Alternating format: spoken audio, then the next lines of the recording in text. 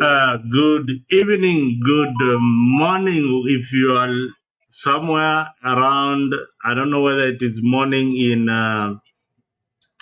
Kenya, but karibu sana. We here in diaspora, it is 4 p.m. in the evening.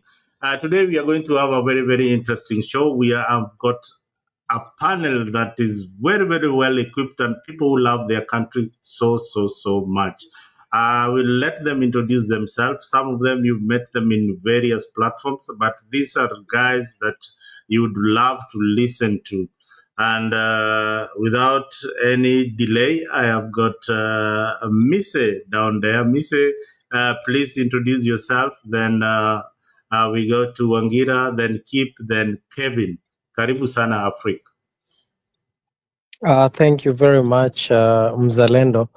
It is a pleasure to be here to volunteer in discussing matters governance and poor governance in our country, and how we can, contribute from where we are, even though we are not in the government and we are not in politicians. What can we give to our country for it to be better? Thank you very much, Mise. Kevin. Kevin, can you hear me?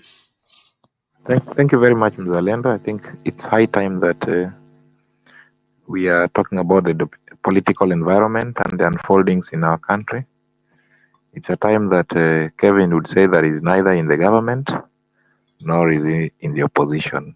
It's a very tricky time, because I look at the government, I see nothing is happening. I look at the opposition, I see no one in the opposition. Therefore, I'm not in any of those teams. I would prefer to be in another country than being in Kenya. Thank you. Thank you very, very much. We have Kip. Yes, keep real, original only.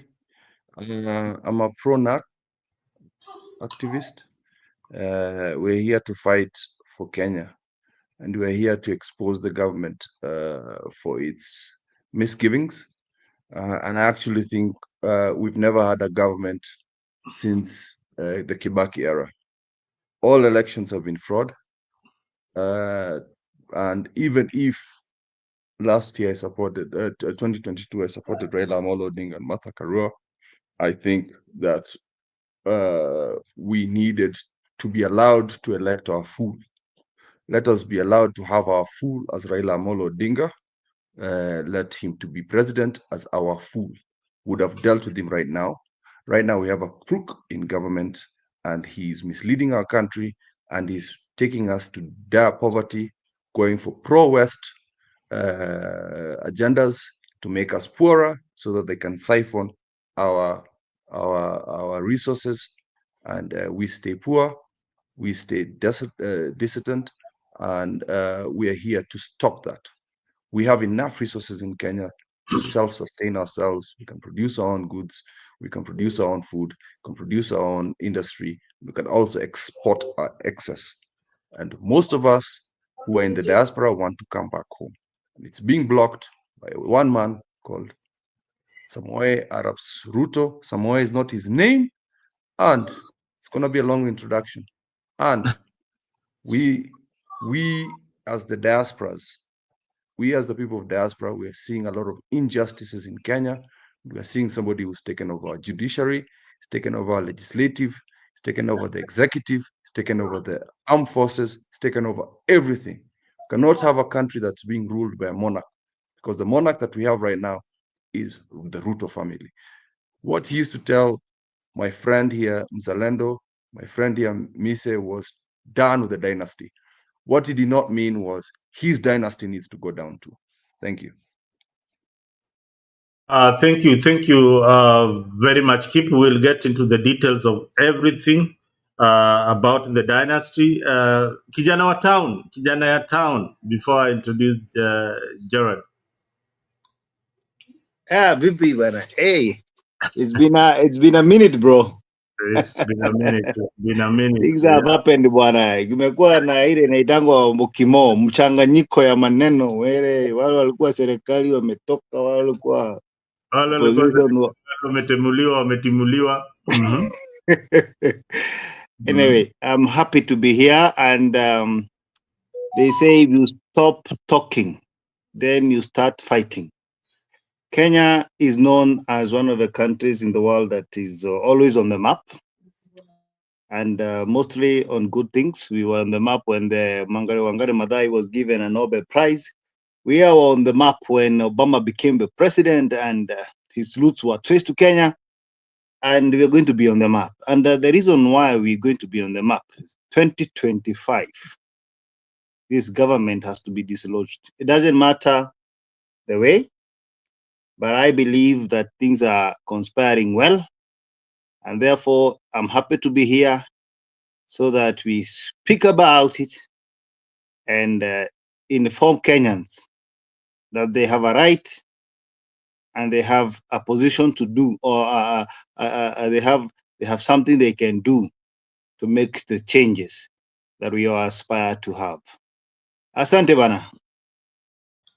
Let me introduce our elder, Jared Wangira. I made sure that you introduce yourself last, Jared, for the respect that we have for you. Karibu.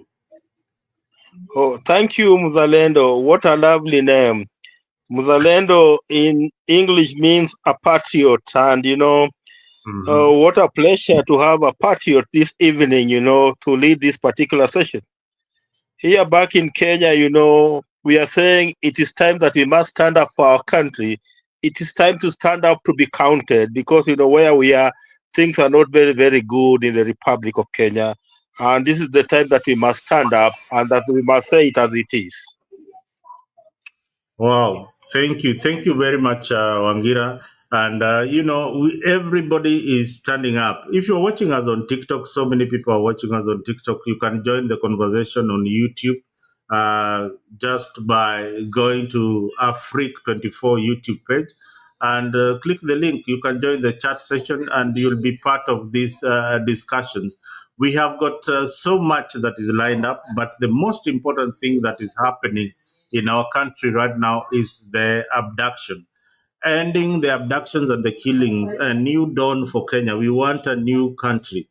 As the festive seasons begins, joy, celebrations, and all that is happening. But there's some Kenyans who are held up somewhere in a hole in the CBD or somewhere in the outskirts.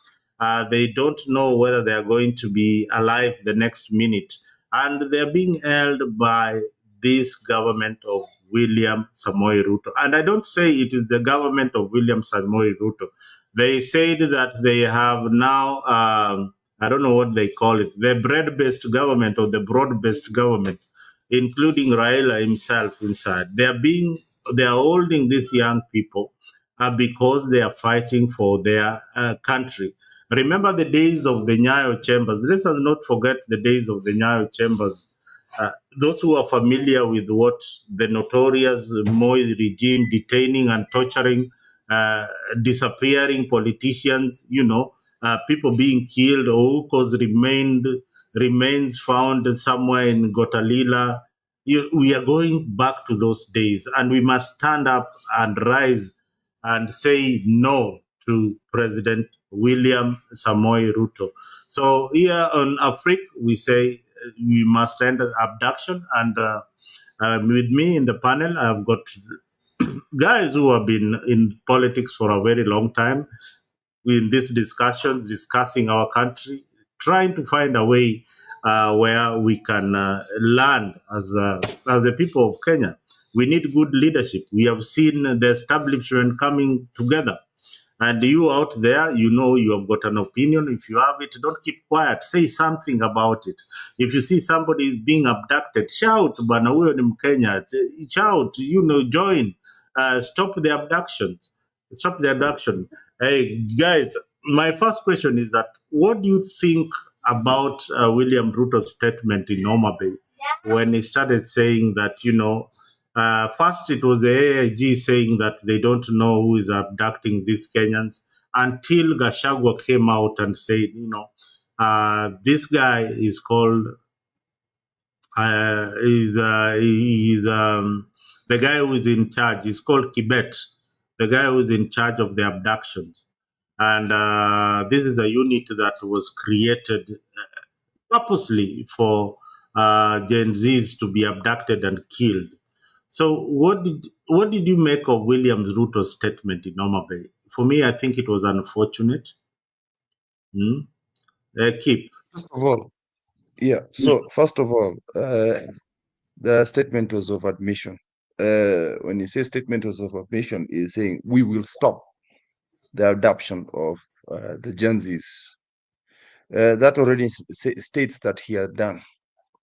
So we look at the current deputy president of Kenya saying, I don't know. We hear Ruto saying, I don't know. We hear Soita saying, I don't know. Murkomen saying, I don't know. Kimani doesn't know. IG doesn't know. But then, allegedly, I'm going to have to use the word allegedly here. Gachagua comes and says that sitambui majina yote, lakini ya kwanza ni Abel na cousin ako government. Cousin wa mtu mwingine anaitwa government, the officers. So, Kenyans have no jokes. So, who was identified at the first place? So I'm just going to say allegedly again, was Abel Kimtai Bitok, who works in Nyayo House, 21st floor. And then the second one is cousin of Kasonko, which is Professor Julius Kibet Bitok, PS of Immigration and Department. So these are allegations that we all say that. So just within seconds, we already knew who these idiots are. By the way, guys, before we continue, that's my friend Jeru Maura. Please subscribe to his channel. He's also doing the similar things. And Jeru Maura has a talk show, so it's a talk room. So yeah, when Zalendo is ready, you could share his link and please support his channel. We are here to support one another. And Jeru is there every day. He has a show in the morning and one in the evening, and it doesn't matter which time zones you are, he will be there. So again, with Kibet, also the Gen Zs also have come up with an abduction site. I don't have the current location right now. They even have it on Google Maps and the gate. So we know where Kibet is. Unfortunately, we don't know how to get him out of there. We don't know how to do that as Kenyans. And as for the original questions, Mzalendo, he admitted he's been doing this. What Gachagua said was very important. We had never done this to our youth, ever, even with the colonial period. We had never done this where we are adapting people in their 20s, people who've not married, people who don't have children, people who don't have a continuity in their legacy. That is what Kasongo is doing, which is very unfortunate. So for us, the main message I have here is basically all Kenyans, protect yourselves. If there's no warrant for your arrest, that is a stranger. If a person is wearing a mask, that is a stranger. Protect yourself and protect one another. It is time to arm ourselves. It is time to protect ourselves as Kenyans, because we cannot have people disappearing with no reason. If there's an arrest, call the person, because you've been allegedly tracking them through a Safaricom. So you know who they are, you know their telephone numbers. If they've committed a treason or whatever you want to call it, call them, take them to court. Some of these people will willingly go to court to do this. You have the privileges of sending corrupt governors, corrupt senators, corrupt MPs to go to EACC with their vehicles to walk into those places without being abducted. Why are you doing this to people? It's the same metaphor whereby chicken thieves are the ones who are being arrested. Yet, all these corrupt people are not being given the same treatment. Aren't we all equal as Kenyans? It is really pissing me off. It is really making me angry. How do we have different classes of people? That's why I say there's no Kalenjin, there's no Kikuyu, there's no Luo, there's no nothing. There are only true tribes in Kenya. The political class, I'm not even going to talk about rich, the political class and the rest of us. That is how I see it in Kenya. The political class are ruining our country. Thank you. Thank you very much, Kip. My question is, will the political class, the government of William Ruto, tackle this issue of abduction and killings? We have not learned from the Nyayo Chambers days. We have not learned a thing.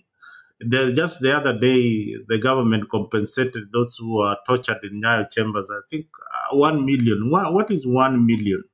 What is 1 million shillings? Has the government learned anything? And is William Samoei Ruto really willing to tackle the issue of abduction? And how is he going to do it? And it is his government performing it. This is the biggest. He's the one who is instructing all police officers to abduct these young people. And then now he's coming up with a solution that he is going to solve the problem. Do you guys think that there's something really wrong with that kind of communication? Jero? Yeah. Bwana Mzalendo, can you hear me? I can hear you loud and clear. Okay, thank you very much. I'm just from another show. I still do equal work for the betterment of our society, and I'm very appreciative to Kip, who has made me actually to jump here slowly, because that is what I do.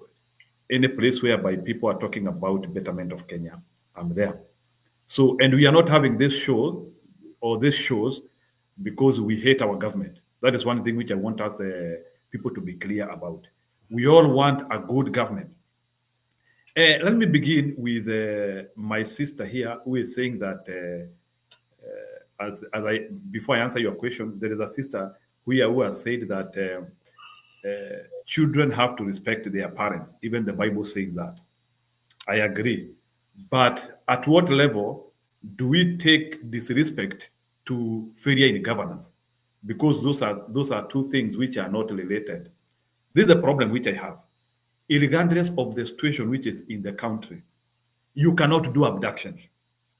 You cannot. So, Bwana Mzalendo, let's be clear. Even Muzungu alisemanga kwa uandishi wake wa Kizungu, two mistakes can't make a right. What do I mean by that? Even if the government feels they have been disrespected, there is no way in which they can end up abducting people. That is not the solution. There is a methodological step of stopping the things which are happening in the country if they think they are being disrespected. What do you do? This is what you do. Number one, you need to first of all, because you see the problem which we have with the government of Kenya is that the government of Kenya has refused to admit there is a systemic problem. Let me call them systemic problems. I agree, as many people who are saying that Kenyan problems have not started with Ruto. That is true. But there are some problems which Ruto is exacerbating or is increasing. Like which one? So kuna mtu anaulizia hapa, how can they join? So I think Mzalendo, you can share them with a link there. So what Ruto has done, he has increased Kenyan problems. And I will explain two problems which Mr. Ruto has increased. Problem number one is unemployment. It is now common knowledge that even though during Kenyatta time and Kibaki time, there was unemployment, during Ruto time, that thing has increased in the country. Why? Because there are some programs which have stopped in Kenya. And then there is no development in Kenya, as Mzalendo, as you know. Right now in Kenya, there is nothing is working. So the fact that nothing is working, there is no development. So people are idle. These cartoonist people, and you also need to know that the idle mind is devil's workshop, ideologically. So what it means is that people are idle. They feel that the government is not involving them enough. I know the government cannot completely engage you. I understand on that. But Bwana Mzalendo, the problem which we are having is the same time, the government has to do considerably well to make sure that people are engaged. But the truth of the matter is that Kenyan youths are not engaged. The only so Kenyan youths, that is why the only thing they can do ni kushinda kwa mitaa, na sio kupenda kwao. It is because there's nothing substantial they can do. So hata huyu mtoto ambaye anachora kasongo, the reason why anachora kasongo, it is because that is the only thing he can see, he can express the anger which he has. But let me assume Kenya is industrialized. Kenya kuna kitu kinatendeka. So bwana Rabani Misiani, I can see you are writing to me about housing project. Housing project in Kenya is not a critical project which can suck all the population. So you know, bwana Mzalendo, when we are talking about industrialization, we are talking about an employment sector which can suck a critical percentage of the population. How many Kenyans today are working? That is something which I'm asking, both for the public and the private sector. Very few. How much deductions are they being done? Even if you earn money in Kenya, how much money can you spend in the economy? Again, reduced amount of money. And I don't know if there is if Ruto is not aware of the issues which are happening in Kenya or not. But the truth of the matter is, people are not enjoying. People are not enjoying the fruits of their labor. You are earning 100,000. Take away home is 40,000 because there is too much deductions. So how do you love work where at the end of the day the amount of money which you are taking home is too small? So to return to your abduction question, it's very simple. The reason why Kenyans are being abducted is because they are showing discontent and anger to the government, and that is true and is common knowledge. Kenyans are not happy with the government, and I don't know which prophet will be taken to Ruto to tell him that Kenyans are not happy with his administration. You know, the current youth. Let me talk of the youth. The current youth, the generation of the youth we have, they know what a working government looks like. They can Google. They know things which are working. The current youth who we have, sio watu wa kuambia tumefanya. They can audit that. Actually, you can easily lie to our parents, but it is very difficult to lie to the modern day youth because everything is at the click of the mouse. I can go, ukiniambia tumefanya hii project, naenda na click mouse, naangalia the status of that project. So that's why pia ujanja hii serikali imepungua because they are dealing with a very empowered community now. I'm not talking about our parents. Our parents unaweza wadanganya. So as I finish, just finish. Yeah, so I'm just landing. As I finish, Bwana Mzalendo, if the Kenyan government wants respect, regardless of the discontent which is there, they have to stop abducting people.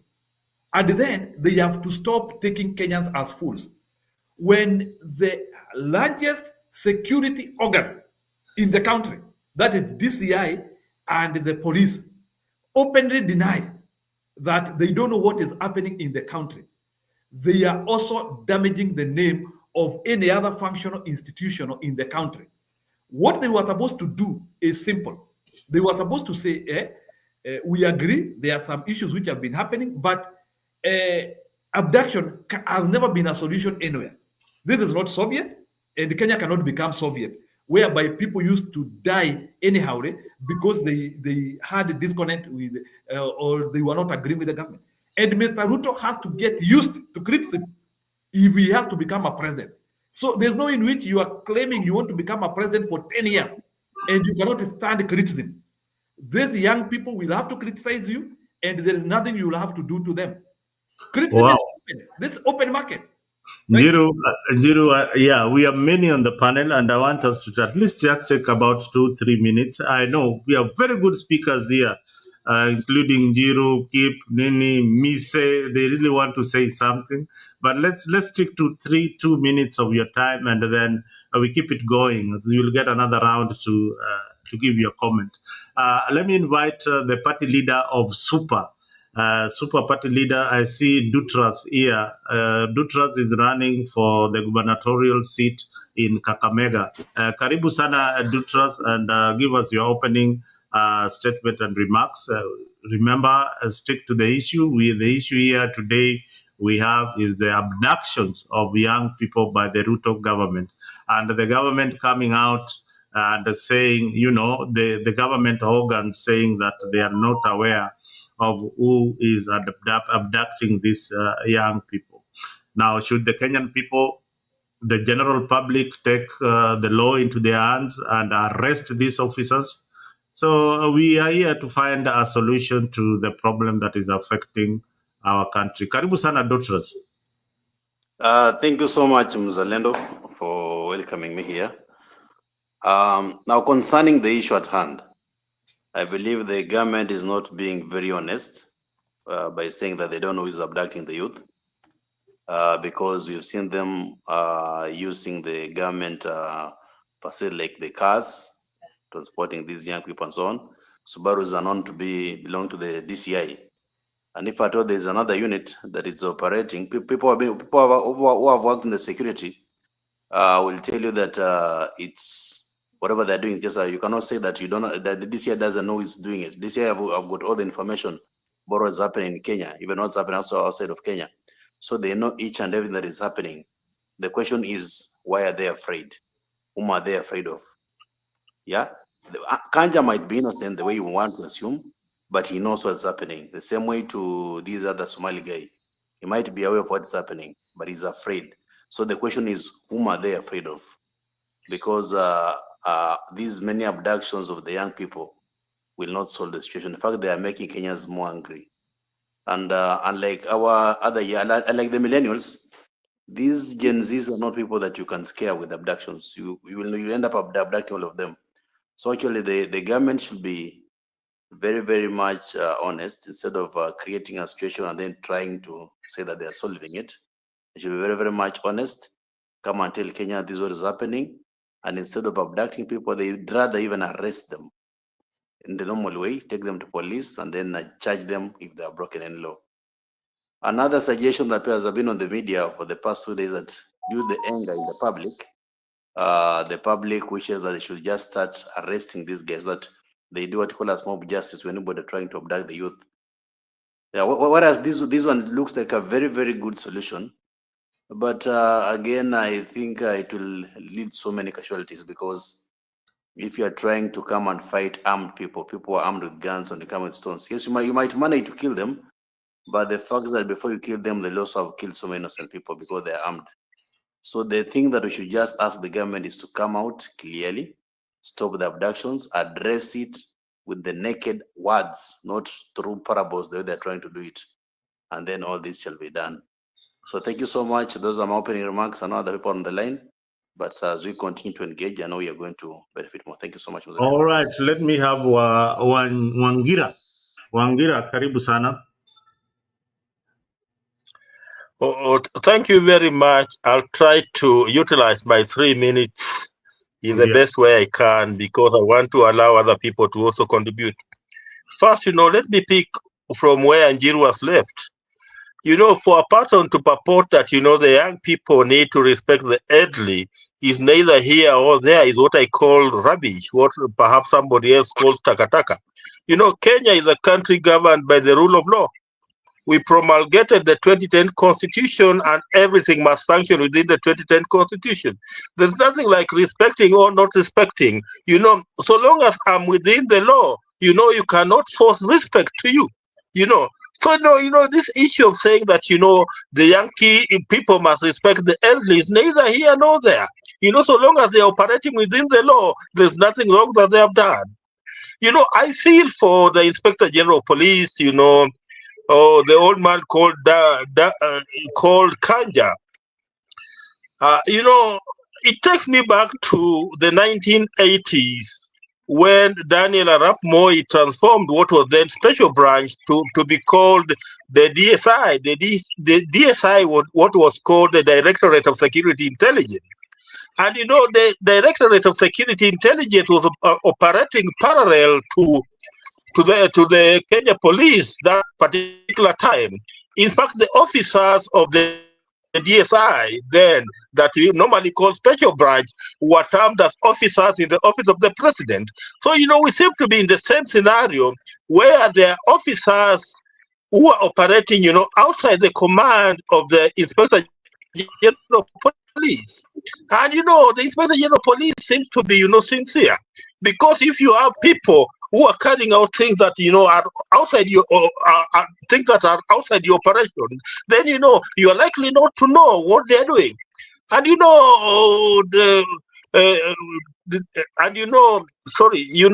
Samoei Ruto is a good student of is a good student of Daniel Torrey teacher Arap Moi. And he could have picked some of these political bad manners from Daniel Arap Moi, where he now wants to run, a parallel structure in the form of, a parallel police, what I'll call a parallel police. We are lucky that we are operating under a new dispensation of the 2010 Constitution, assuming that William Samoei Ruto was still, ruling the people of Kenya under the revised 1969 Constitution. Where could we have been?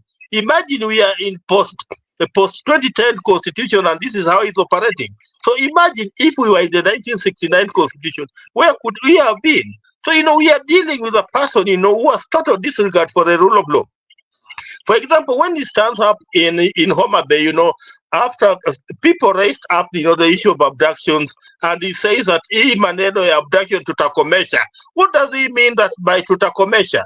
It brings a lot of question marks, because he's the president of the Republic of Kenya, and he's telling the people of Kenya that hii maneno ya abduction tutakomesha. Does it mean that he knew something about the abductions? Those are the questions that we need to keep on asking.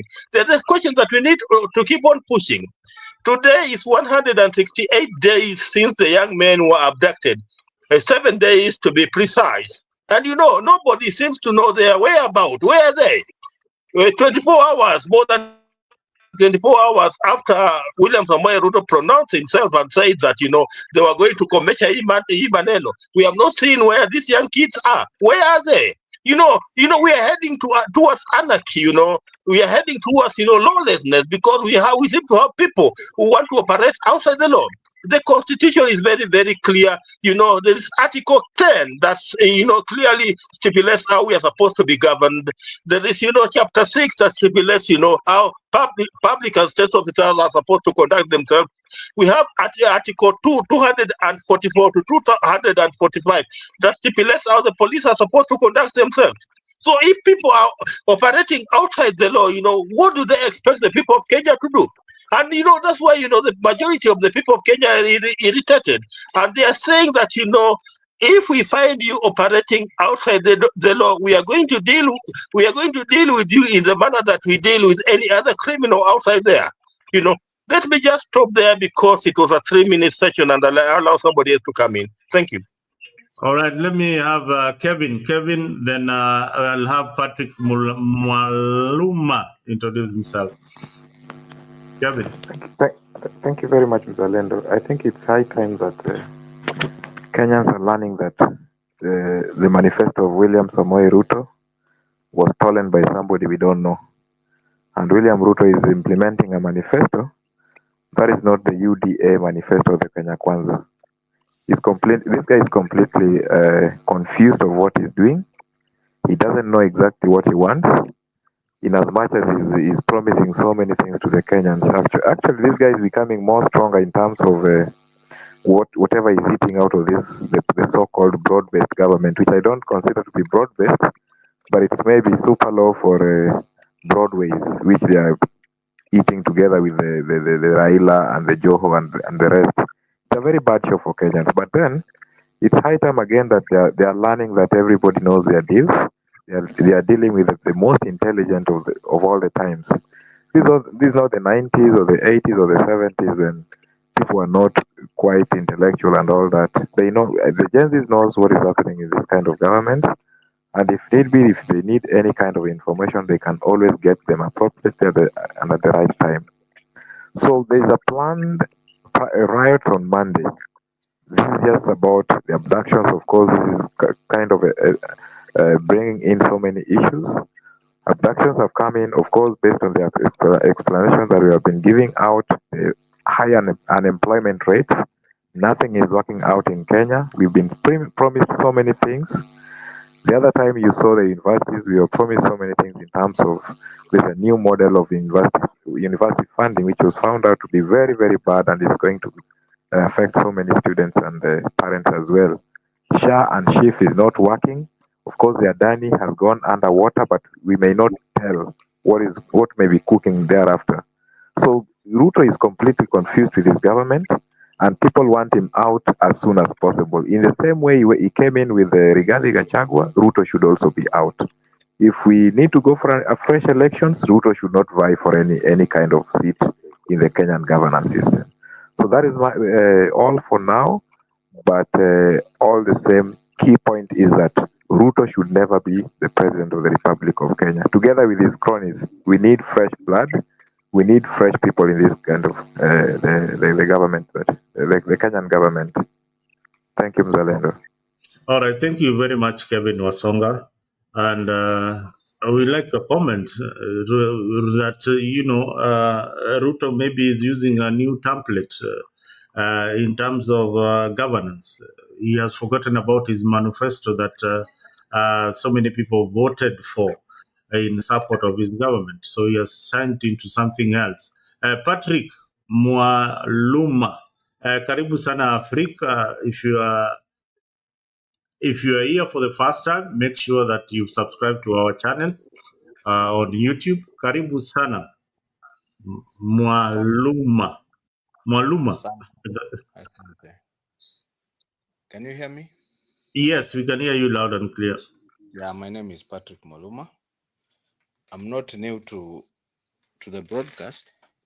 The podcast I've been around, especially last year, not last year, during close to the election and after the election. Oh, karibu.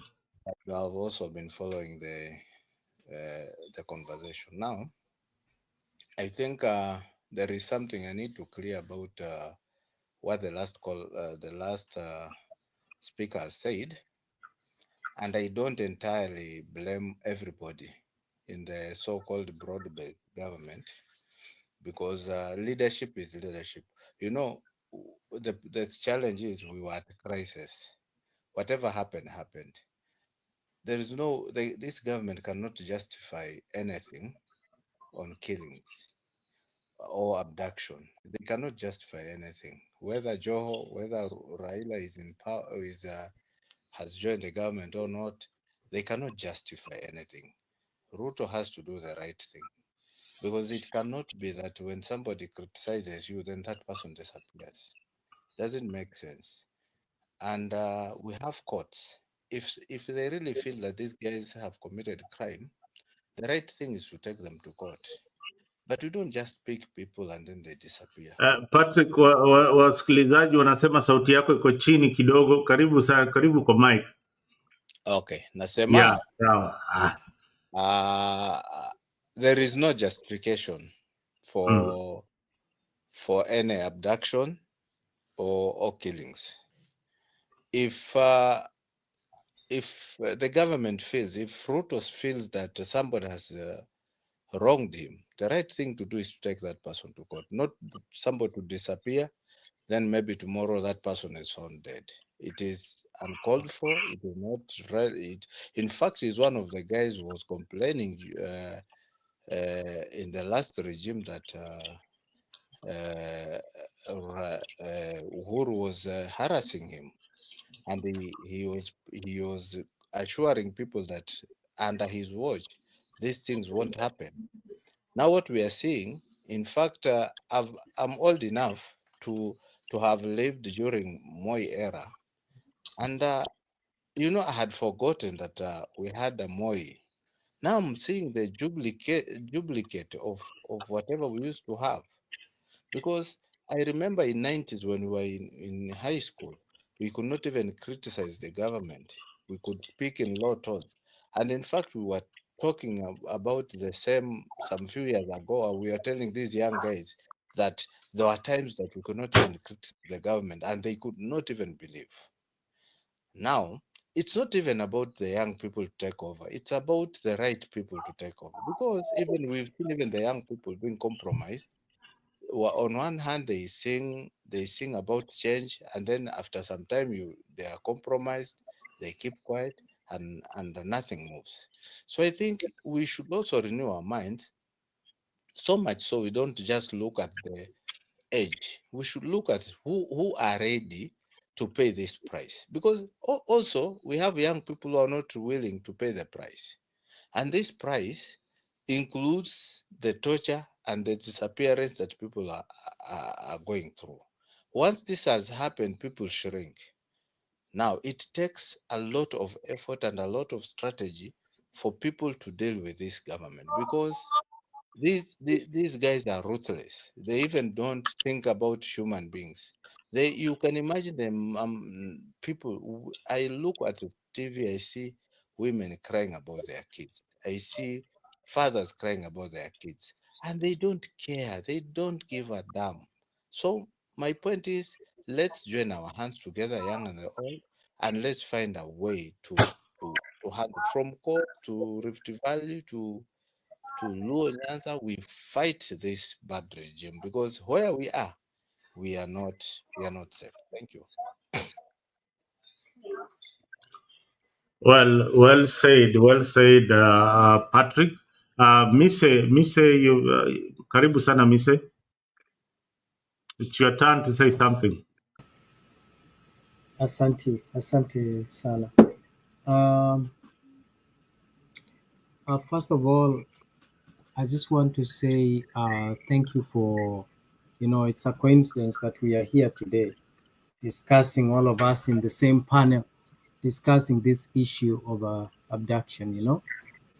It's a common problem.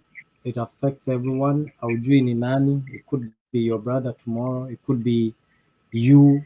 You don't know. So for that reason, it's good for us to come here and talk about it. First, I want to say that George Saitoti some time back said there comes a time when the nation is greater than an individual. And now is that time. This nation is greater than William Samoei Ruto and other politicians aligning themselves with him. You have seen the statements that he has made, and I want to agree with Kip for the first time that his statement in itself is an admission of commission of the abductions. So he did not object. He did not say no. He went straight and said, tutakomesa. That means he's just agreeing that the existence, acknowledging the existence, and saying that he's going to work on it. And also, if you listen to what William Ruto said, amesema na vile vile wale vijana wawe na nidhamu na wawe wangwana. So basically, he's asking those who are asking or who are championing for the truth and fairness to stop doing that. Yani wao kuwa wangwana ni kuacha kuwa wanaharakati wa kuweka serikali iwajibike.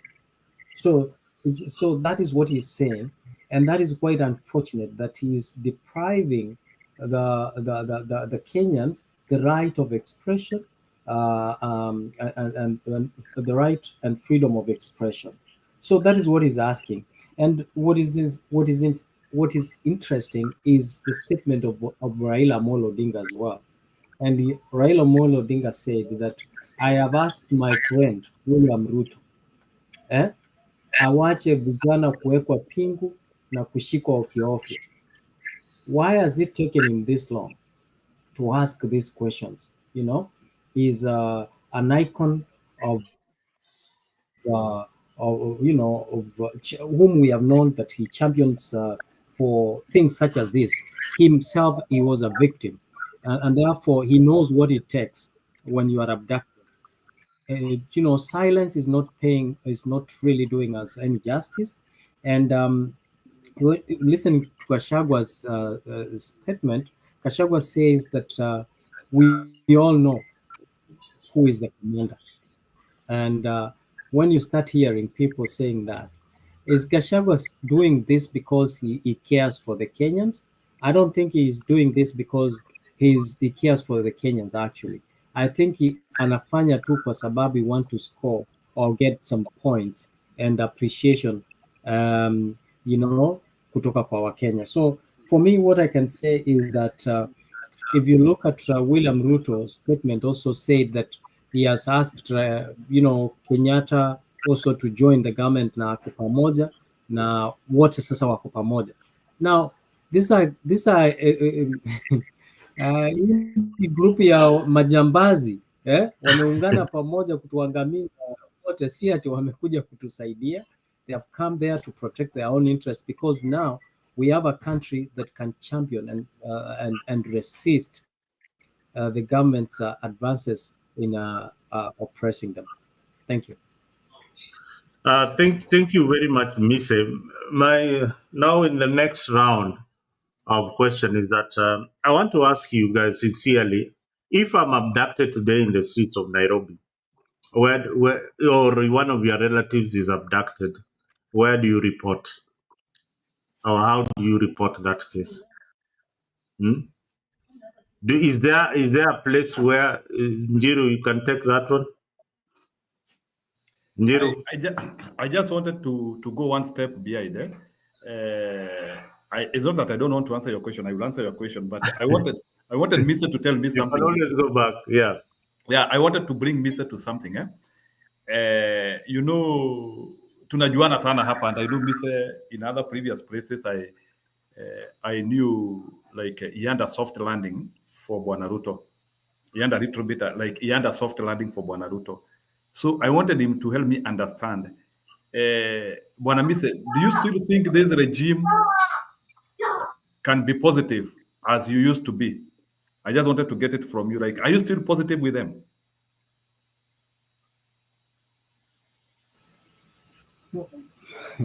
It's the same way I'm asking you, why is Raila with the illegitimate government? You understand? So if we don't go back there, we all we all thought, we are always hopeful. There is one thing in life that if you lose it, then you have lost. If you lose hope that the country will not do better, then we would have lost everything. We were all hopeful. I thought that William Ruto would disapprove people from all the allegations, because the allegations, when I say William Ruto is a thief, when I say William Ruto is abducting, I'm only saying, but from right now, we can hold him accountable because he's the head of the government, he's the head of the state, he's in charge of our security, and he's the spokesperson, he's the mouthpiece whom we should hold accountable. We should hold accountable the executive for not making sure that we have security. Now we can authoritatively hold him accountable. Before, maybe we gave him that benefit of doubt, but he has proven beyond reasonable doubt that he is not to be trusted. He doesn't have any best interest for the for Kenyans to succeed and have prosperity. And that is why we are here saying, all of us in one chorus, that huyu mtu kama ni kura ingekuja leo tungemtuma nyumbani, na hata kama ni baba angekuwa kwa ballot box atungekubali, au wote waende nyumbani. We have a new, hata afadhali tupee Wajakoya alete bangi yote, tukunywe sisi zote, tulewe, ndio tusione ni nini inaendelea nchi ya Kenya. Okay, so let me now return to the sure, tulikuwa tumeachania hapo Bwana Mzalendo. So now let me answer your question.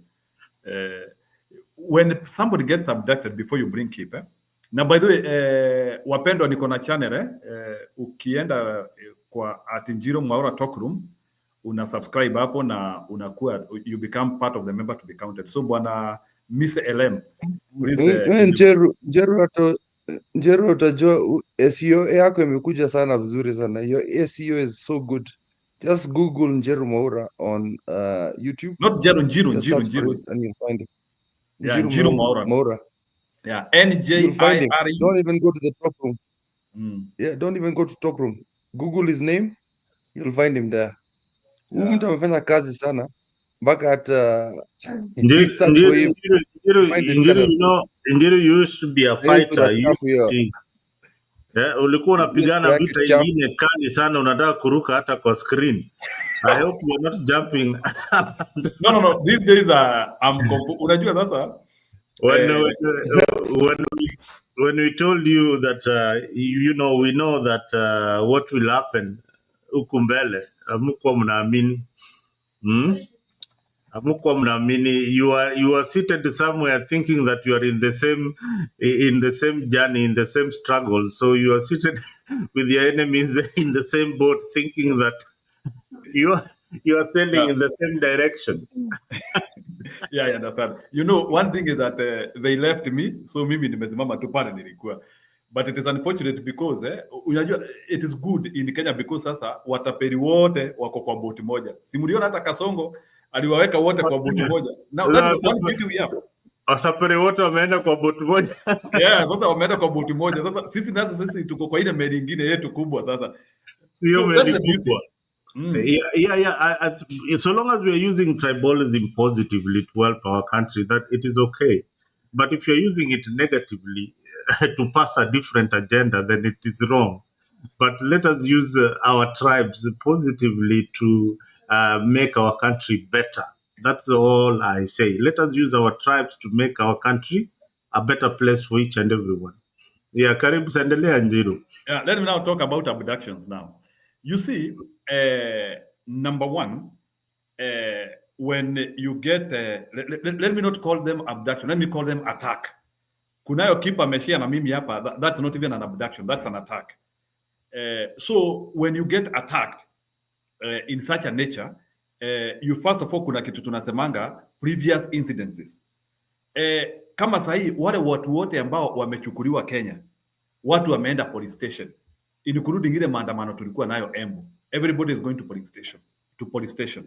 Lakini tukienda police station, mapolisi wanasema hawajui. You understand? So tukienda kwa polisi watu wanasema polisi wanasema hatujui. So what does it mean? Ile kitu inamaanisha ni simple. Ni ya kwamba when an abduction occurs, I will not go to police because and I want to encourage people, don't go to the police because haupati msaada hapo. I think now what we will have to do moving forward is, if an abduction is done, we have to look for higher offices. Either tuende kwa Ruto mwenyewe, tumwambie sasa, we are being abducted in a sovereign nation called Kenya, and police have proven that they are unable to separate. And now that police wamesema they are not aware of these people, there's no need. Nakanja mwenyewe alisema. So that's why nasema mzalendo, it is useless to go to police. Nakanja mwenyewe alisema. So we have to design ways. The other day tulikuwa tumesema maybe wa Kenya vile kunasemekana. And it's so unfortunate, jamaa kama huyo amewekwa kwa gari almost 15 minutes ama ni dakika ngapi hapo, na hakuna mtu angetokezea. Sijui kama watu wangepigwa risasi ama ni nini.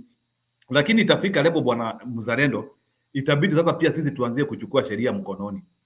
If these things will continue the way they will continue. Saa zingine, I don't know at what level your wife can protect you, ama bibi ya mtu anaweza kuprotect ukikujua pamoja na watu. Unasema sheria gani? Na unameambiwa na serikali they don't know who is abducting. Sasa tuchukue sheria mkononi, nasema ni hao watu wakikuja kufanya abduction wanapigwa sasa. Ama sasa sisi wenyewe we kill them. We kill them. No, sorry. It sounds weird. It sounds weird to you guys, but it's not against the law. Should do something. Self-defense. Self-defense. No, bro, I have to interject here. Self-defense. The police say they don't know who it is. The government says they don't know who it is. We as the people of Kenya saying this is not illegal. This is what I'm not going to say allegedly, or I'm not going to say anything that's protective. Protect yourself. If you have to do it, kill the motherfucker. You're not going to be taken over for nowhere. Because Ruto says he doesn't know who's abducting them. All these other people say they don't know who these are. So if we don't know who these are, allegedly they're from Congo, allegedly they're from Uganda, we don't know who these people are. Kill them. Who are these people who are taking our fellow Kenyans? It's time to defend ourselves as Kenyans. This is not hate speech. You cannot be put in a vehicle and go peacefully to be slaughtered as Kenyans. It is impossible. If you don't identify yourself as an officer, if you come in as a mask and we don't know who you are, COVID is over. There's no more COVID in Kenya. I don't know the last time we had a COVID case here. I think that is So what if we there's need a case, somebody is wait, Mzalendo. If there's a case of somebody coming here, come and abduct us without any legal recourse, without identifying themselves as officers, kill them. You cannot take me like that. We have the right to defend ourselves as a people. We have a right to life. True. I cannot come here and find myself in a river the next day. Defend yourself, Kenyans. Defend yourself against abductions. The government has already said they don't know who they are. So if the government is not going to protect us, uwa mtu, leta tairi, choma mtu bana. And I'm not ashamed of saying I want to say, because this is not hate speech. No, this is self-defense. This is not hate. We have to defend ourselves as a nation. We have to defend ourselves. I want to agree with you, Kip. No, I cannot be taken by somebody. I have to defend my life because we find people in rivers every day. Mr. You wanted to say something am I being stupid by the way? Before Wangira comes in and No. We have to defend ourselves as Kenyans. Yeah.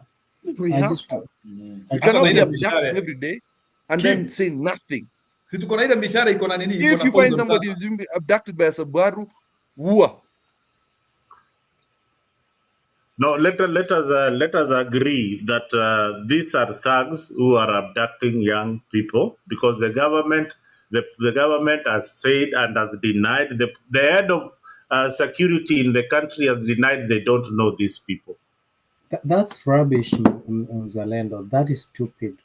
To say that is actually trying to fool Kenyans, and I mean. But Mr. You had that statement. This is what I want to agree with Kip. Before they take you out, take them out. Okay. If then these are not government officials, then let us deal with them as thugs, right? Because what and also if you see something, say something. Let me tell you something. There is something called panopticon, where the system of surveillance works. In Kenya, the system of surveillance works like crazy. And I can tell you I didn't know that because during the COVID time, during the curfew time, nilishikwa pale Nyayo Stadium, right? And I missed an exit and then nikajirudisha mimi mwenyewe mpaka Nyayo Stadium, pale Nyayo, and there was a roadblock na tukashikwa tukawekwa pale ndani. And and then because nilikuwa na Canadian driver's license and I had some dollars kwa mfuko, nikachukuliwa zote, my wallet was taken, and then they put me in the communication room and hawakuniweka kwa cell, wakaniweka kwa communication room. And I can tell you that from the communication they could tell you how from one surveillance, from one exit, from those surveillance cameras zenye ziko Nairobi, every section, they work like very accurate. So I could hear the communication and they could hear them saying, ndio hiyo gari inakuja, imepita nini, because they are looking at the surveillance cameras. So how come then this surveillance security system is used selectively? How come it's not able to track the criminals? We have seen in the past them using this very same system in tracking people and telling us how they were able to use the system. And now that it's favoring them, how come that they are not talking about these abductions and how they can track these vehicles and these criminals from one place to the other? So they are fooling us, and before they fool us, tunafaa kuwa na pepper spray. Tunatembea na pepper spray kwa mfuko. When these people approach, you spray. Panga. No, it's time for revolution. Panga.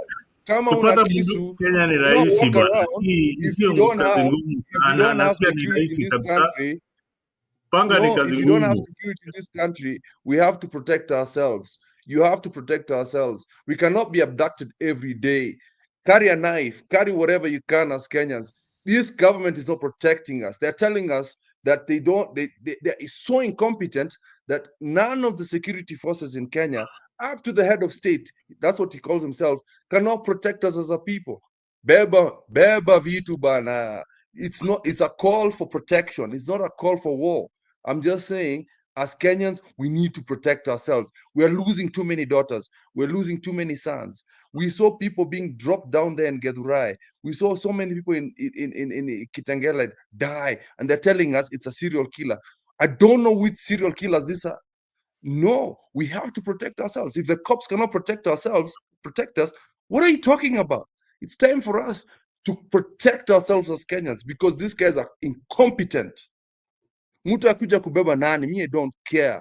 Shika mtu, choma, ni nini? What are we afraid of? Sawa, shika mtu choma. We go back to reset as Africans. Okay, we go back to the original. just 30 seconds. This is pissing me off. Unaenda unapiga simu polisi anakwambia unilete ni sijui petrol. No. Mafuta. One minute, the reason why nataka kusema pia, I think the government is taking us for a ride. Can you imagine huyu Kibeti Buru hiyo siku alikuwa abducted, walikuwa na gari ilikuwa na satellite. So hebu niwaulize, who has capacity to have vehicles with the satellites za kutrack watu? Sababu nasikia hiyo gari ilipakiwa hapo karibu na ofisi ya Okiya Mtata. Ndio nauliza, if it is not the government, like I'm trying to think, who has capacity kukuwa na gari iko na satellite na communication center? Sababu nasikia ile gari ilikuwa hapo karibu na ofisi ya Okiya Mtata. It was a vehicle with a communication center to track that boy. So mnataka kuniambia criminals Kenya wame-advance to the level that wako na magari ziko na satellite? Kitu nikuuliza, nauliza criminals, yani kuna criminals yani who are not police na wako na satellite za kutrack wase. Hiyo tutauliza Angela. Angela, tutafutie mabunduki bwana. Wewe ndio unatoka kwa Eastlands. Hii historia unaionaje? Historia abductions ya Kenya huko. What are people saying after kusikia statement ya Raila na statement ya William Samoei Ruto? Karibu Anje. Asante sana. Habari zenu? Nzuri. Mnanisikia? Vizuri sana. Nick, ukikumbuka mara ya mwisho nikiwa kwa show nilikuambia Ruto has nothing good for Kenyans. Instead, Ruto anataka kujionyesha yeye ndiye anaweza kila kitu, lazima mtii sheria, mkue chini yake. Now that anakana anasema abduction sio yeye anafanya.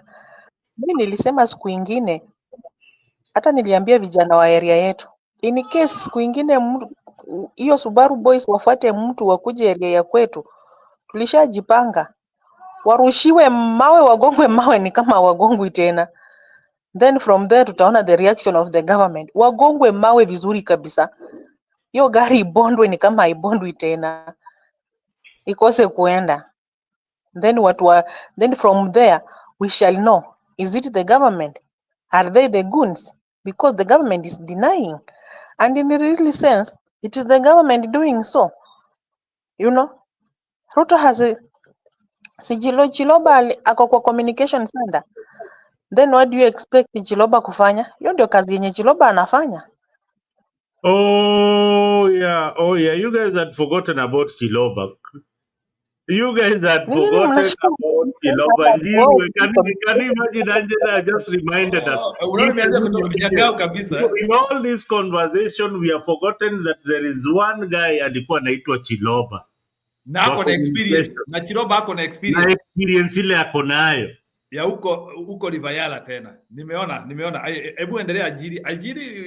Oh my God, Angela, yani umefungua another chapter. Another kind of worms. That is the work of Chiloba, is the one doing so. And Chiloba is not connected. He has employed some guys from Safaricom wenye wameachishwa kazi na Safaricom. What? They are they do what? They just look Angie's account on Facebook, on TikTok. They get my email, they get my number, then they start searching at me. Angela ndio huyo Korokocho, ametoka Korokocho, ameenda Kariobangi North, ametoka Kariobangi North, ndio huyu Kikomba, wanatembea tu na wewe na haujui.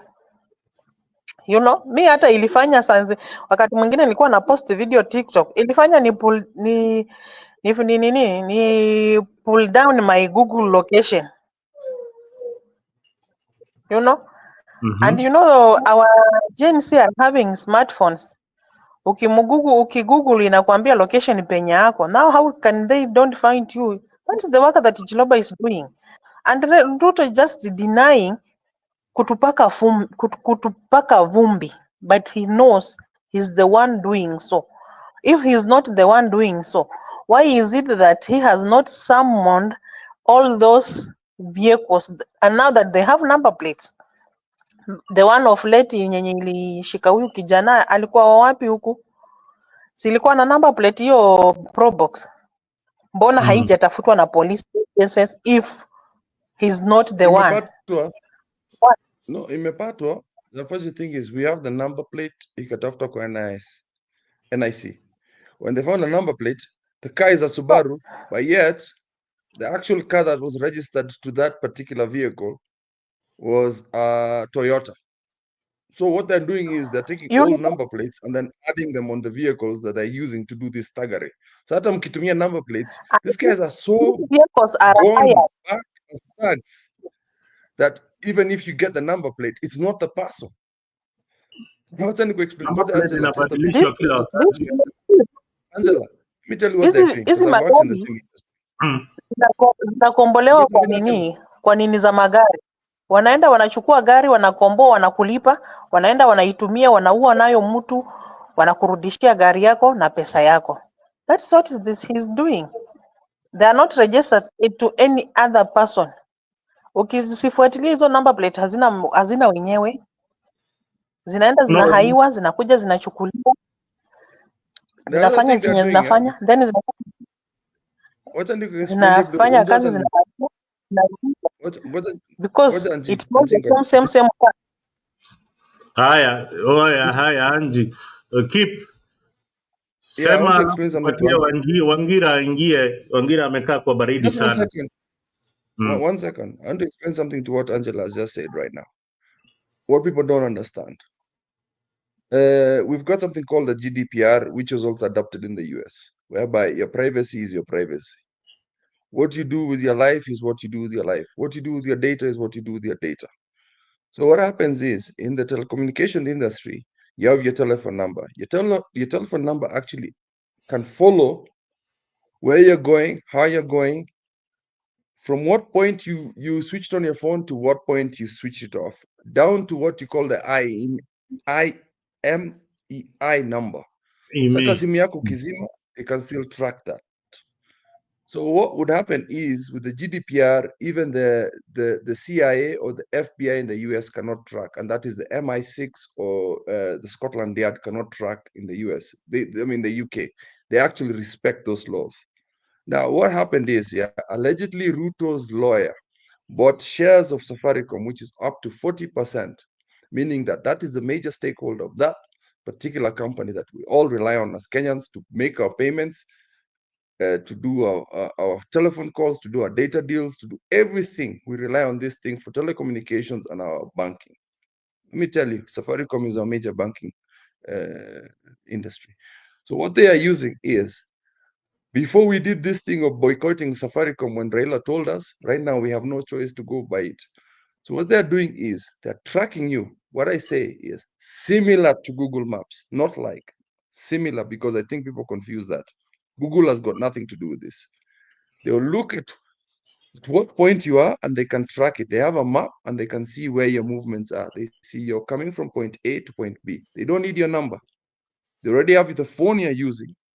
That is why there was a law that had stated that they want your IMEI number, which is your phone number, which is the manufacturing number of your phone.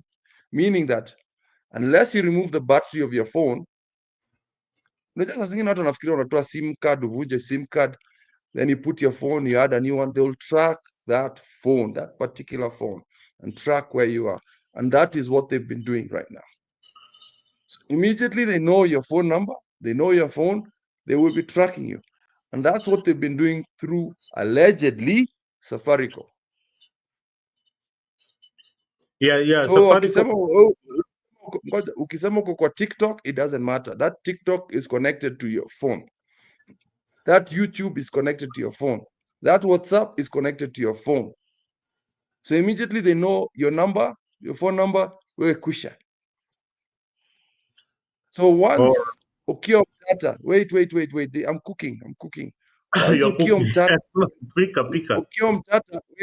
ukiwa mtata connected with Kibet Bull, walikuwa washajua nani. They already knew Kibet Bull was. All Gen Zs who have YouTube channels never wanted to interview Kibet Bull.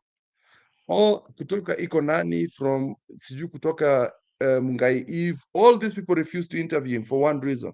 They wanted him to remain anonymous because he was doing a good job. Because message is portrayed very well with entertainment. We were laughing with pain as Kenyans.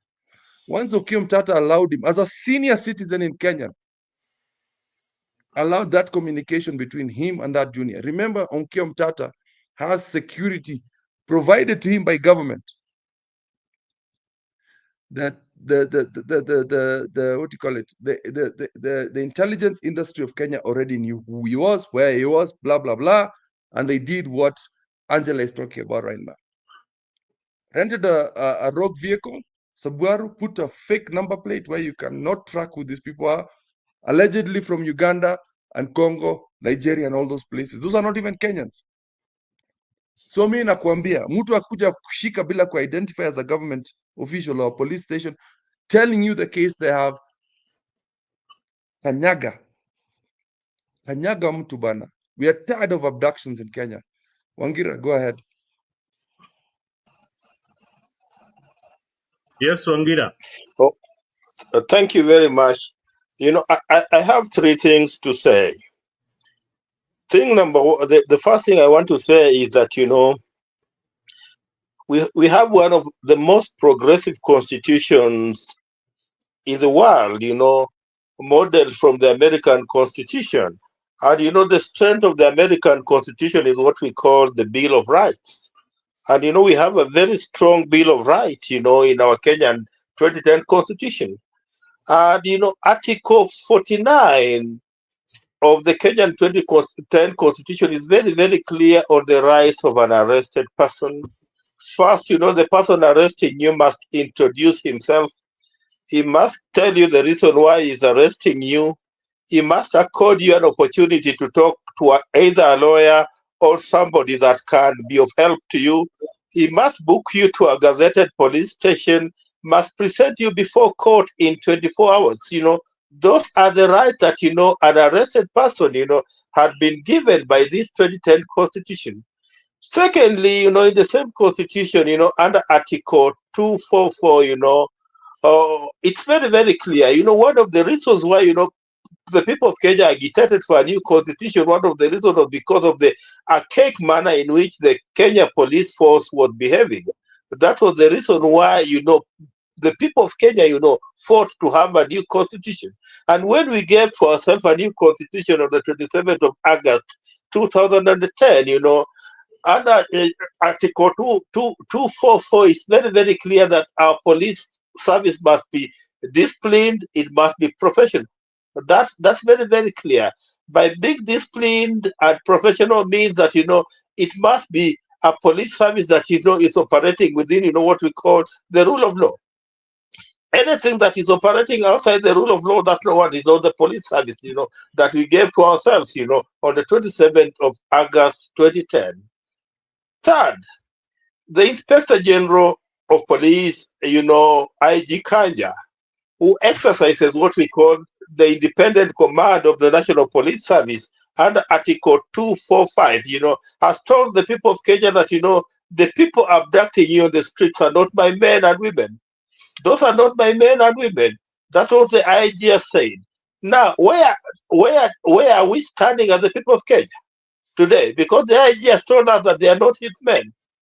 So, we are going to assume that, if you come on the street and you're trying to arrest a Kenyan outside the provisions of Article 49 of the 2010 Constitution, that is very, very clear on the rights of an arrested person.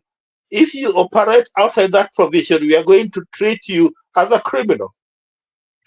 And, without being rigid in the manner that, Keep is trying to be, in Kenya, we have our way of dealing with criminals, If you are a criminal, we just deal with you like a criminal.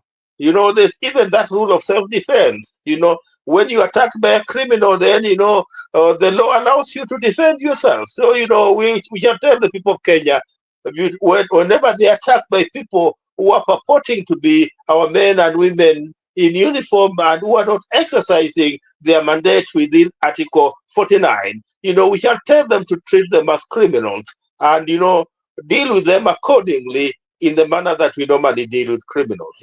That's all that perhaps I have to say. That is well said about what you need to do and what the law says. That's why I love this particular show, that you bring in the reality to the common man to understand what the law says. But again, will we really follow those laws if the police themselves are breaking the laws by arresting us illegally? Now, Mzalendo.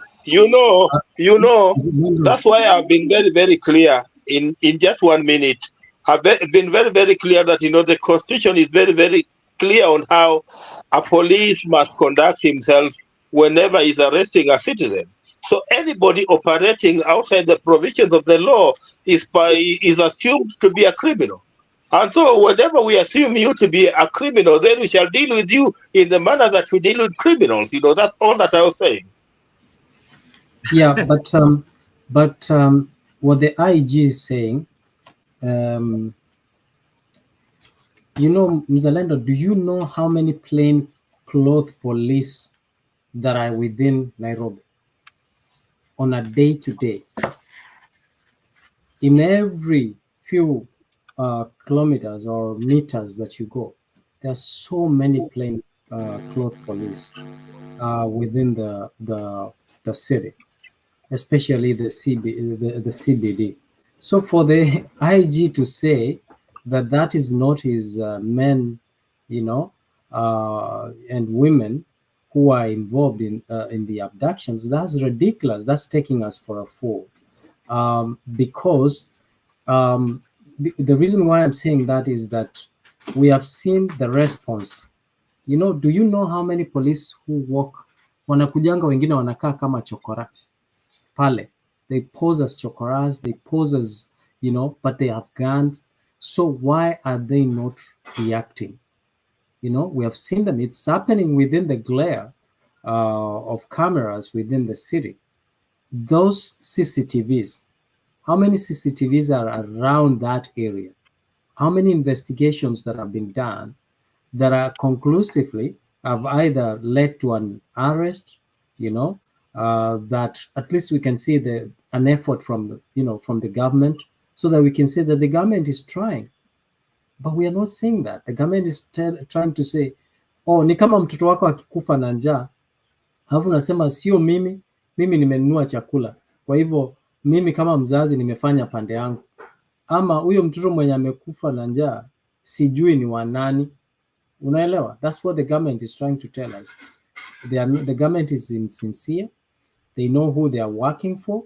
And sometimes back we had I was in another forum, and the senator came.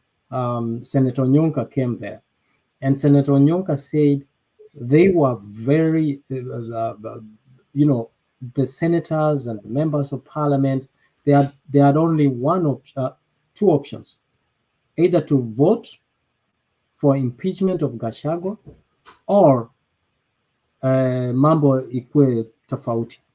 So when you find even those who are in positions of authority afraid of one, gentleman, not gentleman, but one person Kasongo, as you now refer him, it's very dangerous. So we need to separate. There is no separation of power from the executive, judiciary, and legislature. This is the true definition of state capture.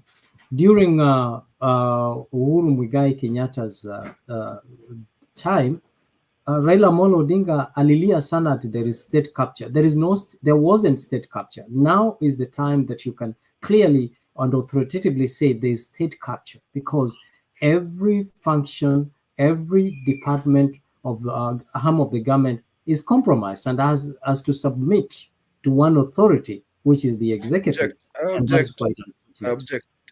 I object. Me say, hold up. There has been and is currently being state capture. We can never ever, Messi, we are together right now to Komandugu. What I'm trying to say is there's always been state capture. Is that it was a little bit mild in Uhuru's time.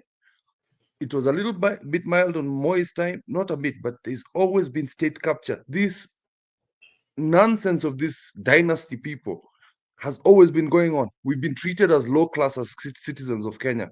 We cannot try and sugarcoat anybody right now. All of them are evil. All of them have always been abducting our children, even during Uhuru's time. We cannot try and sugarcoat anybody right now. We are not, I like what the Kikuyus are saying right now. We are not boarding. Hakuna kitu kama hiyo. Hata kama ni Gachagua, we don't care. We have to be treated equally as citizens. We cannot say that there's an angel because he said something sweet the other day. Right now, Gachagua sounds like an angel, but he's not. He's not an angel. All of them have been doing this to us. We need to start as afresh as Kenyans. We need to follow the Gen Z's mantra. Nobody's good. We have to clear the slate completely. Mzalendo, Mise, myself, Njeru, Wangira, everybody, we've been hoodwinked by these people. They've all lied to us. They've all looked like angels, but they're always gonna go in the background and they say they're going to talk on behalf of the people, but they're not talking on behalf of the people. We are all pawns to them. So state capture has been and is currently happening. It's just that Ruto's time is more ruthless than before. It has always been there. Do not protect anybody, Mise. Please don't do that. I think you misunderstood. I said now the true definition of state capture now is more apparent and visible than before. There has always been. I mean, we know from Nyayo Chambers, during Moi's time, the abductions have been there. So there's no doubt about that. But it's now so rampant during William Ruto's time than before, So tuko pamoja, sijakata, tuko pamoja. Okay, now I want to bring in the Kikuyu factor and Gachagua in all this mix. I feel Gachagua probably is taking advantage of the situation. But right now he's saying the right things, the things that people want to hear. People want to know who is abducting who and all that. He's saying the right thing. But a few years ago, it is the same Gachagua who used to wake up at 5 a.m. in the morning to go to his office to make sure that there are no demonstrations in town. And then there were also abductions happening. Now, we as Kenyans, just like Keeper saying, we are pawns in this game. In the game of chess, there are these soldiers that tunaweka kumbele, they are called pawns. You play them first, the wanauliwa, then now you have your main soldiers. The main soldiers are now the parliamentarians. Now, Misa, you said something that is a bit wanting. You are saying that the parliamentarians, the senators, are even scared of William Ruto.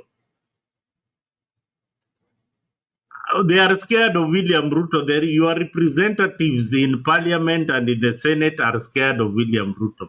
Who are you? Who are you? Who are you? And these are the guys who are supposed to check the executive. They are scared of William Ruto. And now we have the You know, Yes. they are scared because under Ruto's rule, unaambiwa tunafanya hivi. Ukienda wrong tunakutana kwa kona na kufinya. How can you not be scared? That is what Ruto is doing. And that's why you can see, you remember the time of Bobby Njaki when Masengeli was the acting IG. Wakati vitu zilishika moto kabisa, koti ikaamua if IG cannot say penye wako, kazi yake inaisha. Nini ilifanyika? Hao watu walipatikana. Na akakana akasema yeye hajui penye wametoka. Lakini si walipatikana. Acha nikuambie. Siku ile Wakenya abduct mtoto wa member of parliament. Ama mtoto wa speaker kuwa abducted. That is when things will change. No, but here is what we are saying. Ama moja kufe kwa maandamano. Mbona tuingie kwa watoto? That's not fair. Mbona tusiabduct hawa wenye unasema? Unasema tu abduct ma MP na Yes. Tuongoje kwa our constituents, kwa matanga, kwa mazishi. Wakikuja kwa matanga, they are, this is the time of Gen Zs, they were so scared. We could easily have abducted them. Gen Zs brought them so close. Look at Kasamuel, right? And I can tell you, look at Kasamuel. Why did he have a change of heart and mind amidst? Probably he saw an opportunity. At the same time, on the other hand, akaofia maisha yake, So everybody, and I can tell you, this is why we were saying that kama mimi, ni kama wewe mzazi, you are a symbol of authority, you are a symbol of protection in your family. Na kama as a father, maybe, for example, when your children see you, they see that they feel like they are protected, even if you are weak and poor. So they see that they are protected. They have that sense of feeling that they are protected. Now, you can imagine if now tuko na serikali ama wabunge na judiciary, even within the executive, watu wanaofia maisha yao. Sasa wewe ni vigumu sana to stand up and even try to exercise what you're calling your rights. Your rights are suppressed. They're actually suspended. You don't have any rights anyways. Hebu sikia story ya huyu jamaa, the first Gen Zs to be abducted. Kulianzaje? As in, what happened? Where did they pick you up from? Wakakupeleka wapi? Take us back. Ilikuwa on Friday, June 21st, I think. Ilikuwa after ile maandamano kubwa ya Thursday. So the whole day nilikuwa nimeshinda nimelala, naamka na post kuhusu the next maandamano sasa ya Tuesday vile itakuwa pia. Like sasa tulikuwa na ile ile tumeona watu wametokea kama wote, karibu kila mtu amechoka. So unaona ile like hautaki sasa hiyo psyche ishe. So ni kutweet tu kama nimetulia. Then kitu saa 9 hapo nikasikia mtu anagonga mlango. Ni mchana. Nikadhani nikiateka because ni rafiki zangu akuja kunitembea huwa wana call kwanza because lazima niwafungulie gate. So sikuwa na wasiwasi yoyote. Alafu sikuwa nimejua any cases za abduction ama nini. Ilikuwa sasa the first one. Sasa hiyo kufungua napata watu 5 kwa mlango wamejifunika uso, wako na hizi balaclava. 4 walikuwa wanaume, and then huyo wa 5 nilijua ni mwanamke kwa sababu ya vile amevaa face mask na alikuwa ameshuka. Then mmoja akaingia direct akakimbia kwa balcony in case nitake kutoroka, mwingine bedroom. Alafu laptop yangu ilikuwa kwa meza, wakachukua simu. Mmoja wao akaniambia niangalie ukuta, akanikalisha chini, wakachukua pingu wakanifunga nyuma, then wakanisimamisha. Alafu wakaniambia walikuwa wanachukua kidole wafungue simu. Niko na hivyo nikakunja ngumi. Nashangaa hawajaniambia hao ni wakina nani first of all. Hawajaniambia wananishikia nini. So mbona wafungue simu yangu? So nikawauliza mimi nataka nijue mnanishikia nini. Wakaninyamazisha na makofi tu kwanza. Mi sasa na hiyo kichwa yangu ngumu juu already washanichapa, nikawaambia ni sawa, nyinyi mnipige tu lakini bora mniambie mnanishikia nini. Wakanichapa tena, alafu mmoja wao akaniambia Billy wafungulie simu. Mimi nikasema mimi nataka kujua mnanishikia nini kwanza.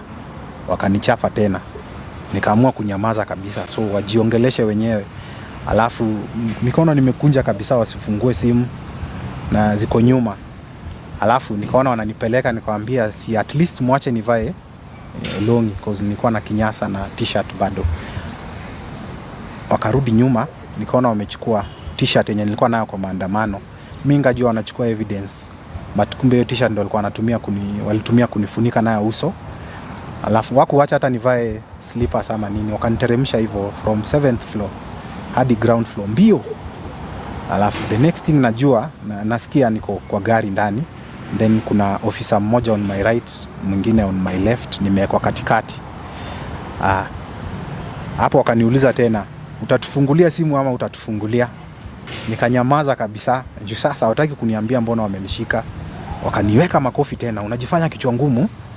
So the next thing nasikia ni gari naenda.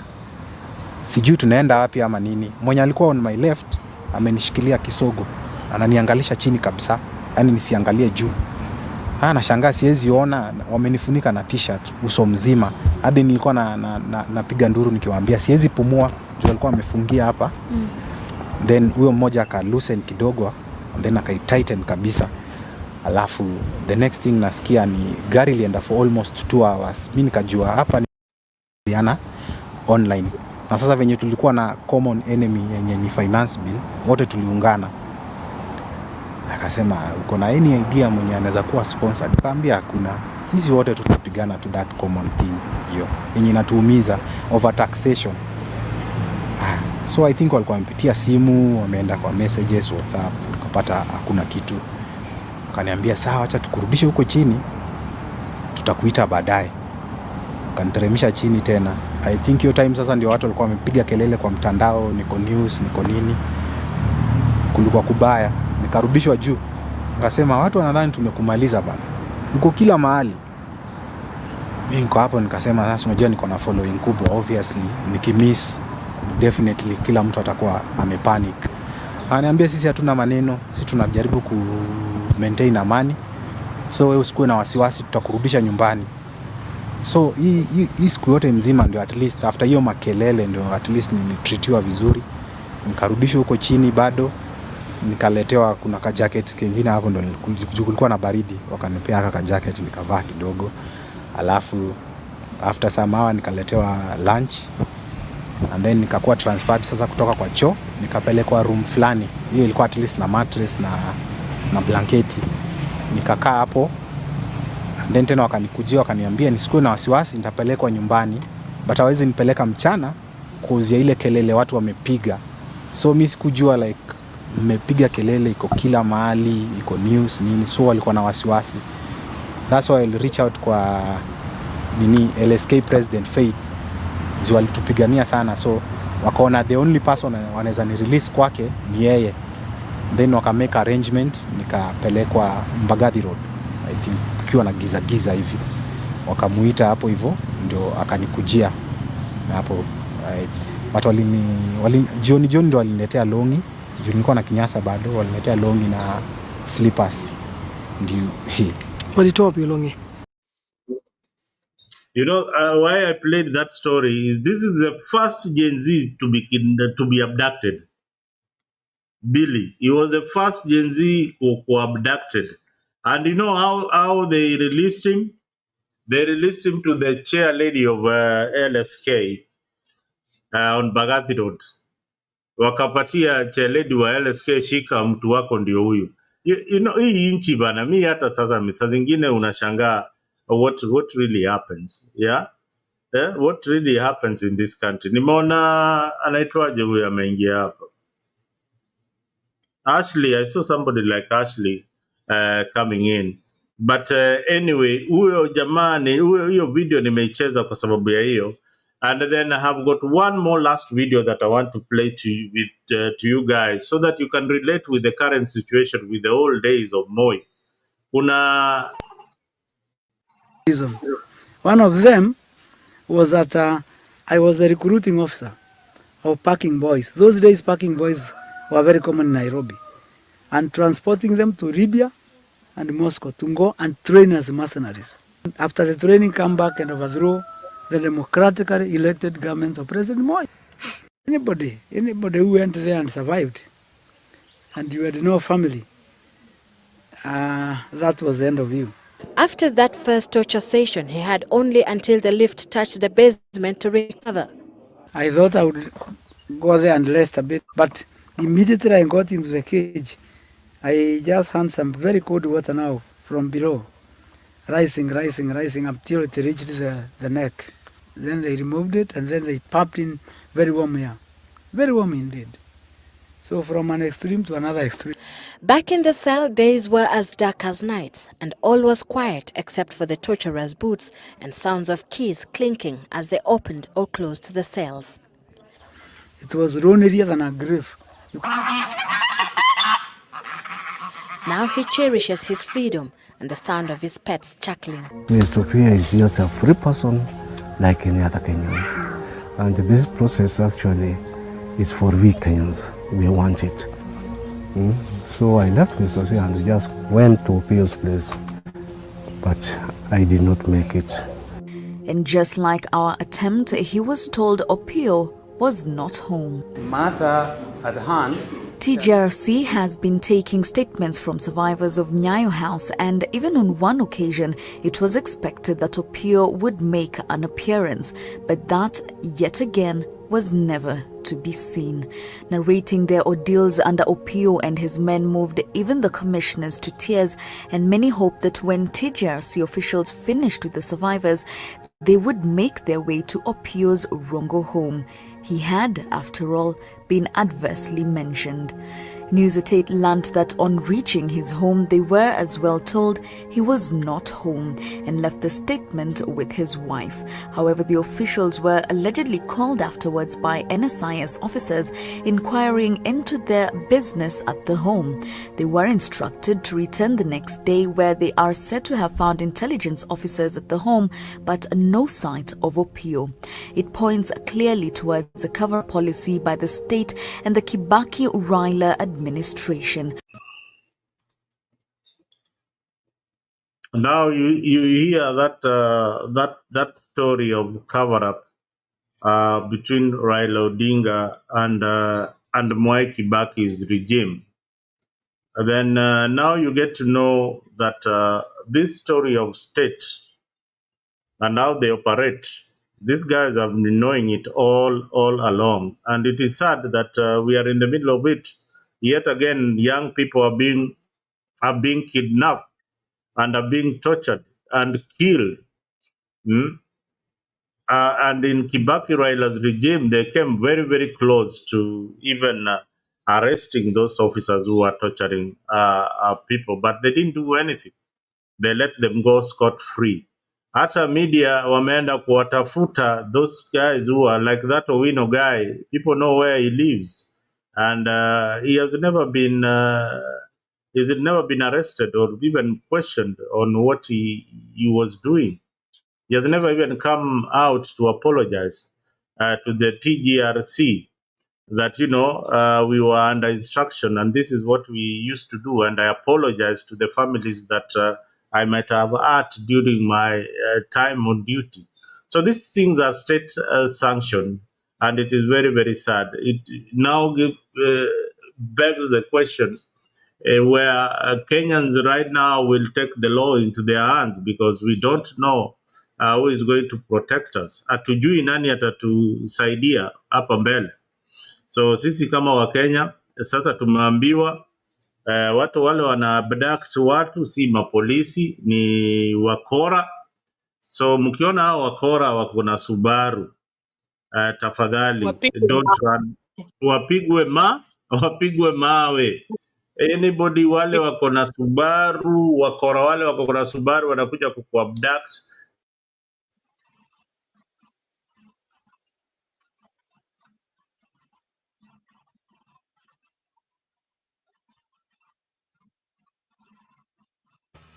I don't know.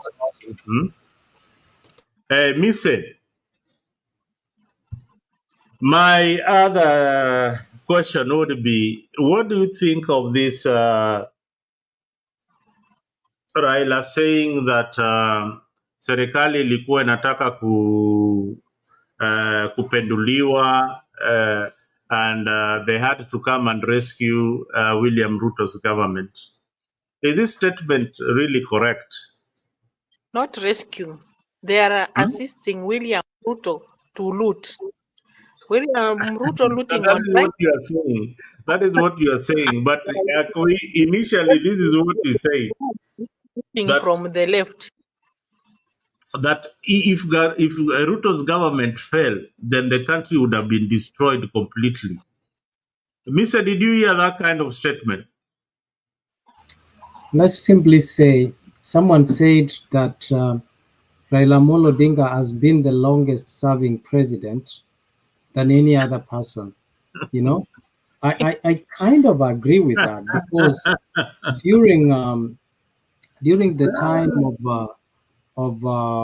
what do we call, during the time of Moi, Raila Amolo Odinga was in the government.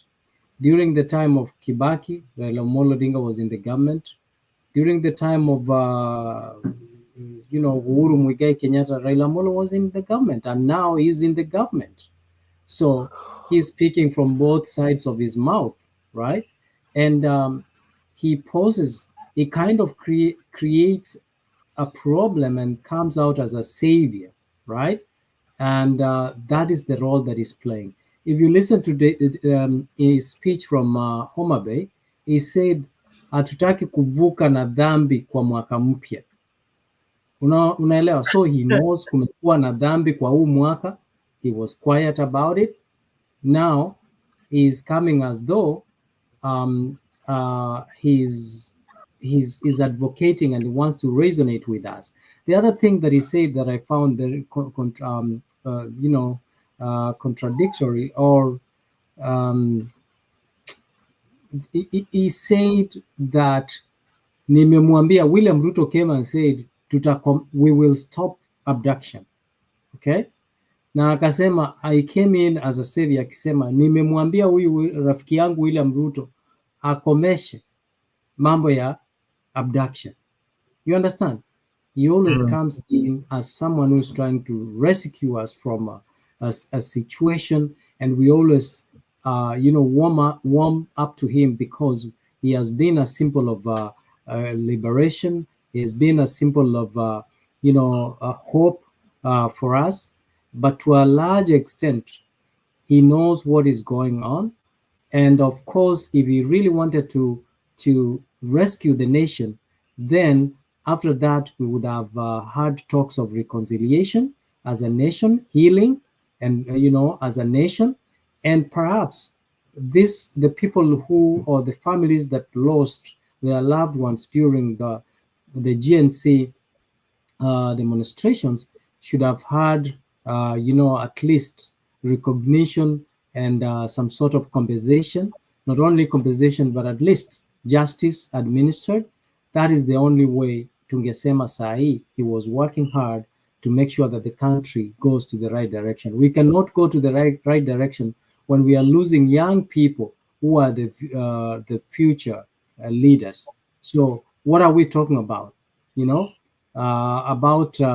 What he's saying. So for me, I want to see him. He has the following, he has the power and authority to start leading the nation towards forgiveness and reconciliation, which he has not actually.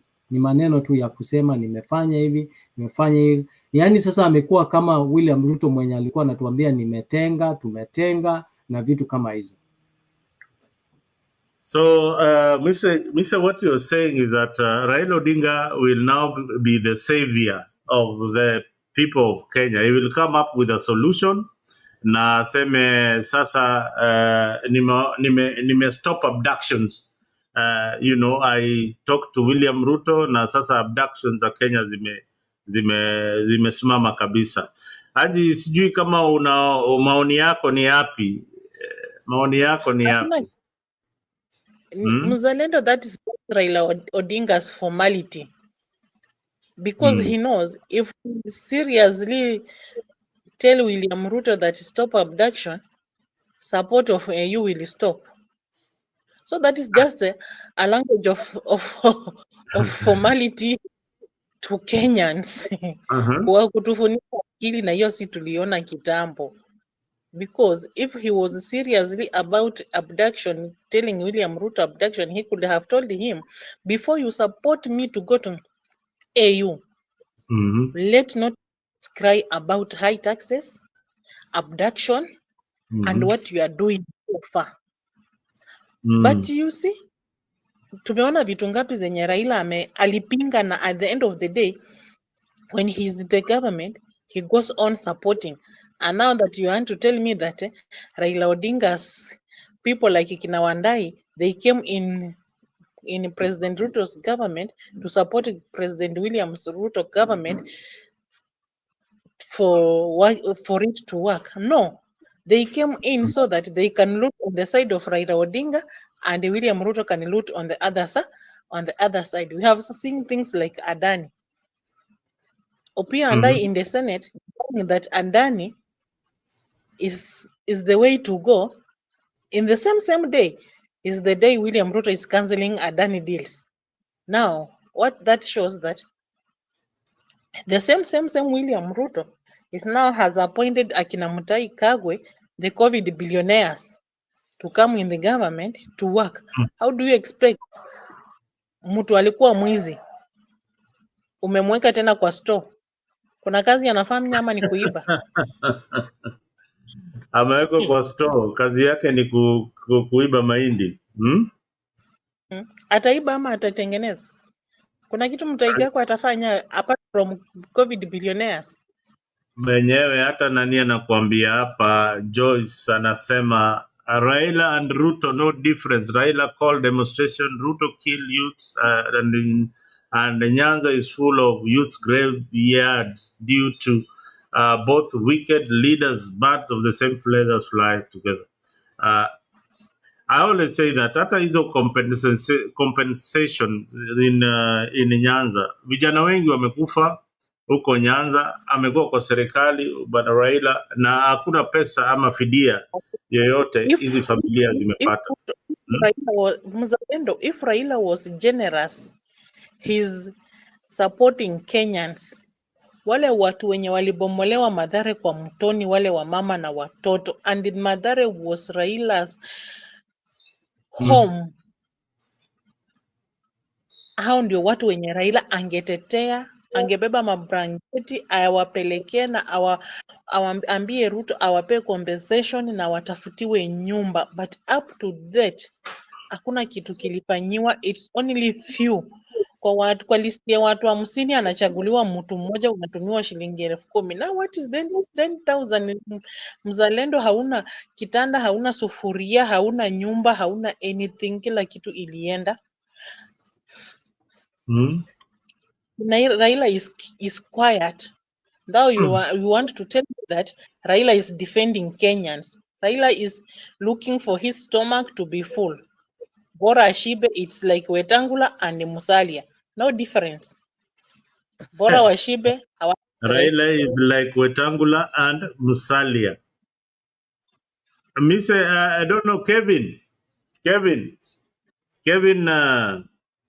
Wasonga. Are you still there with us, Kevin? Mr. Kevin. Huyu Kevin inakaa ameshakunywa maji, huyu amelala huyu.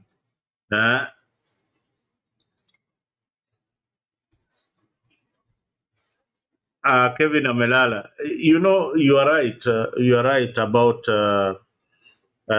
these two leaders. And umesema kitu ingine hapo Anji, that watu wa Mathare walibomolewa, wakabomolewa manyumba zao, na wewe pia unaishi huko Eastlands, umeona bila hao mama wanateseka, na wamesimama na chama, au wanakuaga wamesimama na chama, si ndio?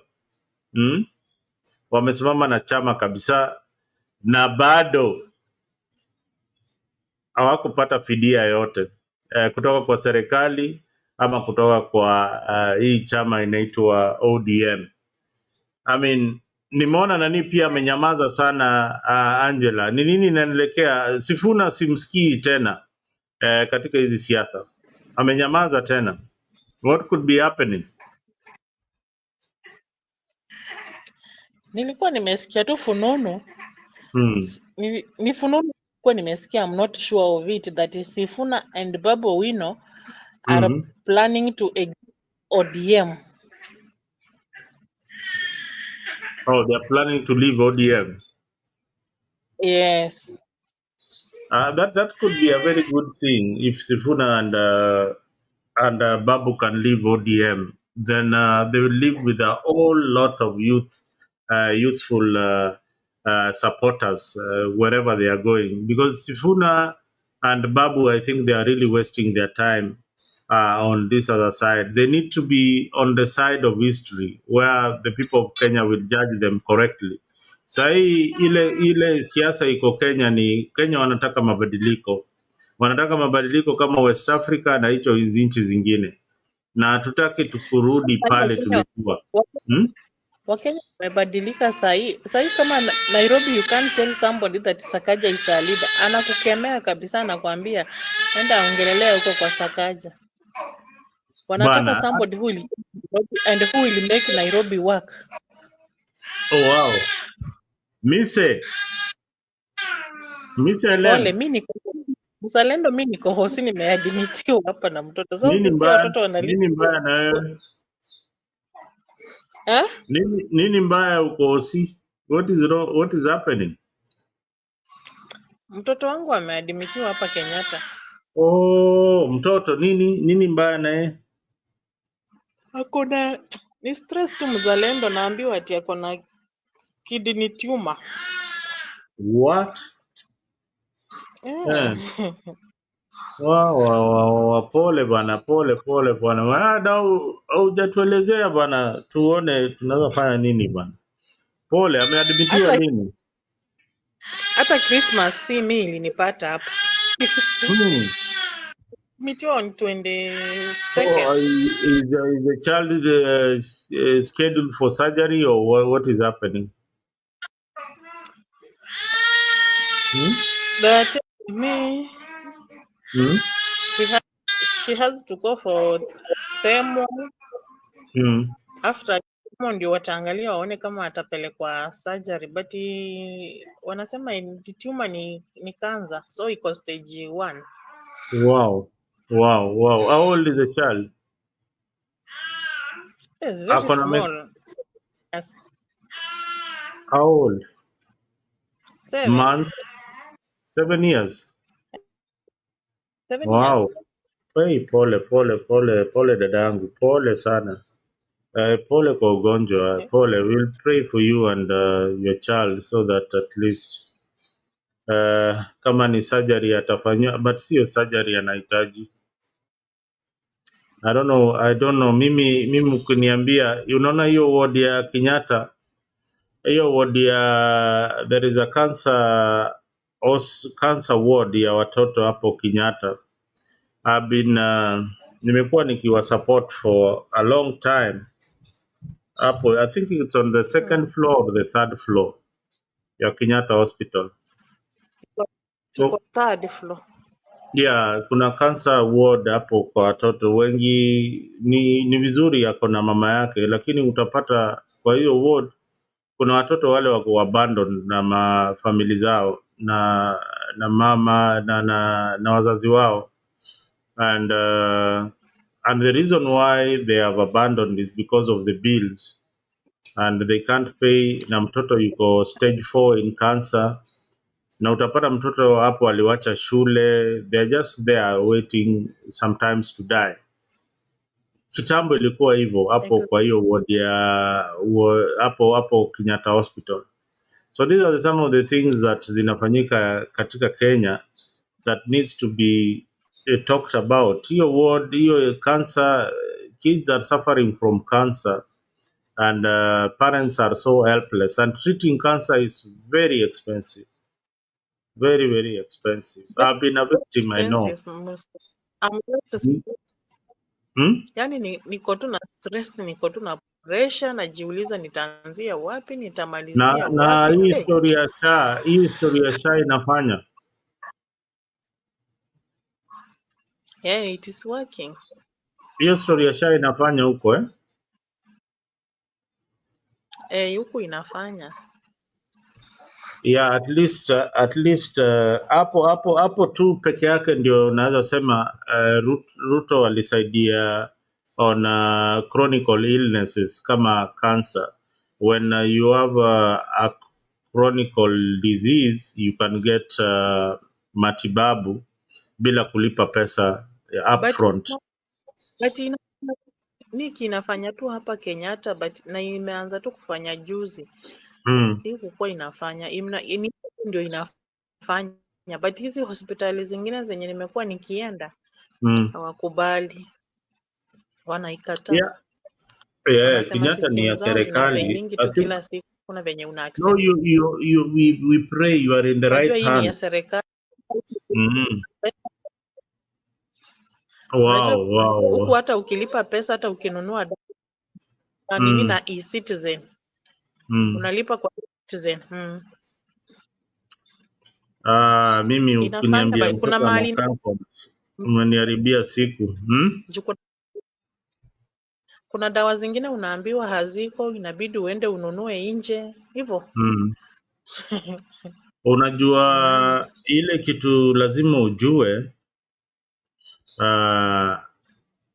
Kenya sahii unaona kama huyo mtoto na sasa yuko stage 1, tafadhali waharakishe wakuambie kitu inaitwa treatment path ya cancer, because Kenya hawana laboratory ya kuangalia ile madawa mtoto wako atapewa. Hawana hiyo laboratory. Lazima wanaweza kuwa na madawa lakini hawana ile tiba ili mtoto afanyiwe biopsy wajue ni tiba gani anataka. Unajua all cancers are different. All those cancers are different. So lazima upate the accurate diagnosis na matibabu, na hiyo biopsy inafanywa ng'ambo. So kitu ile mimi unashangaa ni ama nashindwa ni sasa zile wameleta results, utajuaje hii ndio results ya mtoto wangu na hii treatment path yanafaa kufanyiwa? Hiyo ndio kitu unichanganyisha kabisa. Hizo tissue kama ni cancer zinapelekwa South Africa ama India, alafu zinafanyiwa ukaguzi, ndio au lab technicians huko they analyze the tissues, alafu wanatuma treatment path Kenya, ndio oncologist wa daktari anaangalia huyu anafaa kutibiwa hivi na hivi na hivi na hivi na hivi. But let us not give up. I know a lot has changed in Kenya. I hope the oncologists in Kenya right now ni watu wanataka ku save lives na sio kuchukua pesa peke yake. Most of the time ni watu wanachukua pesa tu za watu hapo, na wanajua hawana matibabu ya kutibu wagonjwa, especially wale wako na cancer. So that is a situation that has been happening. So we hope that your son will get well very very soon, and we are praying for him. Tutajua vile tutafanya hapa Africa family, tuko wengi. Kama umezidiwa we can come. Mise yuko hapa, Jeru yuko hapa, Kevin na watu wengi, ili tuone tunaweza fanya nini tukusaidia. Otherwise naona Njiru wewe umekuwa kwa simu ama umekuwa kwa show? Huyu jamaa inakaa amekuwa kwa show nyingine. Njiru who are you talking to? Who are you lecturing hapo kwa background? Huyu jamaa Njiru hata asikii, ako kwa show ingine pale. Inaonekana Msanjiru yuko kwa show. Mise, are you there? Mise, even as we wind up this particular edition. Vile watu wako Christmas na nini, niliona tuchangamke na nimepata watu wako wengi sana on the program. I am happy you guys joined the session. Njiru, I don't know what you are doing, but you need to come back here and we wind up, then we join your show later on. So guys, I am very, very happy for you guys to have come. The 103 people who are watching on the Mtembei TV and other forums that have not subscribed to Afrique, please make sure that you subscribe to our YouTube channel on Afrique. Ili pia saa zile tuko na hii program unaweza watch mali yote huko on Afrique and to support the channel. And also kuja hapa place your comment so that you be part of us. Otherwise, show imekuwa mzuri sana. We have tried to discuss the issue of abductions.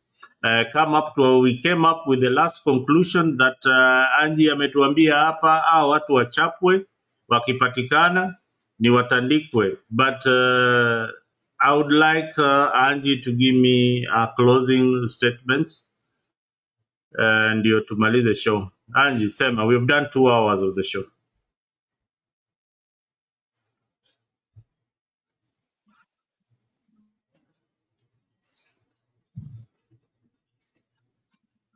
I can say this, Mzalendo, that Kenyans, let's not look into these politicians of ours. Tukiangalia hao ma politicians, tunajipoteza. Tutakosa mwelekeo, tutakosa njia wakitufunika akili. Raila amesema Ruto stop abduction. Hakuna kitu hapo. And I want you to kufikia Februari utakuwa umepata jibu. Kuna mtu tena watu tena watakuwa wameshikwa wamepotea, hawajulikani mahali walipo. Tusiwaangalie, wacha tujiangalie kama Wakenya, and let's come up with the way forward, the way we can deal with this regime of Ruto now that sahi wameungana mpaka Uhuru ako ndani. And that's why I told somebody somewhere that Uhuru is just pretending to say that Ruto is not good for leadership, but he is supporting him underground. Now sahi imejulikana wazi ya kwamba alikuwa anamsupport. If Uhuru alimaanisha ya kwamba Ruto si mtu mzuri, mbona alikubali handshake yake ampe watu wamfanyie kazi? So hao wanasiasa wanatupumbaza, wanatudanganya, mwishowe wanaenda wanakula meza moja, wanatuacha kama tumehangaikia pale, hatuna mwelekeo. Tujichune masikio, tuache kufuata wanasiasa wa Kenya, tuitane, tuungane. Abductors wakionekana, mawe zitoke ni kama zitoki tena. Then tujue wametoka wapi. Mawe zikitoka watajulikana hao abductors wametoka wapi. Ni hayo tu. Kweli kabisa. Mise huko ama huko? Ya niko na nakubaliana. Unajua Mzalendo, if you remember sometimes back tulisema the way Uhuru handed over power to Ruto, you know, tulisema hapa tukasema hawa watu wako pamoja, and there is no way Uhuru could have handed power kwa mtu ambaye ni mpinzani wake. So I agree with Angie that these people wako pamoja, and you know, it's just unfortunate. Mise, mi nauliza, do you know, anyway, I've been trying to kind of figure out that it seems that the Kikuyu community, or the exit of Gachagua, has really destabilized William Ruto's government. And this guy is panicking. Anaenda Nyanza, anaenda kila mahali. Hao Wakikuyu mbona wasichukue siku moja waandamane? You know, I've always argued that the proximity of Kiambu na hizi makina Nyeri, kina Thika, kina nani, compared to other communities ni mbali. But these guys have never used the advantage of their numbers. Hebu imagine Wakikuyu wakiamua wakiambu tu peke yake kuingia Nairobi, na wale wa Thika wa kuingia Nairobi, na wale wa Nyeri kuingia the farthest point ya Kikuyu ni 3 hours, the farthest to the CBD. Inaweza kuwa ni demonstration kali sana, but let us wait for the demonstration. But why would they do that? Hapo mimi ninawaunga kwamba they are smart, you know. They are smart, and because they know that they stand to lose. Most business owners like Kikuyus and Kisis in Nairobi, right?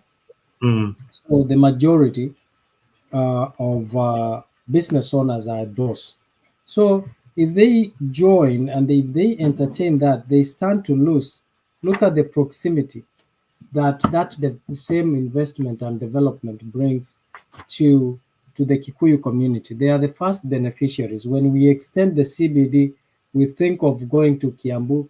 Look at where Two River is, you know, Two Rivers, Mali. Angalia the infrastructure that has been put. Angalia Thika, the super highway.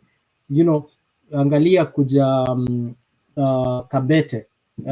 So look at the infrastructure in terms of roads and so forth. So they stand to lose if they go that direction, because most of the properties that will be destroyed ni yao. Anyway, thank you all our panelists for their invaluable insights and engaging discussion of these crucial topics. Your perspectives have shed light on the complex issues facing our nation. Abduction was a very, very, very complex issue. To our viewers, we appreciate your continued support and engagement. If you have not subscribed to our Freak and you've been watching us, please fanya tu kitu moja, enda tu hapo kwa YouTube and subscribe on our Freak 24. Follow us on our Facebook page, follow us on X. We will bring for you news as it is. We are not affiliated to any of these political movements. We might have supported one William Ruto, but aliteleza na tuweze muinua tena, bado anazidi kuteleza tu. Ameanguka, si kuteleza mzalendo, ameanguka bana huyu jamaa. But unajua huyu William, we had got a lot of hopes in him to change the country, but anazidi tu kuteleza. I don't know ni kitu gani amekuwa anakunywa muziki sana, perhaps aanze kukunywa tu whisky kidogo. So stay tuned to our Freak for more in-depth coverage and discussion. Remember to subscribe to our channel and stay updated with the latest news stories that matter to you. I am Mzalendo, your panelist and your host. And again, thank you, Mr. Njiru. Thank you, Kevin. Thank you, Mise, for being part of this. Mise, you have not said one thing that is so important, and that is your business. You have not marketed your business here on Afrique. There are so many people, so many families are in Nyamira, and if you want a nice place to have your nice coffee, or you want to have some nice nyama choma, or you have to have a gathering, or family gathering, a meeting, there are conference rooms. You need to tell people about the Cambrian resort. The Cambrian resort in Nyamira, it's the place to be this holiday. If you want a place to relax with your girlfriend, if you want a place to relax with your family, umetoka diaspora na uko na familia wamekumiss sana na uko pale Mogirango, kuja kule Nyamira, tutakuandalia nyama choma, tutakuangalia machapati pale, makuku pale, zote ni kienyeji bwana. So tafadhali uje pale the Cambrian resort is a very nice place to be. The ambience of the Cambrian, especially the music, and sometimes we have ongengo in over the weekends playing at the Cambrian. So if you are around Nyamira and Kisii environs and you want a place to relax this weekend, make sure that you spend your New Year at the Cambrian. Did I miss anything missing? Plus, they offer accommodation, places to sleep. Ukitaka kulala, umeboeka, umelewa sana, kuna hako blow up mbele, you don't want to drive. Ama uko na kashungua mahali, kajiwekelea hapo pale Cambrian. And Mise will take care of you. Well said, Zalendo. You have said it all, and yeah, umesema kila kitu. So ile kitu ulisema ni Oangla yote, we have all artists wanakujanga huko. So we have restaurant, kids play, accommodation, conferencing facilities, events, parties, venue, and many other services that we provide there. So when you are within Kisumu or Nyanza in general, feel free to visit. It's very accessible. It's just along the main road, Kisumu Nyamira Highway. So pass by and also support us, because usiende kulala Weston. Tusha support Weston na kina Ruto. Sasa wacha tu support sisi kwa sisi. Ile chama ilikuwa inaitwa sisi kwa sisi, ilienda wapi? Sisi kwa sisi. Ilikuwa inaitwa sisi kwa sisi. Ilikuwa ni chama gani? Ilikuwa ya nani? Kulikuwa na chama inaitwa sisi kwa sisi, nimesahau kidogo, lakini the intention was to promote one another at a grassroots level, so tuachie akina Ruto mambo ya airport na madeals na kila kitu, na hizi mahoteli kubwa kubwa. Sisi ni wakulima wadogo wa katanyazi. So when you are around there, Mzalendo, thank you for that reminder. Pass by. And you can get a complimentary if you say you heard this from Afrique 24. Oh yeah. If you are a member of Afrique and you are from Nyamira, that is the place to be. Pass by and of course to talk. But Mise will be there waiting for you. Kisema umetoka Afrique bus, that is the home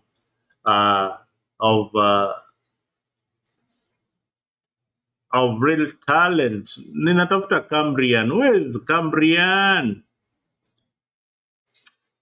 Oh, Miss, I needed to have that banner for Cambrian. I needed it. Oh my God! I thought the format that you have saved your Cambrian. Which one are you looking for? I'm looking at the one for the one that you have on WhatsApp. The image.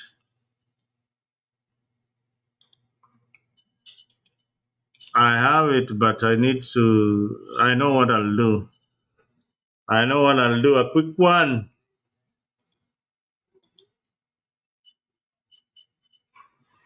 A duplicate and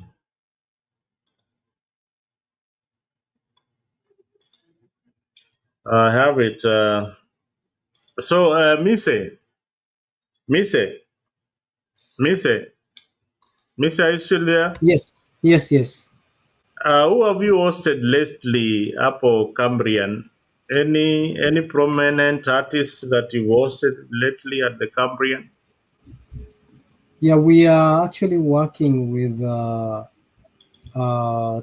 Tony Nyadundo. We are working. Oh, Tony, yeah. Tony is very popular. Tony is a very, very popular artist. Eh? Yes. Oh, you like Tony? Yeah. So, are you looking for this one, Mzalendo? Which one? The one? Yes. Is it the one? I'm actually working on one right now. Yeah, so yeah, we've hosted quite a number of artists, you know, the local artists like you have said, Onyengo, Kwasa Kwasa, and you know, there are quite a number of artists that we have hosted, and we are looking forward to host many. I hope So the setup. This guy in Barambara.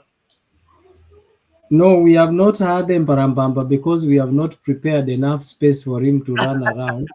So, so we have a lot of trees and that. Oh my God, that guy is going to bring down those trees of you know, if you host in Barambara at your event, please be sure that the trees are coming down. Ukihost huyo in Barambara, bana, make sure that you are well prepared. So guys, if you've not visited the Cambrian, this is the place. The Cambrian is a very, very nice resort. Kama hujaenda pale, hii ndio the Cambrian Resort. The Cambrian Resort iko pale Nyamira, Meruka Highway, 200 meters from Nyabite Market. Nyabite, I don't know how to pronounce that word in Kisii. I hope I got it right. But the Nyabite Market, the booking, book now for your space. The number is there, 071439 5355. No, let me take it again. 0714393557. The Cambrian Village Resort. So ukiwa pale, make sure that tumetembea pale kwa ndugu yangu Mise na ukajivinjari kiasi pale the Cambrian. So I hope that you will promote one of us, just as he has said that sisi ni bado hatuna ile hela ya kutengeneza vitu kubwa kubwa, lakini ile kidogo tuko nayo, we try to promote each other. Njeru, you missed part of the discussion. Mr. Njeru, are you still around? Inakaa Njeru yuko kwa show nyingine pale. We are all the time doing shows trying to educate Kenyans. If you are not in Afrique 24, you are either in Njeru Mwaura's show on YouTube. Unaweza enda kuona huyo Njeru pale. Na kama unajitaka kujivinjari, pia usisahau kuenda hapa Cambrian Village Resort. Hapa ndio mahali kuna happen kila kitu. It is a nice place to be. Otherwise, guys, thank you very much for being part of this discussion. See you again tomorrow, same time. Even as we enjoy the holidays, we are not going to stop talking about our country because we love our country so much. Njeru, do you want to say something? Sema la mwisho, Njeru. Your last word. Yeah, okay, thank you. Nimeshukuru sana bwana True TV. We are really happy to be here, and we have to grow this channel too.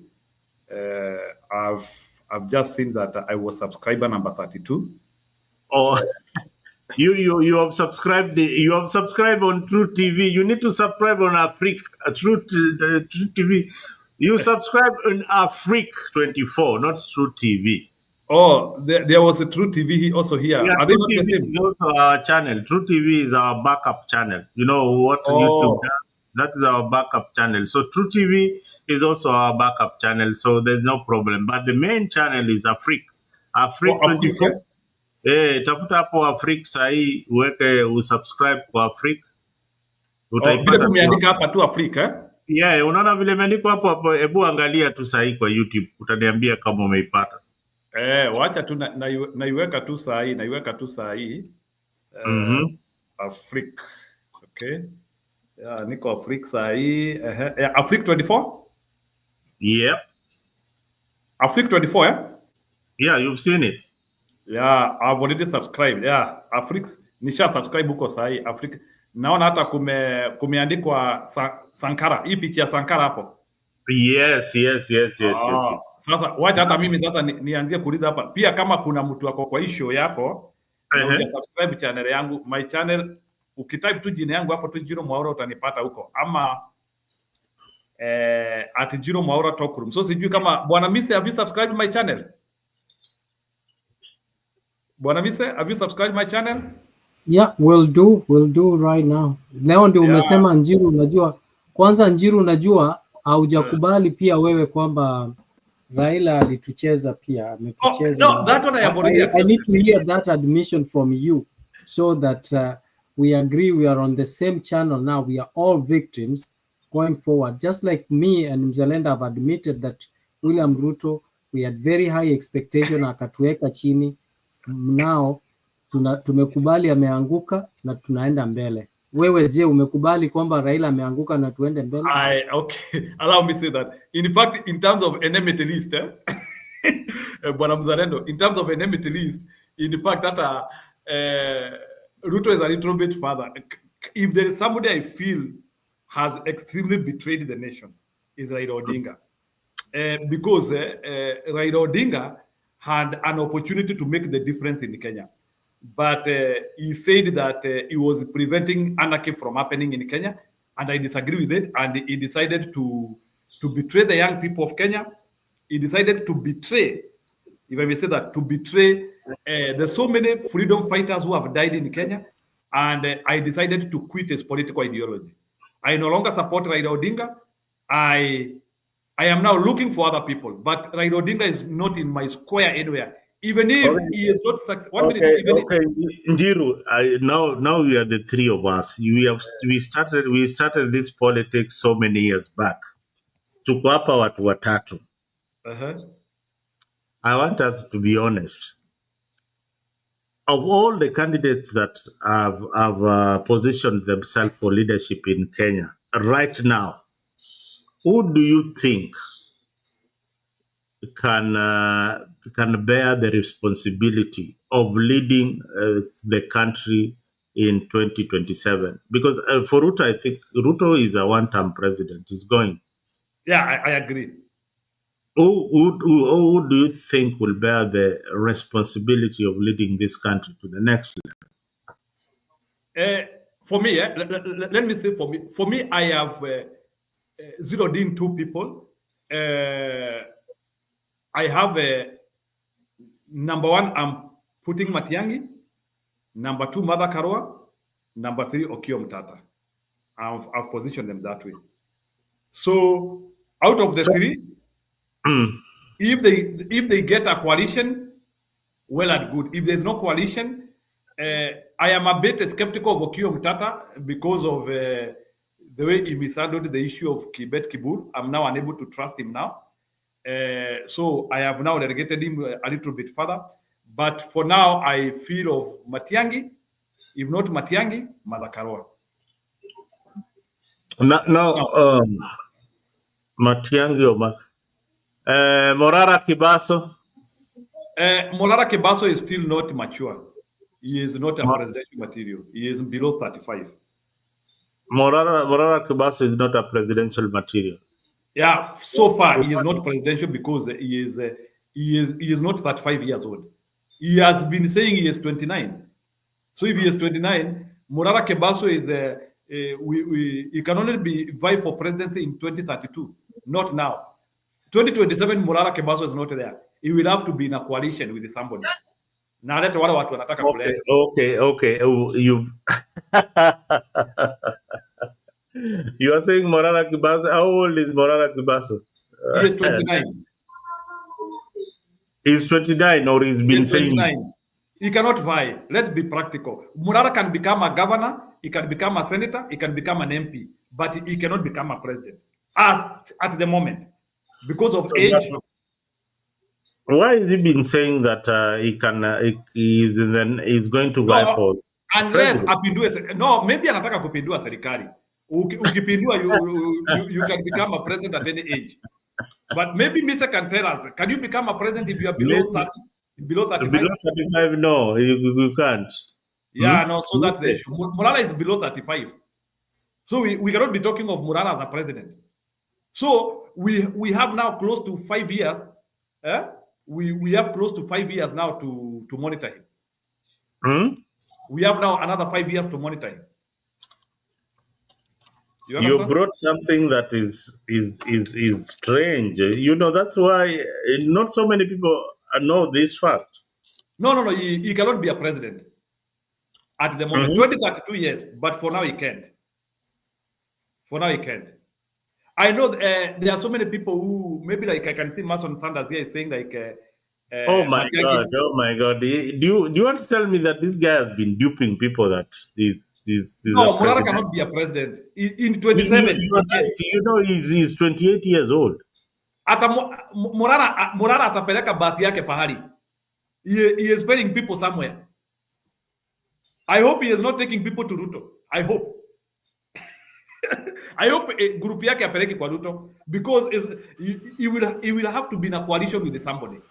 Alafu sasa Nise busema hii maneno huyu ni jamaa huko kwenye. I am not a supporter of Matiang'i. Okay.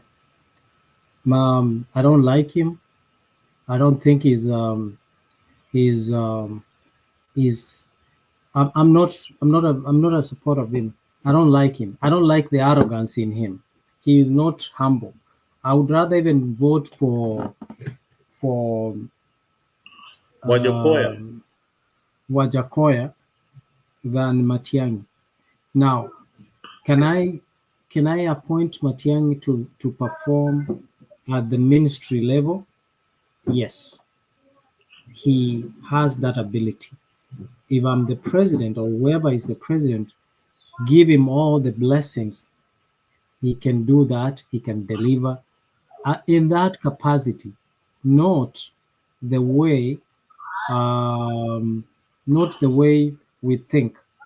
He's very arrogant, lacks basic tenets of communication and reconciliation for the country. He is actually he would be a dictator than what is it called? Than Kasongo mwenyewe. So that is what you have to take care of. What? So we are left with and Njiru was saying that Martha Karua can be a good candidate. I see Martha Karua does not have a national appeal as a leader. That is one of our greatest undoing. He has not broadened our base or our support base. She has looked like somebody who needs to be a deputy of someone politically to rise up. Remember, Njiru, when you say Martha Karua can be a presidential candidate, remember she ran for the gubernatorial race in her county and she lost. I don't know whether you've forgotten that she lost. And then when they were running alongside Raila Odinga, she could barely, give Raila the votes. And I think that was one of the main undoing of Azimio to trust Karua as a running mate to Raila Odinga. Had they zeroed into a youthful presidential candidate from Central, Raila would have been president today.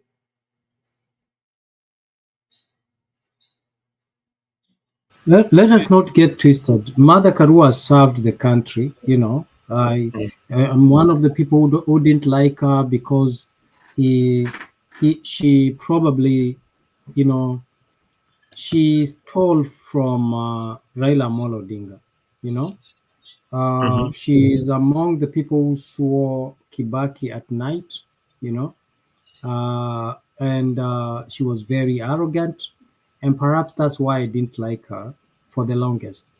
And one of the reasons why I wouldn't even support her when they were with Raila Amolo Odinga is that in the past, she told us that she does not believe in the ideologies of one Raila Amolo Odinga, neither does she admire the politics of Raila Amolo Odinga. You understand? So at the time when compiling those two things, a time that is she participated in swearing in Kibaki at night, contrary to the constitution that he has sworn, he has taken oath to protect and defend. And also, as well as when she said that she does not admire the politics of one Raila Amolo Odinga and his ideologies. However, give it to Mother Karua. Mother Karua has been among the people who have fought for the country. You know, she's contributed immensely to the country. Besides just being in politics or wanting to be the president of the Republic of Kenya, it must be understood that Kenya is not ready or has not supported a woman candidate because we still believe in patriarchy, where a man is at the top, and therefore Mother Karua, being a woman, is disadvantaged. I mean, we can see even William when Charity Ngilu ran for presidency, there was support, but there was people were skeptical because she's a woman. So we must look at it from that perspective, and also look at the justice system, how much she has contributed in legislation, you know, in drafting some of the most important policies and so forth for the nation. And so we must appreciate and give her that credit that she doesn't get. Now, we also have to look the three of us who are here. When, for example, Njiru says something, or yourself, one of us could be appealing and connect easily with the audience, unlike the other. So Mother Karua comes out as an arrogant person, when maybe even she doesn't mean to be arrogant. Perhaps that's the demeanor. Her demeanor gives disadvantages her because people think that she's arrogant. But the truth is, Mother Karua, she's a lawyer. She's very educated. She's informed, and she knows what needs to be done. And she has the authority when she speaks. And sometimes this is misconstrued as being arrogant. So that is the way I look at Mother Karua. If anything, I have always admired Mother Karua up until when she's the time when she swore Kibaki at night. Yeah, Mars and Sanders agrees with my statement that, you know, she can only work under somebody. She's not gone out to look as this political figure that can unite the country under something. So for Karua, she's more of an activist, more of a lawmaker who needs to be serving in parliament. I think we need Karua in the Senate. If you ask me, that is where she needs to be. She needs to be a senator, or we need her in parliament, or we need her as a majority leader. Okay, let me ask you. So does that one also apply to Okiya Mtata? Oh, Okiya Mtata has not tried being a president in Kenya. This would be the first time he's trying. He's giving a shot on the presidency. Martha Karua has a political party that she has been trying to lead the country, but she has failed many times. But I don't rule out that her failing maybe is because she doesn't have that political base.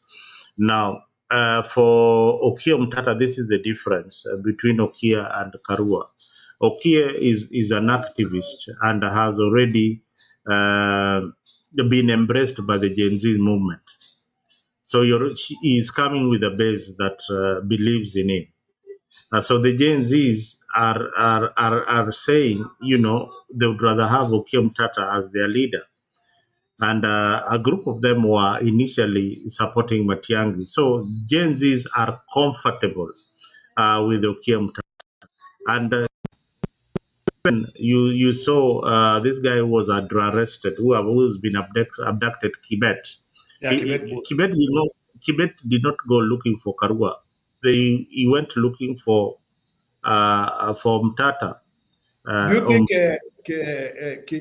Kibet predicament could affect Omtata, and maybe people start thinking that Omtata has no capacity to protect No. people? I don't think so. It is only that the government felt that that was the opportune time to strike, so that it can be linked just the way you are thinking, so that you can start thinking that maybe Okiom Tata set the boy up or something like that. But Okiom Tata has got nothing to do with it. He was acting very, very innocently. And whatever they had discussed, for me, I feel that maybe they had a private conversation of how they need to be pushing the agenda of his candidacy.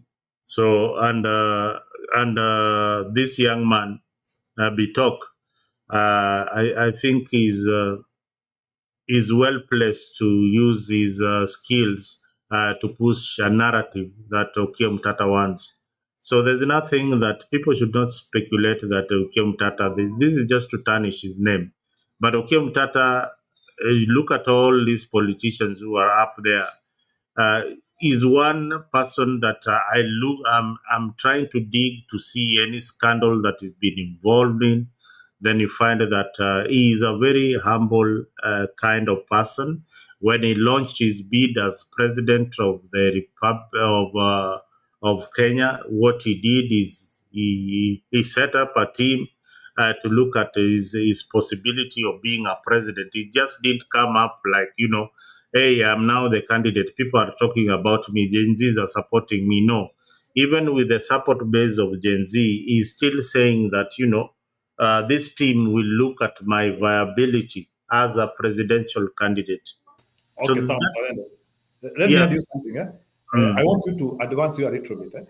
If Gen Zs have identified the Okiom Tata as their candidate, hoping that it is provable, maybe I would also want somebody maybe to tell me what proportion of Gen Zs want Omtata to be the president.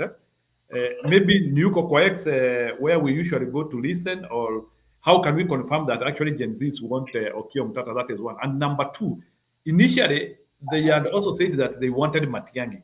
So they look like there is a split for the Gen Z share, which in 2027 will actually be the biggest voting bloc in Kenya.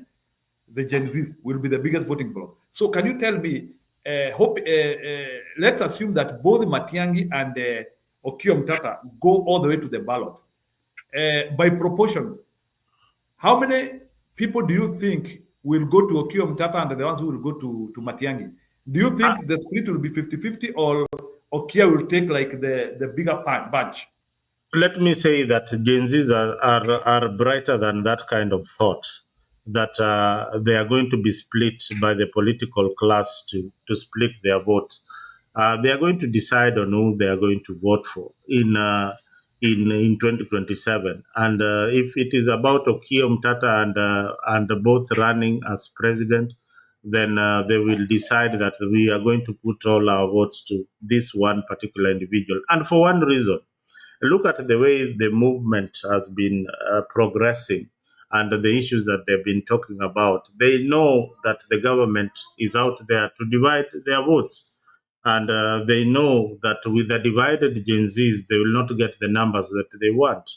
So Gen Zs, all they need is a leader who can restructure them to start thinking that, there are 47 counties in Kenya.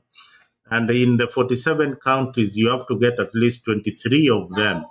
So how do we restructure this movement with the 20 million plus votes that they will be having in 2027, so that they capture all the seats in the majority of the seats in the counties and all the gubernatorial positions. And having said that, it does not mean that every other person who is vying will be a Gen Z. There are other age groups like myself who subscribe to their ideology, who feel that they are bringing in something different, something fresh from our usual politics. Yeah. Zalendo, we talk about the GNCs, okay. So you ought to understand that hao watu hawapigangi kura. That's the truth. Hao watu wapigagi kura, sikia, ngoja tu kidogo. Hao watu wapigagi kura hawajakuwa wakipiga kura, lakini kuna mwanzo wa kupiga kura. Hao watu hawajakuwa kuenda kuandamana, hawajawahi. Just say the stakes are high now. The stakes are higher this time round. So, look at the elections in America. What turned things around? TikTok. Who are the TikTokers? I understand that, but sometimes history predicts the future. Okay, we use history to study the past, the present, and then we predict the future. Now, let us not bank so much kwa hao jamaa kwamba they will watatuokoa. Now let me tell you something. Most of these people hawana kura lakini wako na mdomo. Okay? Right now we have IBC that is not properly constituted, ambayo if it continues kukaa hivi kutakuwa na period ambayo watu wanashika kura alafu upate haijafunguliwa watu washike kura. Ruto is very strategic and conniving.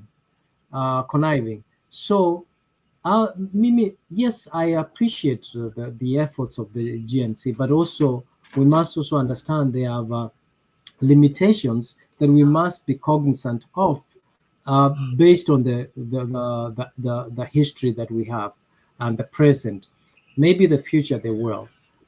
We hope so, but we cannot rule out the fact that they might get during the election and not do what. Look at Kasamuel, look at Kasamuel.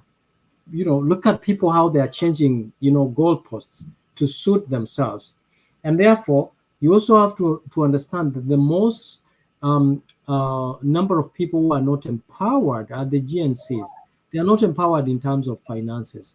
And when someone is not empowered financially, what happens? You can easily manipulate them. You can easily sway them by giving them pesa hapa na pale. Unaona? And that is what William Ruto knows, and that's why he knows that he needs kupata pesa mingi so that he can have the power to purchase whoever mwenye ako njiani. So let us not forget about that. The other thing is that I think someone amesema Jimmy Wanjigi. I think Jimmy, I think he has the capacity and understanding as compared to Morara, and he's a more likable and approachable person. I think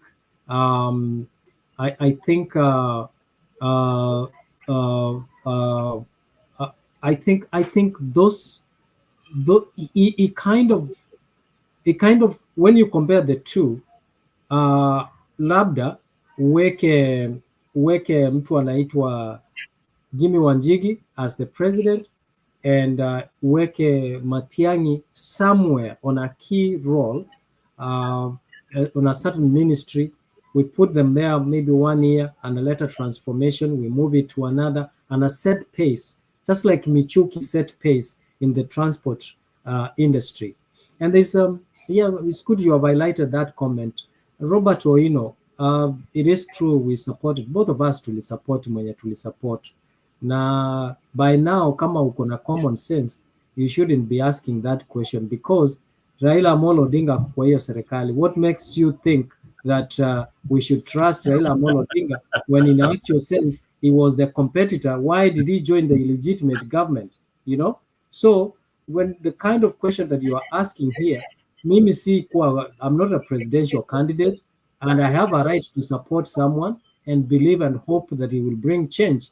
But again, if you can hear the conversation today, that tells you that we don't believe anymore in William Ruto. Ametulet down.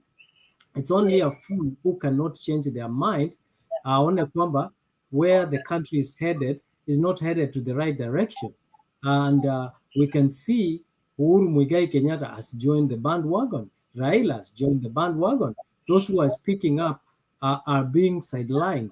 These are some of the injustices that we are speaking about. So for you to ask such a question, I think you lack what is called emotional intelligence to ask such a question when we are having a discussion here where we are criticizing William Ruto. If then we supported him, William Ruto is a human being, and if he makes a mistake, we have the ability to criticize him, and you should actually applaud us by saying, now you supported someone and you have realized that that person is not taking us to the right direction, and you are not starting. The fact that you are criticizing him shows maturity in you and understanding of politics. So there is no permanent enemies in politics. If Raila is talking to Ruto, who am I not to talk to you, Robert?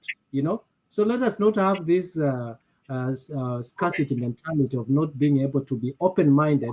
You know, understanding that we can support one leader. If he lets us down, if the ideologies and policies are not working, we have the right to criticize them. Thank you. Well said, Miss. Well said. I know, Njiru, you have got something to say about that. Let me say something.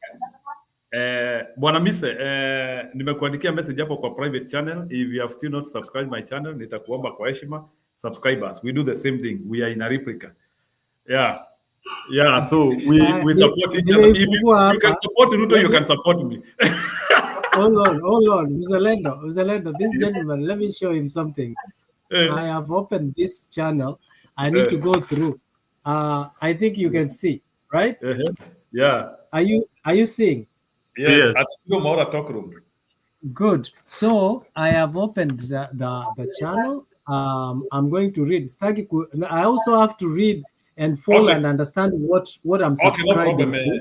Not just subscribing too blindly. Naweza kuwa na subscribe nipate unafanya trafficking na amengene tarehe support hapo wanarukaruka kama kule kwingine bwana. Yes. So nakuja nasikiza nione, do I agree with your ideologies? You know, do I agree with what you're saying? Do I resonate with what you're teaching the public? I can't just subscribe because you know I'm subscribing. Ni kama wewe uende kwa ile restaurant yangu uanze, yani just because ni mimi ni yangu uende tu huko unakula. What if ninapikia watu sumu? So you have to. Right? In fact, I'm going to subscribe. Yeah, today I had an opportunity to interview somebody from 1 minute. Today I had an opportunity to interview somebody from Ghana who shared a similar predicament of what is happening in Kenya. If you listen to that video, like the one which I was interviewing, that guy Alale from Ghana, you'll be shocked that Ghanaians have just rescued themselves from the same problem which we are having in Kenya. They were having abductions, which have been happening since COVID. They have been having an economic crisis, just like the one which we have. And Ado had promised them heaven, just like Ruto had promised us heaven. So what do I mean here? I mean that maybe to tell Robert Oino, this is a meeting of disgruntled people. Akina Mise walienda kule, wakavunjwa shingo. Na sisi tulienda kule, tukakunywishwa maji. So we are all frustrated by whichever the camps we were. So there's no any camp which has delivered. That is the truth of the matter. There's no any camp which has delivered, because it doesn't mean, and that is why, like sometimes when you don't have serious political parties whereby individuals are very strong, like in America, the Republican Party cannot carry itself to the Democratic Party. It cannot. That one cannot happen. It cannot carry itself like the way ODM. ODM, and you know the argument is, the argument is, Njiru, ODM is saying that William Ruto borrowed six of their very good players to work in government, but they went there as on individual capacity, not as the party. They went It there is as not. individuals. 1 minute, Mzaredo. But it is not true because UDA had 6 people who have that capacity. Do you want to tell me that in UDA, even as the way it was, they couldn't get somebody like Badi with qualification of Badi in UDA? They couldn't get somebody. UDA doesn't have Joho. There are so many jobs. There are so many jobs in you. But the reason why they needed these people from ODM, it was to have a dark room coalition. That's what it is. It was a dark room coalition. No. What you're missing is that for any legislation in parliament, Ruto needed numbers. So with Gachagua out, then he only needed a coalition that is strong as is, and that is the ODM coalition. So he got the ODM. So everything that he will bring in parliament will pass. That is the whole idea. That everything that they bring in parliament will pass. When you see any bill that is sponsored by the states today, the first people to support that bill are the ODM members. And now, and the question comes: are they the experts? So when we are talking about that, so 1 minute, Muzaredo, I want to ask you a question. So how comes ODM as a party is supporting government bills, yet we were talking of donation of 6 experts? So can you unite the two? I'm telling you, when I see a minority leader saying that they support anything that the government brings, then it begs the question, then why are you even an alternative government? No, ODM and they say each and every policy, UDA, is what ODM had. Even abductions, now it is what they have. We need to be passing the message correctly. Yes. Yeah? And I still sending the right message to the people. Every time, there is this feeling, Mise, that anytime Ruto is mentioned, Raila is forgotten about. You need each and every time you're mentioning William Samoei Ruto, you have to tag the two along. That is the only way you'll get the message home. Otherwise, these people are so confused, are saying that they are also saying they don't want William Ruto, but yet their leader is saying William Ruto is okay. So you need to pass the right, even on your channel, you need to pass the right information. The right information has to go the same way. If you see that the way that guy was doing is, if he's drawing William Ruto, is drawing Raila Odinga. And then he's now added, is called Uhuru Kenyatta in the same boat. You cannot miss those guys in that same boat. Of course. You'll be missing the point. It's a concussion now. It's a political concussion. Yes, yes. Concussion. And Robert Oino still among him.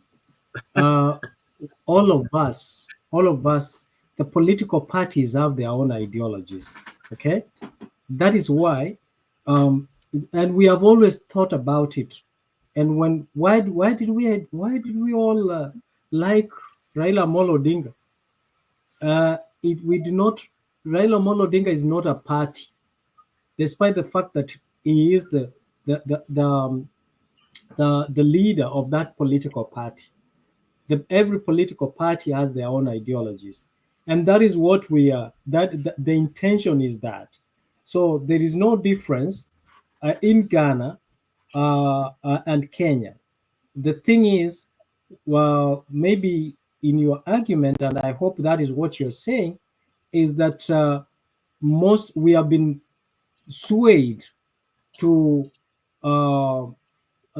have tribal political parties owned by individuals, like you said, Robert.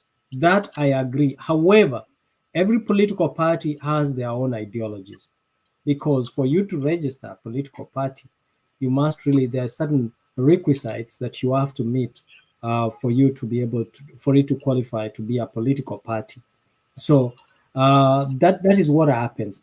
However, now we need to be able to appreciate that we have had progress, but Kenyans as a whole, we have buleta mato hapa nini macho sijamuona miaka mingi. Yeah? Mato Matrix kato hapo. Leta huyu jamaa bana. He's a good guy. He's a very good guy. No, he will jump in. He'll jump in. Wacha Hata nimweke. atusalimie na tupigie kwa heri mwaka mpya. So mwaka mpya bana. Mato tujamuona siku mingi. Mato Matrix jamaa wa Iceland. Yeah, hebu mlete. He's a very knowledgeable guy. So yeah, those are some of the things that we need. The moment and the dynamics are tuko na tribes. Yeah, and you said very well. Mzalendo hapa, that the problem is not our tribes. The problem is how we use our tribes towards the development or the downfall of each other in terms of tribe. I mean, when I look at the Luos, they come with a package. When I look at the Kisis, the Kikuyus, the Luyas, and that is what brings diversity and versatility in our country. There's nothing wrong with the tribe, but the leaders have used those as foundations of dividing and ruling us. You know, so it is only us who will allow that, and until we start resisting that, then we will defeat the few elite leaders. Yeah, I agree with you. I agree with you that, these leaders have been trying very hard. Not even trying, they've been dividing us year in, year out. But we have reached a point whereby we cannot be divided anymore. There are things that we share in common. That we have known that it is their wealth that they want to protect. It is their businesses. It is their family that they want to protect, and not me and you. So until we reach that point where we are saying enough is enough, and Kenya has reached that junction where they're telling the political class is enough is enough. People are telling the president off, hey, we don't want you, Mr. President. Yeah. And because of one or two things that you are doing which are wrong, and that is democracy. I say many times that William Ruto, and I'll keep on saying that William Ruto had got the best opportunity to be one of the most respected presidents in the world. But he lost it. He can't get it back. He lost it completely, and he's continuing to mess it up. So what I'm seeing him turning into is a dictator. If he can't get the support that he needs by 2027, then huyu jamaa ata rule na iron fist. Siwezi kakudanganya. Because he wants to stay in power and he wants to prove something that, these young people did not matter at all. Na uliona, these young people, they managed to bring William Ruto to the table and have a discussion with him on X Space, a place of their choice and not State House. Kuja X tutakuongelesha. And the president akakuja. And these young people made sure for the first time, no political party has ever achieved this. A financial bill is thrown out. Angalia Guinness Book of Record mahali yoyote. Kenya will remain the only country in Africa, and I think in the world, that a whole finance bill all has been dropped by the head of state. The only country that our finance bill has been dropped, and that is some history there that the young people made. So whoever is saying that these young people you can rule them out, these young people will be divided. These young people are more sophisticated than any other weapon that you might be having in your artillery or in your armory. These young people are ready to take power. These young people are convinced that they have the numbers. If they did it here in America, sasa hapo Kenya unafikiri watafanya namna gani? Mato Mkora ndio huyo ameingia hapa man. Mato Matrix. Mato, vipi jamaa? Happy Happy New Year. Yoyote kwanza na vyote vile. Angalia. We have missed your laughter.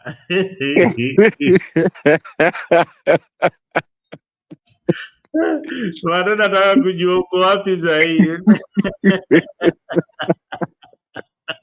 Nataka kujua uko wapi. Anaomba sana nijue tu wewe kwa hii story yote. Uko wapi? Mlikuwa mnakufa na Raila. Nimekufa na yeye mpaka dakika ya mwisho. It's been a long journey. Unajua mimi nimeandika message huko nikasikia mimi amenichokoza. Nataka kuona juu ya politicians. Wewe Kasongo wewe. Mbari nanaga. Kasongo wafanyia mambo. Wewe hii kitu si ya mchezo bwana. Hiyo I mean nimeanza kuweka kwa mapao inaitwaje kwa lungs.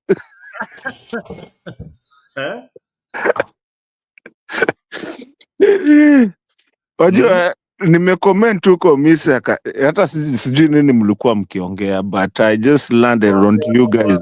Abductions sasa tumekuja kwa hii newfound relationship between Raila Odinga and William Ruto and Uhuru Kenyatta. Hii mapenzi yao mpya inaitwa bread-based government. You know, let me cause umeisema, unajua mimi nimesikia tu venye Misa amenichokoza hapo, ameona nimeweka ka comment hapo akasema hebu lete huyu Mato. Wacha tufunge hii mwaka. You see, you guys were right on one thing. Mlikuwa right, na unajua kule natokea nikisema na kupata kwa umbali na msinitangaze.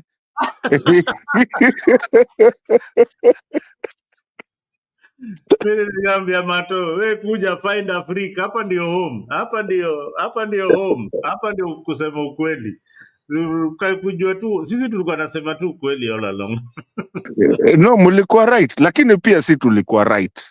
Hata nyinyi mlikuwa right to some extent, mlikuwa right. Yes. So si wote tulikuwa right, si wote ni wazalendo. I mean, hiyo jina yako ni uache, mimi sijui mzalendo ni nani. Si ndio wazalendo wenye tunakubali, wewe si mzalendo, wewe unakuwa side moja. Sisi tulishanyenyekea tukasema tulifanya makosa. Na only a fool only a fool cannot change his mind. Exactly. Right? So for us, we knew even I'm telling that Robert guy, we were fools. But if you decide to remain a fool, we baki tu hapo. If you decide kuwa wewe ni mjinga, we kaa tu hapo. Kama uko ODM unaona tu vitu ziko sawa, we baki hapo. And Mzalendo, we were never Mato, nimekusalimia habari yako. We were never so much fixated. We were only saying give him a chance, okay? He comes as a baggage, yes, but give him a chance. We were open to criticize him to where we were able to, and we were only hopeful. What we didn't want to overthrow the government, because we had people who wanted to bring down the government and were rule changuvu, and that's what we said. No, it's going to cost us our independence, our freedom, the milestone that we've made, and eventually the destruction of property, loss of life, is what we didn't want. He's already in power, and the way he got power, Uhuru handed power kama hakukuwa na shida yoyote, and there was business as usual. And that's why we said we are not going to say get out of office now, okay? Let's give him a chance. But we didn't actually agree that what Raila Amolo Odinga was saying, that aliibiwa kura, because hakuwa na substantial evidence. It was only allegations that were not substantiated. So we gave the benefit of doubt for the benefit of the country and prosperity. But we say now that William Ruto, like you said, he would have been the best president in the world, because when he came to power, he was accepted. He became in as a Pan-Africanist and accepted, and people and other countries cheered towards him. But he failed to impress and harness the appreciation and acknowledgement from other countries to rise up to the occasion by fixing his country's economy, the quality. But you're missing a point here. Yeah. You're really missing a point. Number one, I believe okay, I have a hard time calling him president, but anyway, let's just call him President Ruto. I believe he's one of the best presidents that Kenya has ever seen in our life. I mean, in our times. Why am I saying that? Yes, you might, for someone else, someone like you might call it sarcastical. But I'm saying it, yes, sarcastically, but I'm also saying it realistically. There's so many things of the governance that this guy has brought up indirectly. And that is why I came in, because mumenisumbua huko munaniambia hebu mato kuja. And we know we were all in different kind of way of thinking. You, Mzalendo, me, and other people. But I think at this point we can agree that he's one of the best presidents that we've ever had, that has made people actually go think about what is governance. Who is there? Regardless of where you come from, regardless if you are Mzalendo or you are Mise, regardless of where you live and what you do and where your life has taken you to. And he's brought a whole debacle of people having to sit down and actually think, which we never had. You only knew chief, huyo ndio utaendea kuchukua nini? What do you call this? ID. You only knew MP, hapo ndio utaendea kwanza sijui kitu inaitagwa sijui ya kupeana whatever they give, the money that they give, which is unconstitutional. So now you find people are so engulfed into looking at this. And I really want to agree with you guys in what the time that tulikuwa tukubaliani na nyinyi, sisi tulikuwaga we were looking at one side. You guys were looking at another side. But we were not coming to control on the same side. I mean, on you're looking on this side, somebody is looking on this side, and then tupatane hapo hivyo katikati tujiulize ni nini shida zetu. You see, like even Gachagua, like the Nyandarua thing, nobody, obviously, we know Gachagua, I mean, we know, kufa makanga kufa dereva.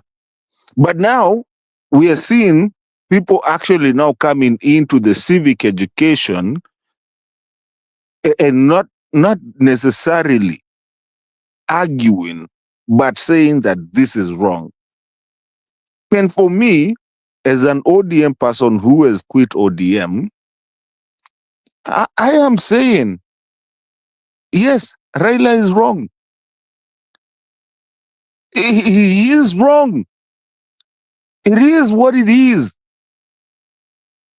Abductions, nonsense. A whole Mzalendo and Mise, a whole DG telling us that he doesn't even know nani alishika mtu in the same country that umepewa to have security, and you're saying that is not you. So why don't you investigate then? Who is this that is abducting people then? If it's not the police, why can't you even do that? And the thing is that you can see people wanarushia Ruto hiyo lawama, and then he can even hata ajitetei.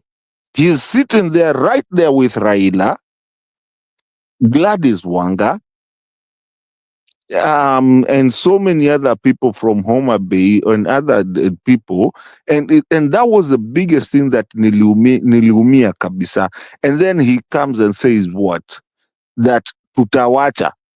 So first of all, you've self-implicated yourself. So kwa hivyo nyinyi ndio mlikuwa mna you were the ones who were doing these abductions. You saying tutawacha, wazazi nyinyi endeni mtunze watoto alafu sisi tutawacha. And Raila is sitting right there. Gladys Wanga is sitting right there. I don't know this kinyangari kengine inajiita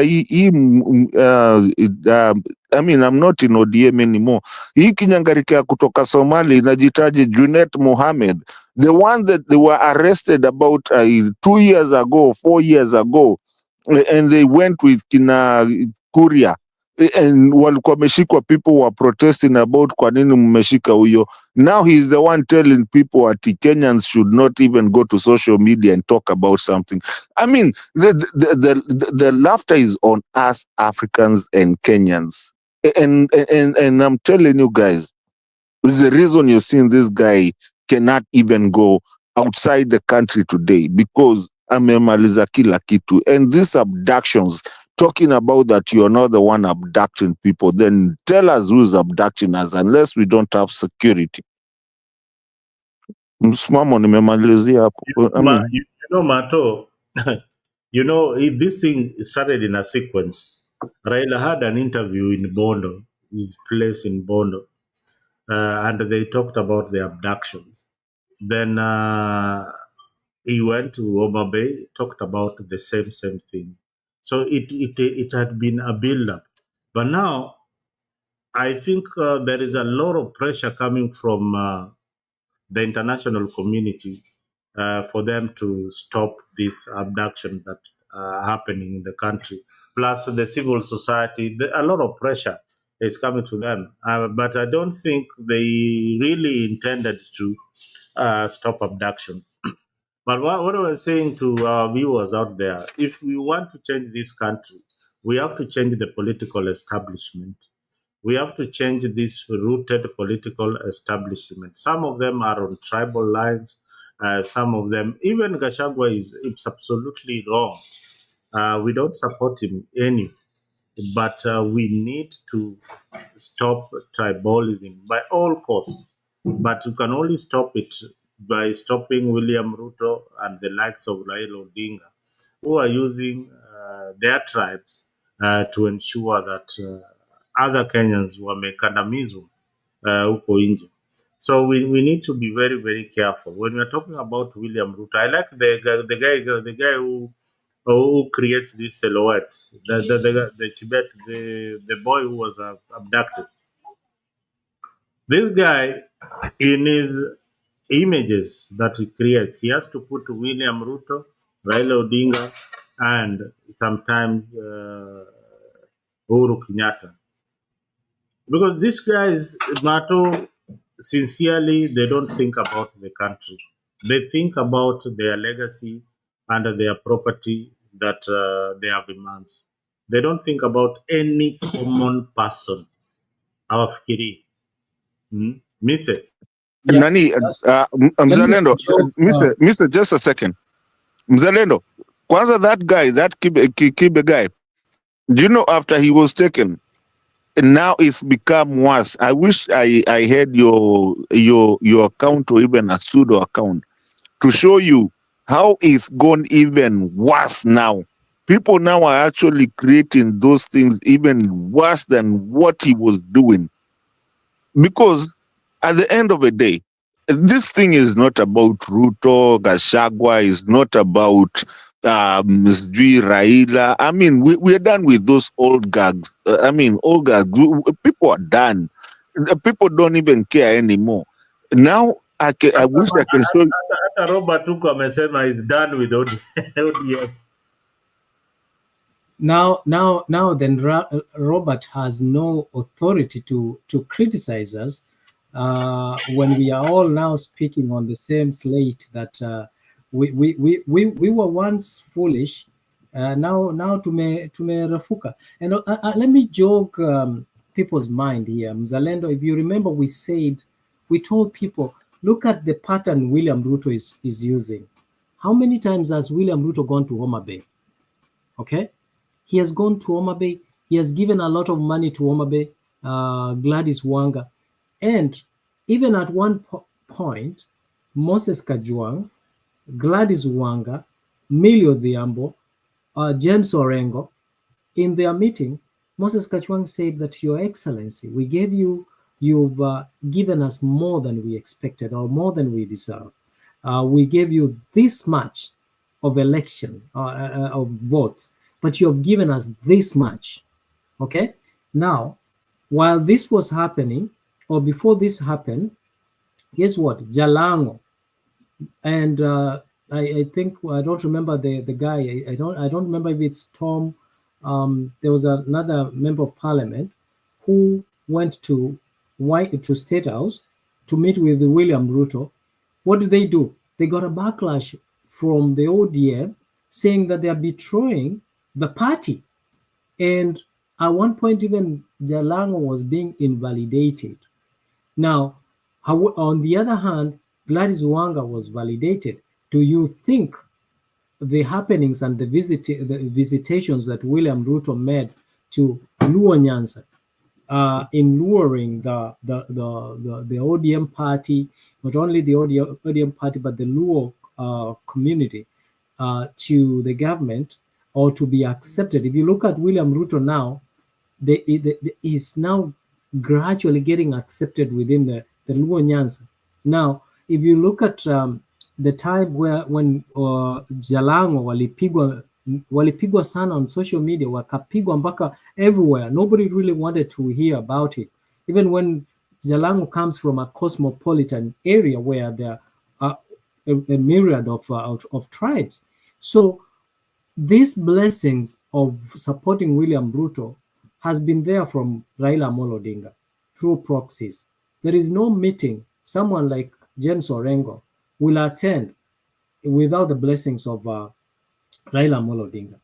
And yet, when we were having these discussions in Jiru, remember, in the past, we all still rubbished William Ruto. But now, William Ruto has formed an alliance sidelining the Kikuyus, or Central rather, because for the longest, and he has succeeded, for the longest, the Central believed that without their equation in the elections, you can't be a president. Now you see the Kalenjin, the votes of the Kalenjin, the votes of the Luo, the votes from Nyanza, and the other few the votes from coasts. That's why you see Joe has come in as well. So now you can see William Ruto really doesn't need Central, and that's why he, on their face, that's why they impeached Gashagwa kimadharau vile walifanya. The Central, on the other hand, have not been upset by the way Gashagwa was treated.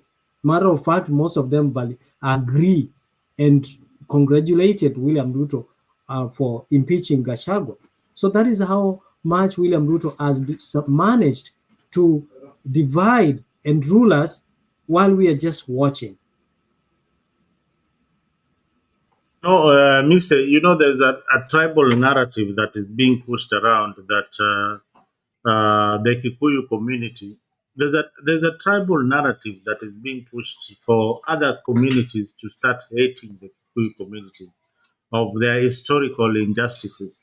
Now, this is something that is there. That is a government propaganda that is being pushed, and it's being pushed very, very, very effectively. And members of ODM are the ones who are really fighting. They're no longer even fighting William Ruto. They are not fighting William Ruto. They are fighting Gachagua, a private citizen who does not even command anything. Gachagua is nothing. He lost his position. He's nothing now. So what they are fighting for is to see that this narrative is pushed against the Kikuyu community, just like what happened in 2007. But Kenyans should come out clearly and say, you know, what we are looking for is a united Kenya. And Gachagua Pia, he needs to stop each and every time he's around Izi Manyandarwa, Nyeri, Wapi. He has already consolidated that vote, the Kikuyu community. He needs now to embrace himself with other communities too. He is welcome in Raila's backyard. Let's see what happens when Kikuyus look for votes in Raila's backyard or in DC. Now, absolutely. There is something that is going to happen because I think we are still being played as the pawns in this game. Suppose William Ruto reunites with Gachagua. Njero utaniambia nini hapa? Let me, before Njiru aseme, let me say something. Let me tell you, you guys, we're at a crossroads as our country.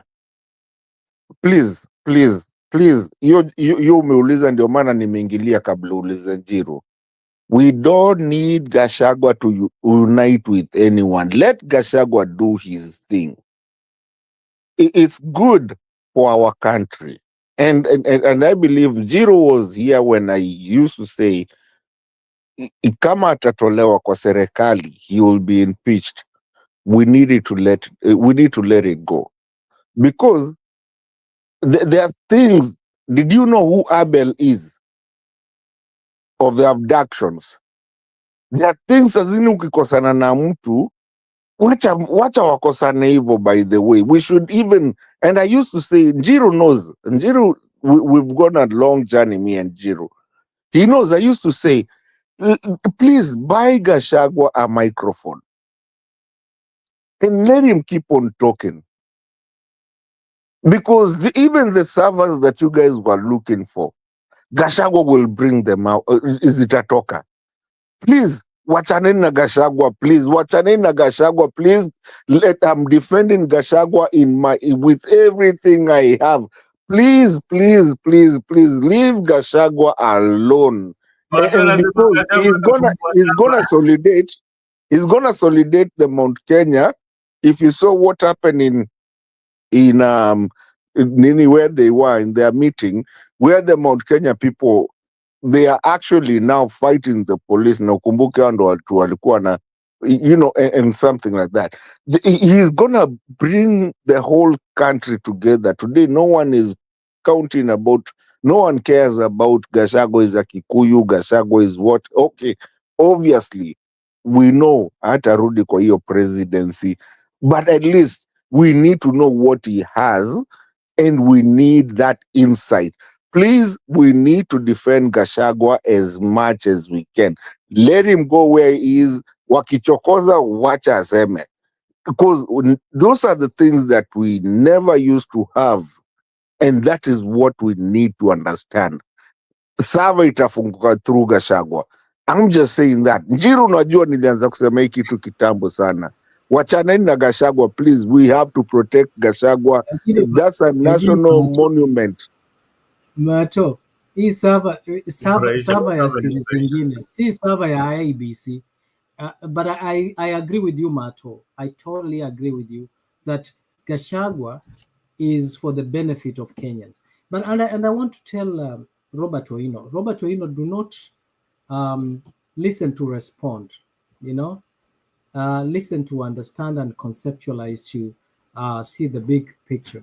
I mean, Kindiki didn't have any much influence like Gachagua.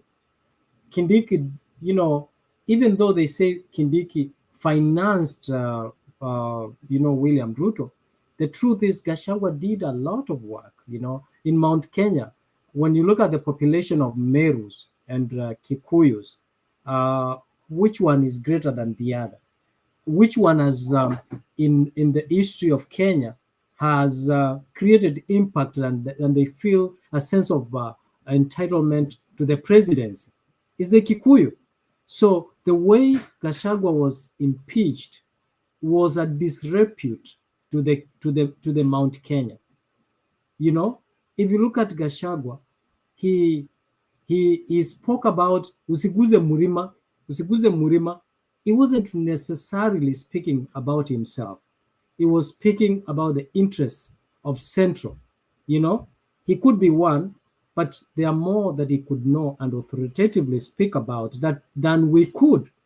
So the idea of Kindiki was just a PR and a by the way, but the bigger picture is William Ruto had a backup plan kubwa, because you think about it, Wakikuyu wakikasirika ama Mount Kenya ikikasirika iseme mtoto wetu Kashagwa hajakuwa treated vizuri na waseme we are voting otherwise, what would have been a backup plan for William Ruto?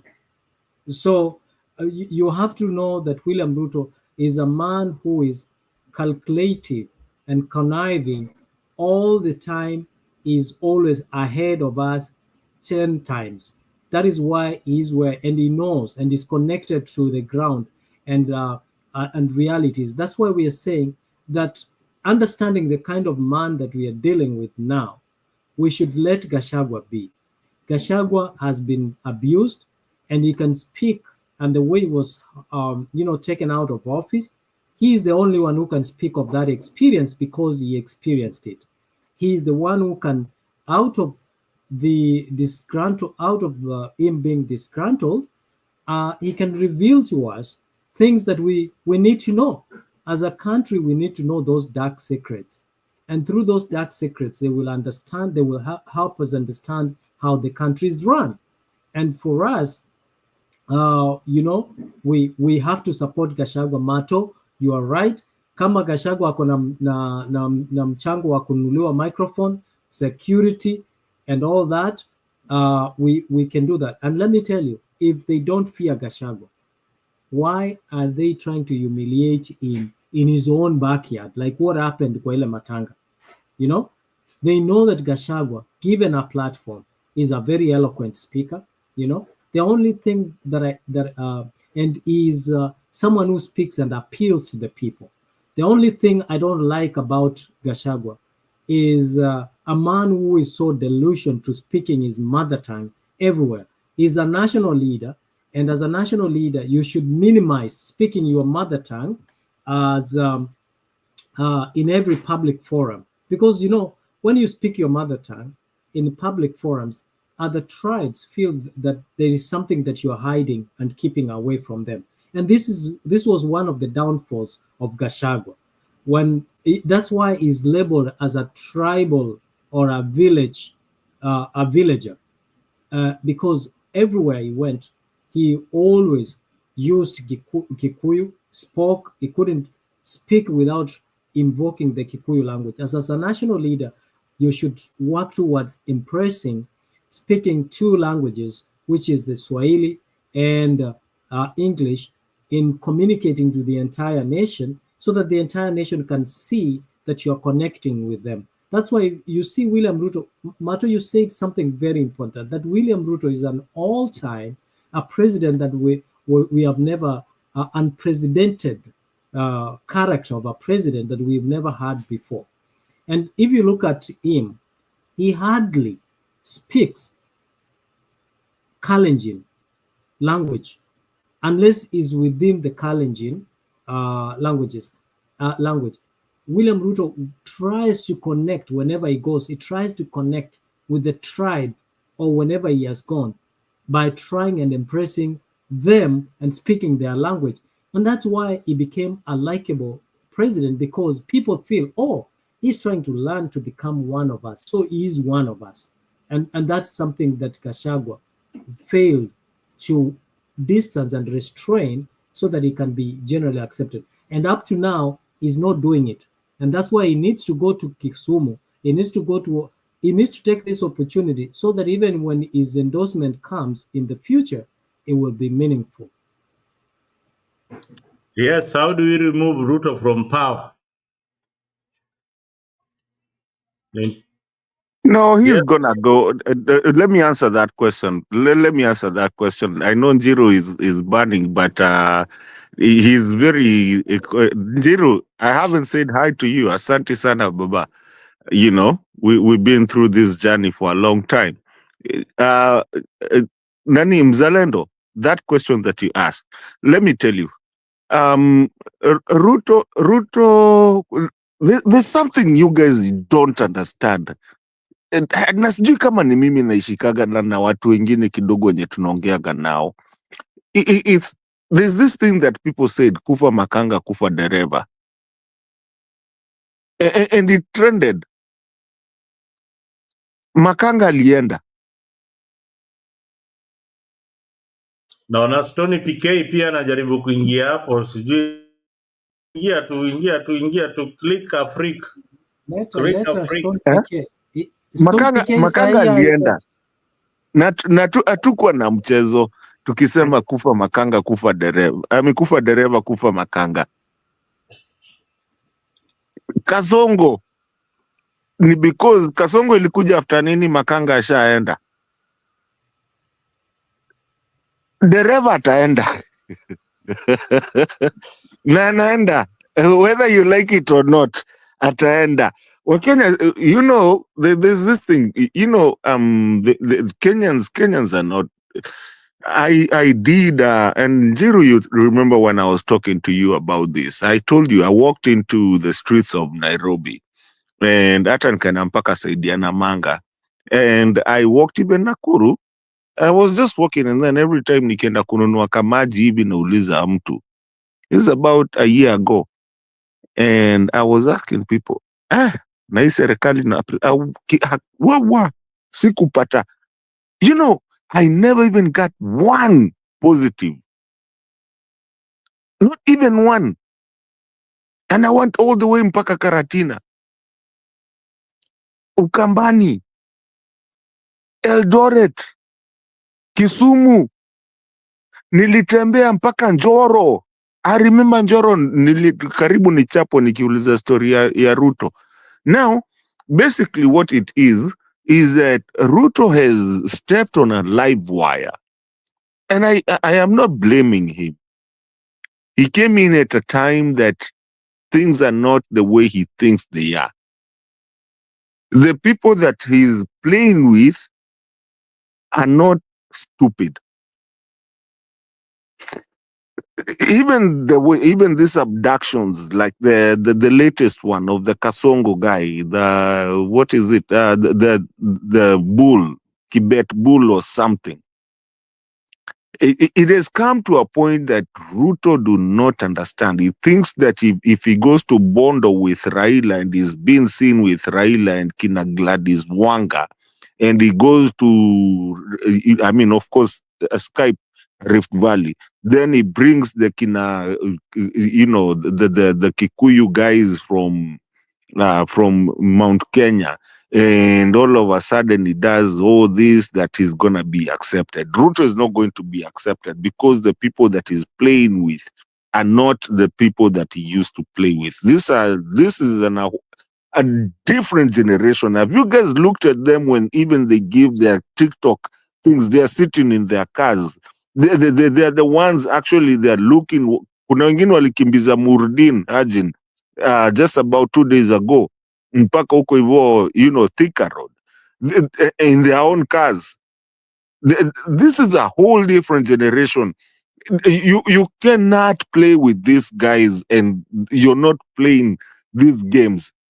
The reason even people are going for and defending Gachagua, it's not that they want him to come back. It's because they are trying to tell Ruto, keep off Mount Kenya, keep off these tribal things. We are going to deal with you perpendicularly, you yourself. And it doesn't matter what it does. And that is what I think all of you will agree with me. That is where Raila, Baba Fidel, goofed by trying to join with this person and trying to do that, because people are not seeing. Ukienda kufunga bao huko hivyo ati sijui Gladys Wanga anashika ati sijui nini ati there's something ati mnatuonesha ati kutoka sijui Bondo. Listen, it's not going to happen. Hii kitu imebadilika bwana, hii si ile ya kitambo. It doesn't matter what he does. It's not gonna happen. We're still gonna move the goalpost. Right now we are talking about. He thought we were talking about finance bill. Kidogo now we came and started talking about change the constitution. And I mean not the constitution, change the cabinet. Now all of a sudden akidhani hivi now we are talking about what? Monday tunaenda maandamano kufanya nini? We are going to maandamano to do what? We are going to change. I mean, we're telling him that abductions. So everything he touches in any way, including hata atuletee Kalonzo Musyoka amweke kwa serikali, bado tutapigana juu ya hiyo Kalonzo Musyoka, kwa nini amekuja. Hata tuletee Okia Mtata. The basic thing is that we just don't want the guy. Is the dereva ndio tunataka. We wanted, tulipata Makanga, tunaendea dereva.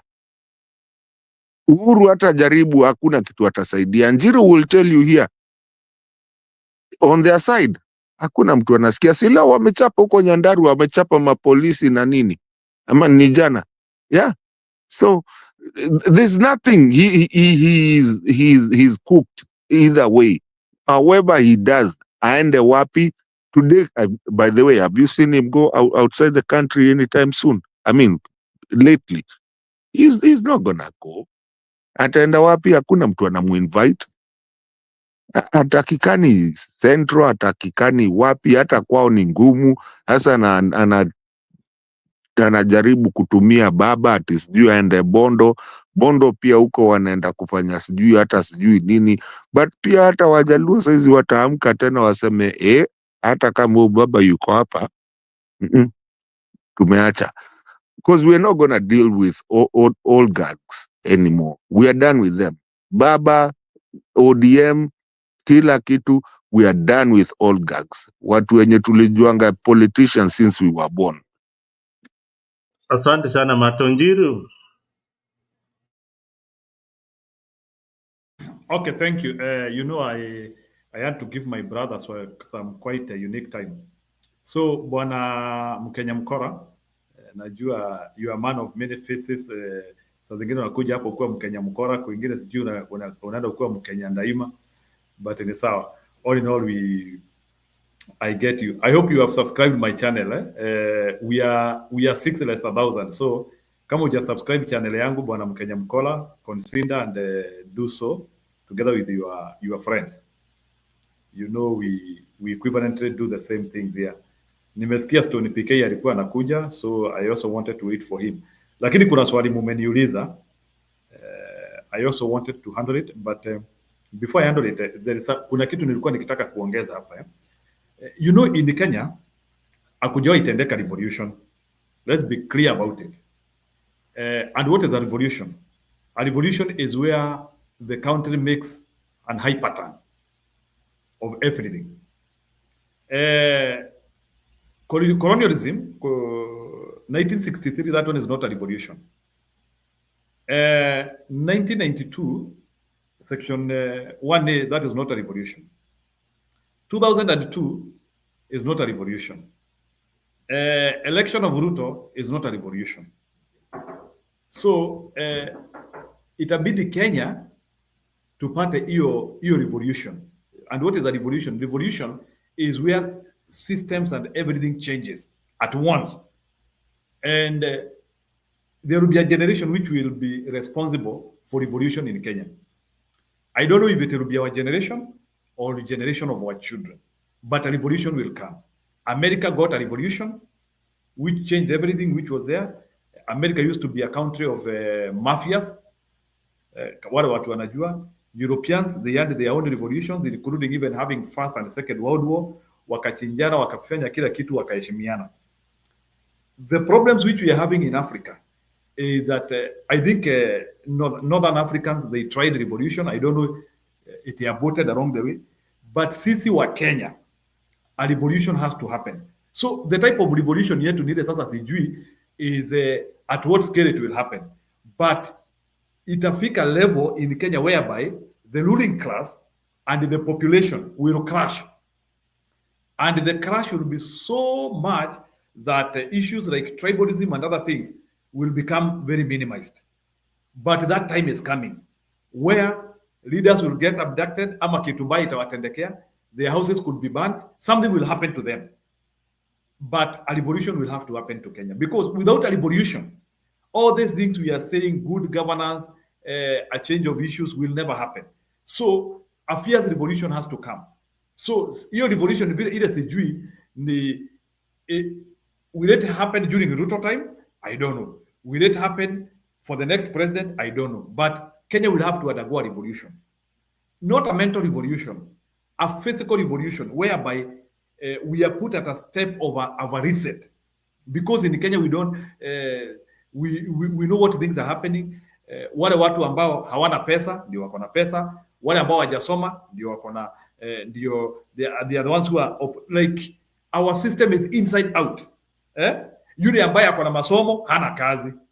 Yule ambaye ako na hii, ndiye hana opportunity. So for us to change that system, a revolution will happen. Sasa nijibu sasa hii swali ya Gachagua. Sasa mmesema kwa nini Gachagua aendi eneo zingine? This is what will happen. Gachagua is beginning to do a scarecrow, anabehave kama scarecrow. Gachagua is trying to scare Ruto that in Mount Kenya you don't have anyone. In Mount Kenya you don't have anyone. And Gachagua will eventually go to other places. But sio sahi. Sahi ile kitu anafanya ni kufrustrate Ruto. Kumuonesha ulinitoa. He is trying to prove himself relevant. I was the most important person in the government, but you despise me, you engineered my oster, na vitu zimetendeka hivi na watu wamekukataa. So for the next close to 1 year, and until hata hii mwaka yote, hata ukisikia Gachagua pahali kama Nyanza, pengine kama aende mazishi huko ama aende kutembelea rafiki, but he will not have an event there. So that is what I wanted you to know, is that for now, Gachagua is just trying to frustrate Ruto, that in my home, you have no one, and these people will never accept you. The issues of Gachagua going to other areas, he will go to those places through a coalition with somebody. He could go in the Karonzo to Ukambani.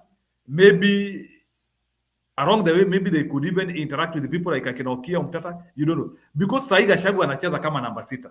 Gachagua atacheza kila pahali. So Gachagua, I see, he will penetrate other grounds, but he will go through people. But for now, he will be oscillating in Mount Kenya region as a frustration tactic to William Ruto. That's what I wanted to add. Njiru, ebu ita Gachagua Gachieta, vile ulikuwa unamwita. Of course, he is still a Gachieta. But I oh my God. You see, Vitu zinabadilika, vitu vichenjanga. You see, I'm an orphan, I'm a political orphan. I was left, I used to wait for Raila Odinga to speak. So I was left with no one. Until now, Gachagua started becoming palatable. It's so unfortunate. Unfortunately, now, Gachagua becomes now the yardstick of what will he say today? What will he tell Kenyans? But it is important that we are now starting to listen to Gachagua. Na ni maombi ya Gachagua, anakuwa kwa kanisa kila siku, ni maombi yake. But anyway, I I agree with most of you what you are saying about what we need to do as a country. We need to come together, look at each other in a different way, not from yesteryears where we were looking each other on hii ODM party, sijui huyu ni wa party gani, huyu ni wa nani. I have seen even members of ODM, people like Babu Awino, people like Sifuna, they're trying to look elsewhere for other political parties, to other political formation. Babu Owino is coming with a political party next year with Ndingi Njoro. That is a political party that we need to look at what they are offering on the table.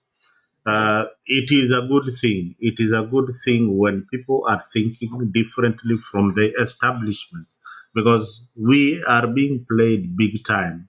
We are being played big time by these politicians. And until the day we all realize that there is a problem.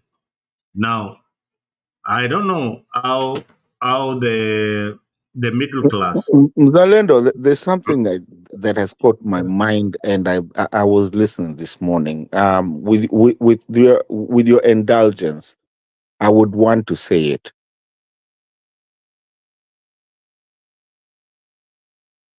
Go on, Mato. Yeah, there's this guy, I don't remember who was saying. I was watching something this morning, and it kind of caught my mind of it, na ikanishika sana, that there's always a problem, and kama kuna mtu amewatch your video of who said that, mnaweza nikumbusha, that you cannot have an oblivion of where you take everything, and it reminded me the laws of physics, of where, like, you go grab Raila, you grab all the parliamentarians, you grab everything. Something is gonna have to fulfill.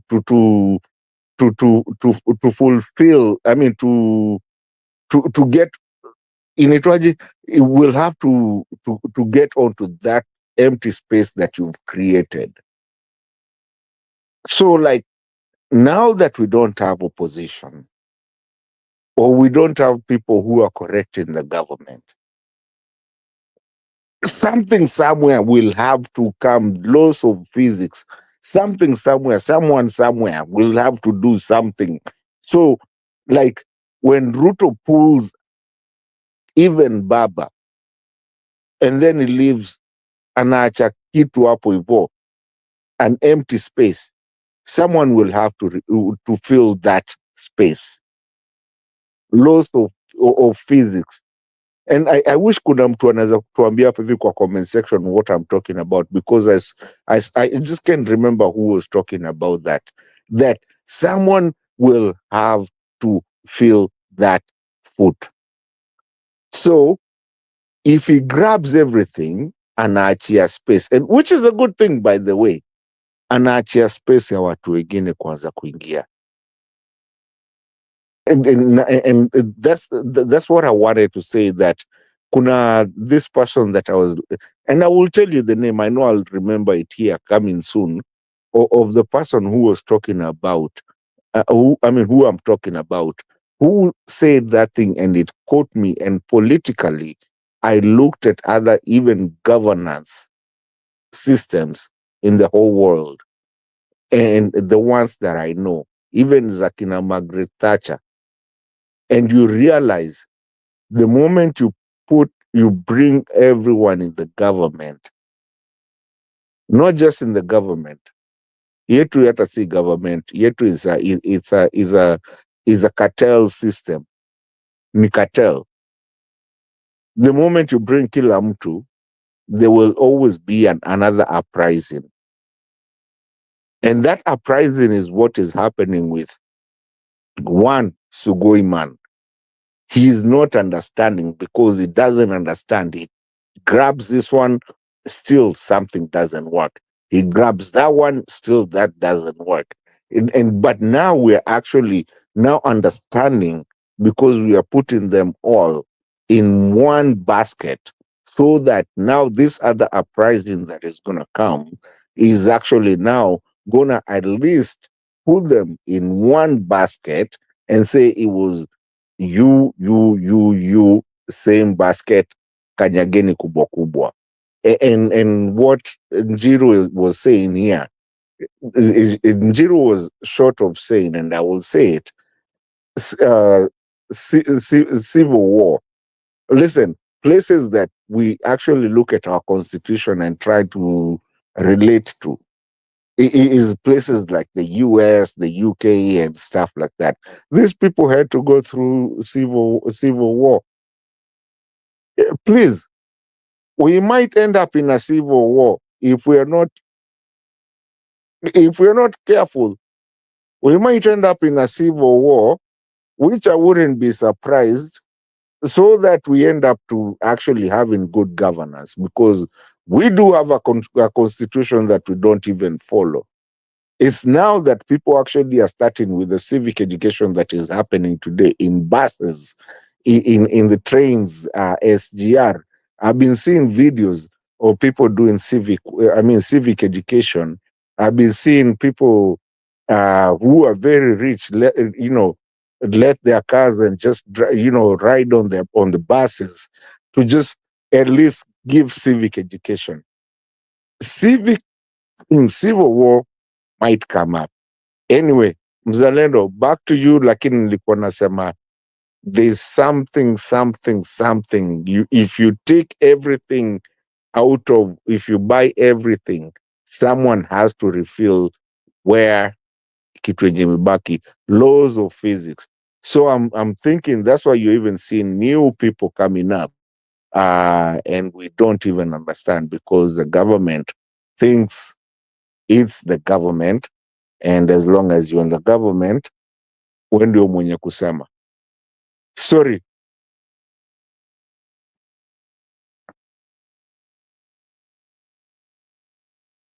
Mr.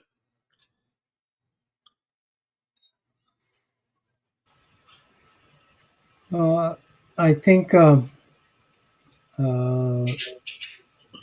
we have said enough, and I think tuanze kuheshimu Gachagua and call them the right names.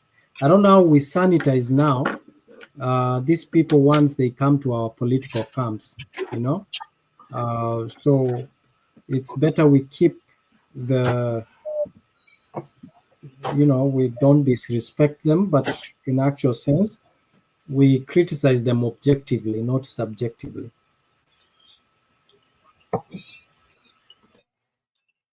Njiru. Njiru amelala. Nadhani nilikuwa na kunyaka maji kidogo. Now it's an open mic. I think we have exhausted whatever we wanted to say. We've done almost 3 or 4 hours of this show this evening. Tumeexhaust kila kitu. Sasa ni open mic. Kama uko na maoni, kama unakula Krismasi, kama unafanya nini, mambo ni maana gani? Mkenya bana. Nani Trump anachukua power bwana. Acha nikuulize kabla tujaenda hapo. Kabla tujaenda kwa Trump. Kabla tujaenda kwa Trump. Can you imagine if we said Robert Keino, right? If we say Gachagua is Gachieta, right? And we say Robert is Keino, we know in our tribes what Keino means, right? So how would Mr. Robert feel? Wewe mise wacha zako bwana. Unajua Keino. I know where you're going. Wewe. Unajua hawa wajui. Just like Kachieta, you know what it means. Mato we niambie Trump alishindaje bwana? No, Trump ilikuwa hivyo. Kwani mlikuwa mna expect? Imezia tuko na expect huyo jamaa ashinde. No, Trump ilikuwa hivyo, ilikuwa inaenda hiyo ilikuwa inaenda. You know, the problem is, first of all, hakuna Mkenya mwenye nilikuwa najua ama mwenye najua hadi wa leo mwenye si ati tunamtaka ama tulikuwa tunamtaka. Tukuwa na choice to accept vile iko. Ndio tungependa mama aingie, lakini sasa pia unajua, okay, wacha nikwambie story ya Afrika sasa. Na by the way, hiyo nakwambia immigrants na especially Africa. Na msidhani ati Ruto akuchangia hii kitu. Ruto alichangia sana because all the Kenyans wote walisema eri Trump. Wakenya wote walisema eri Trump, mimi included. Yani hata wewe? Hata mimi nasipendi Trump kwa kitu yoyote. Mesi kwa hapo. Mimi nilipigia Trump Rosafi. No bother. Mato.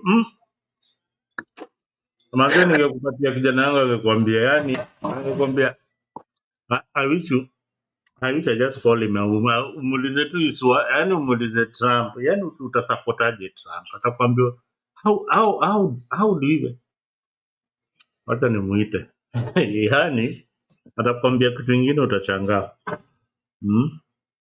But anyway, it is what it is. No, mimi the reason nilikuwa nataka Trump ni kwa sababu kwanza Afrika. What? Sema Mrs. Mzalendo. Unaona kwa lugha ya Kijaluo chieth inamaanisha nini? Mavi. Shonde. Sini shonde. Shonde, mavi, yeah. Sasa tukiita Gachietha ilikuwa inamaanisha tu Gashonde, right? Sasa angalia, Robert is so proud kuita Gachagua Gachietha, but yeye hataki kuitwa Keino. Kwa sababu unamuita Keino na nini ni Mkisiwa huko kwenyu na yeye si Mkale. No. The same way Gachagua is not Gachietha ya kutoka huko Nyanza. So in other words, what I'm trying to teach Robert is to respect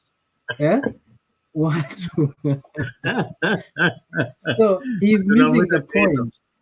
You guys, niambieni how Ruto is going home. Hii yote ni kelele tu, lakini this guy is so smart. Wait, nani? Mr. Chair, wacha nikwambie kitu moja. Huyu jamaa anaendaje home? Wacha mimi nikuulize. How is Ruto? Tell me how Ruto cannot go home. You just wacha nikuchapie nini reverse psychology. Wacha nikwambie, sawa. Wacha nikwambie the reason why sometimes he cannot go home. You know this monster called IBC. IBC has been used in the past to manipulate elections. Tell me how that is going to stop. If you tell me that, then we have an answer. Okay, I will tell you. Ruto thinks he's very smart. And he's always thought he's very smart. The thing is that hiki tu ya IBC by the end itampeleka home. Because first of all, he thinks that hakuna mtu, atatumia legal manners. But then again, He's also the same person who has been changing laws and making them a moving roller coaster that ikiwa hivi ana change law hivi inaenda hivi. That IEBC hiyo ndo itampeleka home, because hata saizi when you start talking about if anything was to happen to him, of course we have Kindiki mwenye ameingizwa saizi. First of all, we have and Mrs. here, at least we have mtu mwenye amestudy law. We know that Kindiki aliingizwa bila I mean without the constitutional way of putting mtu kuingia huko ndani. Again, the other thing is also that we've actually tested the presidency of impeachments. So either way, Kenyans win. Now, if Kenyans say, with or without the IEBC, we don't want you, and Misa is here, and you know the constitution, the chapter 1 of our constitution inasema nini? Ni sisi wenye kusema. So anaweza kuwa amejiingiza kwa shimo ingine kubwa. Now, answering your question, Ruto, the only way that he can survive 2027, and that is if he gets there, the only way he can survive that is this Gerald Gay thing that is trying to bring of 7 years, so that we don't have election at that time. But if we do have an election, and to just answer your question, vizuri sana, do you remember that, okay, so the constitution says IEBC has to be in place 3 years before election. But the IEBC that actually put Ruto in place, the Chebukati one, remember when they were formed as Misi utanikumbusha, and maybe I know you're looking, and maybe you know, na pia hata wewe mzalendo, these guys were brought in just about less than a year to it. So there's a precedence of that. So for him, anaishikilia sana to use the constitution, but for him, he came in unconstitutionally, because even that IEBC haikuwa supposed kuwa, haikuwa imetumia constitution, because hawakuingia 3 years prior to election. So unaona, so tutatumia tu hiyo yake tu yenye alitumia kuingia, tutampeleka tu na hiyo. I hope I answer. Mi unaona hiyo okay, hiyo ni another way of looking at it, but suppose we just change the laws a bit. Of course hakuna mtu atakubali kuchange hizo sheria, but hii sheria ya kubebana na kura kwenda Bomas na nini, that thing should change. We don't need that Bomas nonsense. Hiyo Bomas nonsense should stop completely, because hizi kura mato in your village in Mtaboni, in that classroom, kura ya president imeshahesabiwa. The agent there already knows the vote ni ngapi president amepata. Haja gani tena kubebana na hizi kura tena kuja nazo Nairobi? That is the only way we will sanitize our election. And I agree with you 210% kama kuna kuagana kitu inaitagwa hivyo. I agree with you. Hiyo tu ndio story. Hiyo ndio story watu wanafaa wanaongea. Because remember, Maraga's ruling was simple. On the Maina Kiai's case against IBC. Maina Kiai, Maraga ruled that, elections are done at the polling center. The counting is done at the polling center. Everything ends at the polling center. The transmission is done at the polling center. Every counting is done there. history yote, sijui Saba huko, sijui nani huko, sijui nani, sijui commissioners wa 6, sijui wa 10, sijui wa 12. We wacha ni kuongezee bro tena, ati sijui Kamago umesema hii ni open tena. Kakamago ametoka sijui wapi country ingine, amekuja tena. Ametoka wapi? Hesabu kura yangu nijue Mato amepata kura 10 hapa kwa hii polling station. Mise amepata kura 5. Njeru presidential candidate amepata kura 50. Mzalendo amepata kura 8 kwa hii polling station. And that vote, if we could only agree that the media can pick up that information, because this is the age of technology. Kuna iPhones, kuna nini, hizo information zinaweza fika kwa tallying center almost immediately and be transmitted the way they are. No, unajua hiyo ndio kitu ilituumiza sana, especially wetu wenye tulikuwa tukifuatilia elections this last elections. Unafuatilia results zile haziko. No, unajua sisi tulikuwa tumeka groups 3, kulikuwa ya US, ya UK na ya Germany, alafu tulikuwa tunaangalia zote because watu walikuwa huko hivyo, unapigiwa picha, unaoneshwa okay, hii polling station mse amefanya hivi. Alafu tulikuwa tumekaa down manze, mpaka watu wa IT manze tumekaa down, wana compile, mse anapigiwa, anaambiwa we Kisumu kumetokea nini, okay, polling station fulani nini. You know, that's how we came up with that Ruto got 3.7678. That is 3.67 million. That is all was needed, and Raila went to this election knowing very well, but anyway alikuwa kuna confidence juu alikuwa na serikali on his side, but so si tulikuwa tunazipata kutoka kwa polling station, and so si hata tulianza kucelebrate mapema because tulikuwa tushajua baba yenyu huyu baba Fidel, excuse me, si baba kwangu huyo, nishamwaga. Anyways, huyo mwenye mnaita huyo wa Bondo, huyo alikuwa already alikuwa shashinda, tunaangalia hizi vitu, na huyu mwingine wa kutoka Sugoi alikuwa amepata sijui nini. Yani guess what, all of a sudden una vitu zinaanza kugeuka, tuko like ayaye Mato, you know mimi Mato, unajua mimi nimetafuta kura na nimekuwa kwa ballot box. Okay? Yeah.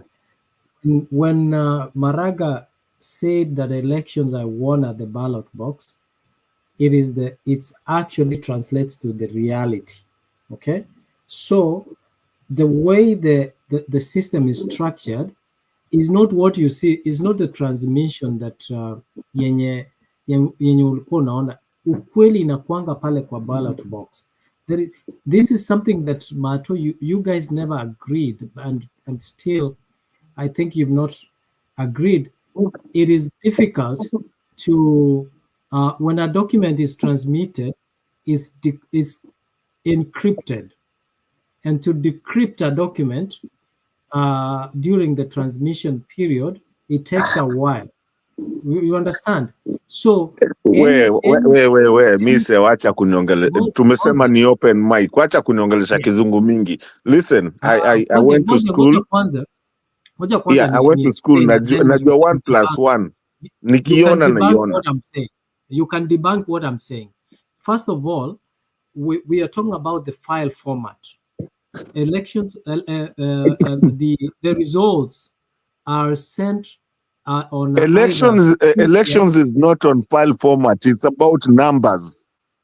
No. The votes we are talking about, they are scanned and sent through electronic means. That is why they are able to see. Wanapiga picha na inakuwa transmitted. Na sisi ndio nasema mise, I cannot scan you and then start coming and saying that two misses about the way the file was formatted. We cannot do that. A mise is a mise.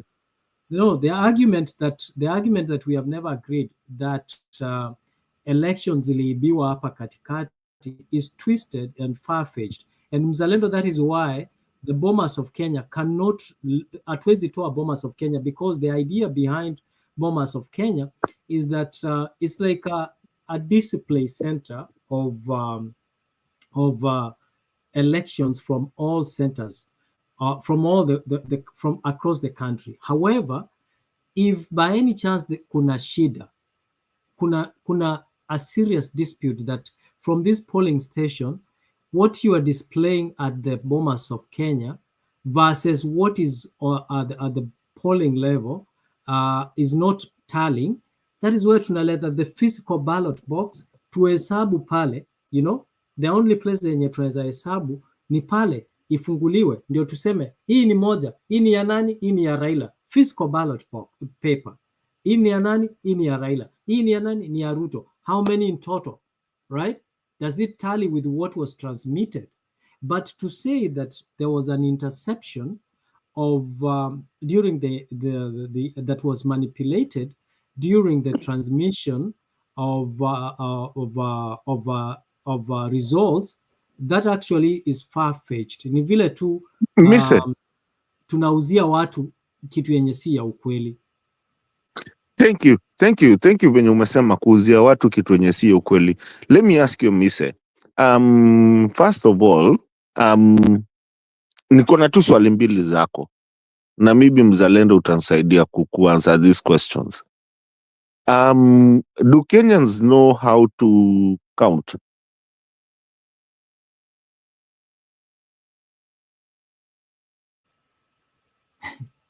That's 1 + 1, right?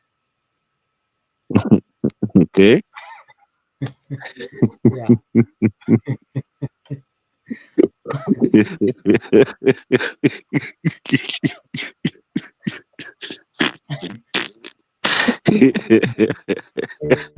Watu wanakuanga na mchezo sana.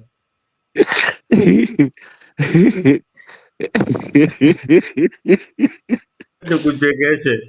Kuna agent wa kina Mato wa elections alienda kwa ballot. Kwanza ameenda huko ako maji, alafu anaambiwa hebu sign hii document ama uandike. Unajua kuna mahali unaandika jina yako kama agent na nini. The guy could not write even his name. So Mato probably is right. Do some of their supporters know even how to count and write? Jamaa hajui hata kuandika jina yake na yeye ni agent.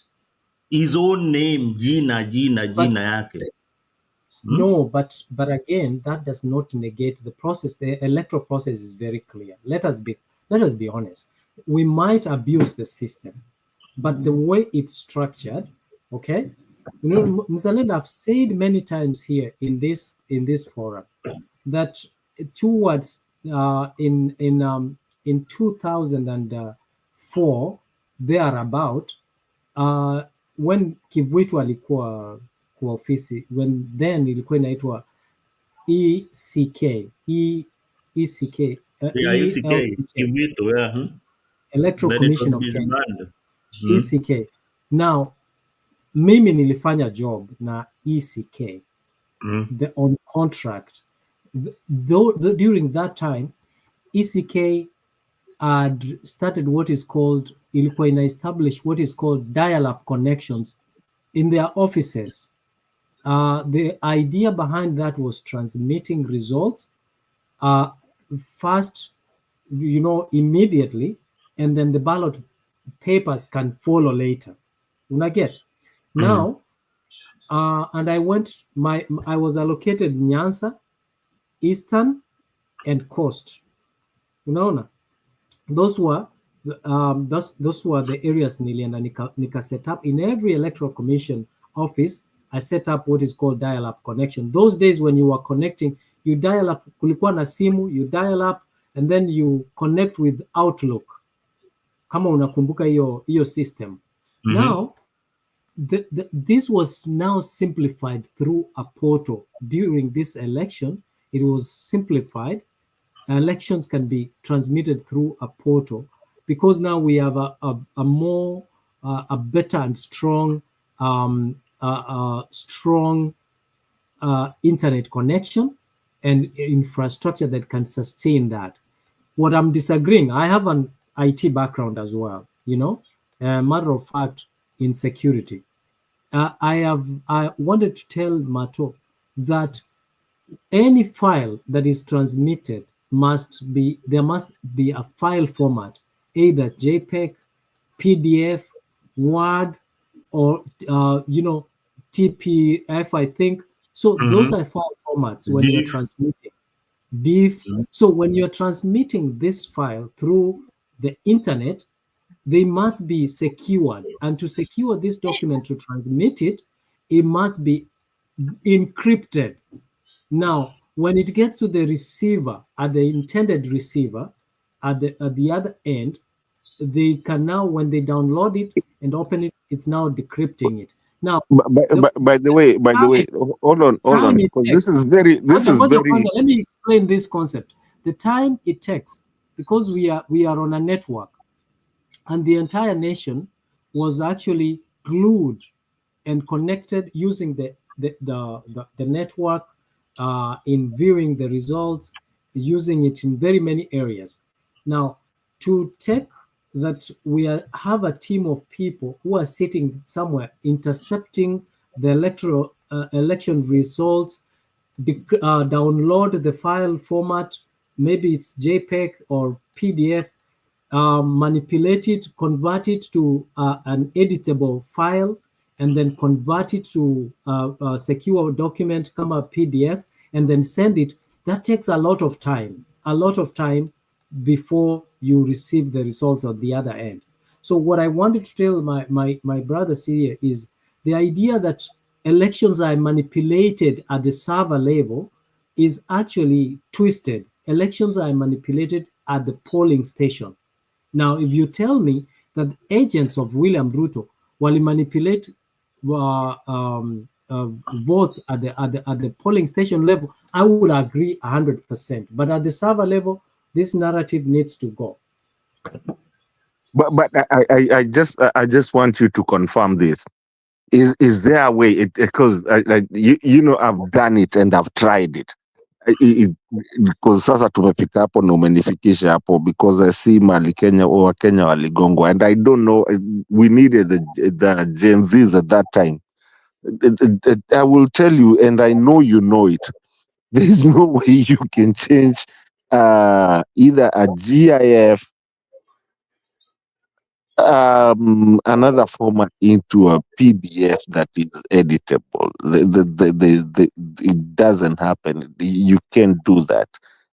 I mean, hiyo kitu mi ilinishinda yani, and how people accepted that thing sikuielewa. Mzalendo, 1 minute.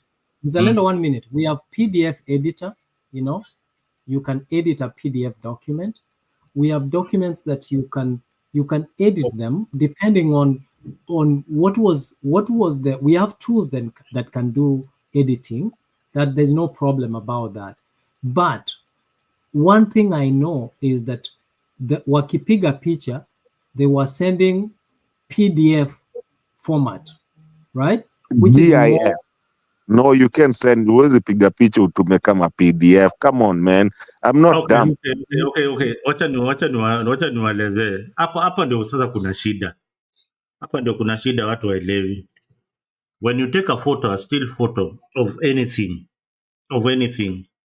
whatever gadget that you're using or whatever software that you're using, it comes up with a configuration of how you need to send it.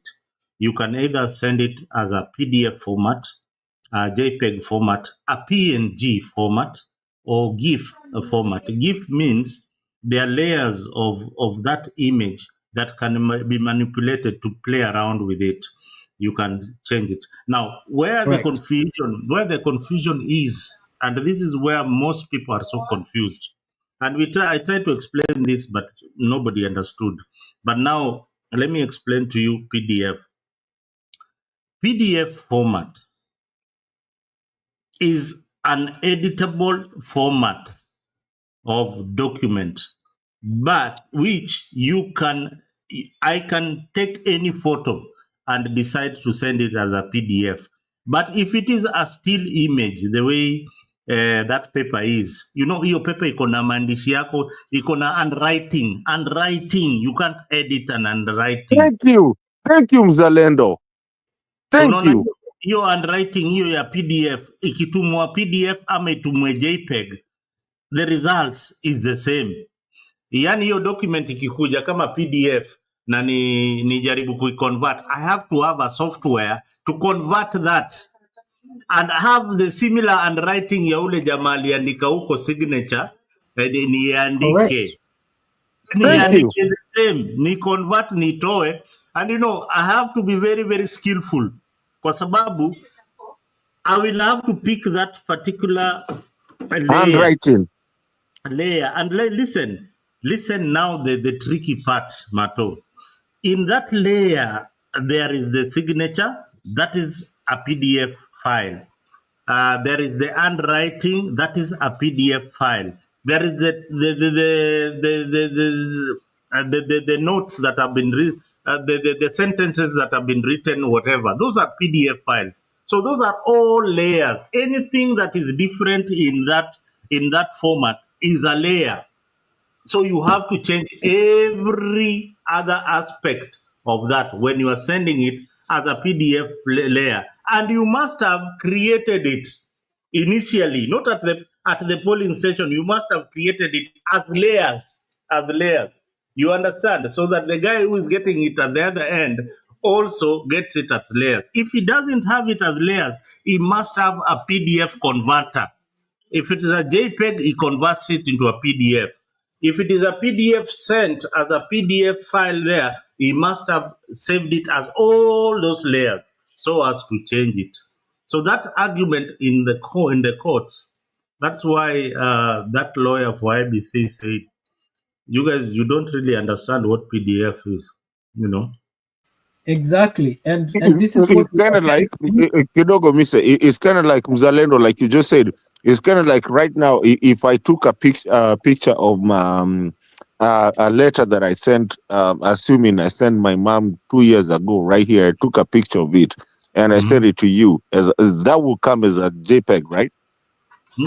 No, it depends on how you will choose, what you will choose. No, vile utachagua kwa hiyo format. Unaona vile utachagua, you later choose, I want to send it as a PDF, I want to send it as a PNG, or I want to send it as a JPEG. Okay. Na ukumbuke hiyo barua yenye nakwambia saizi nilikuwa nimeandika na mkono. Sikuwa nimeandika na computer, by the way. Nilikuwa nimeandika na mkono. Endelea. Nikutumie. And then you want I mean nikutumie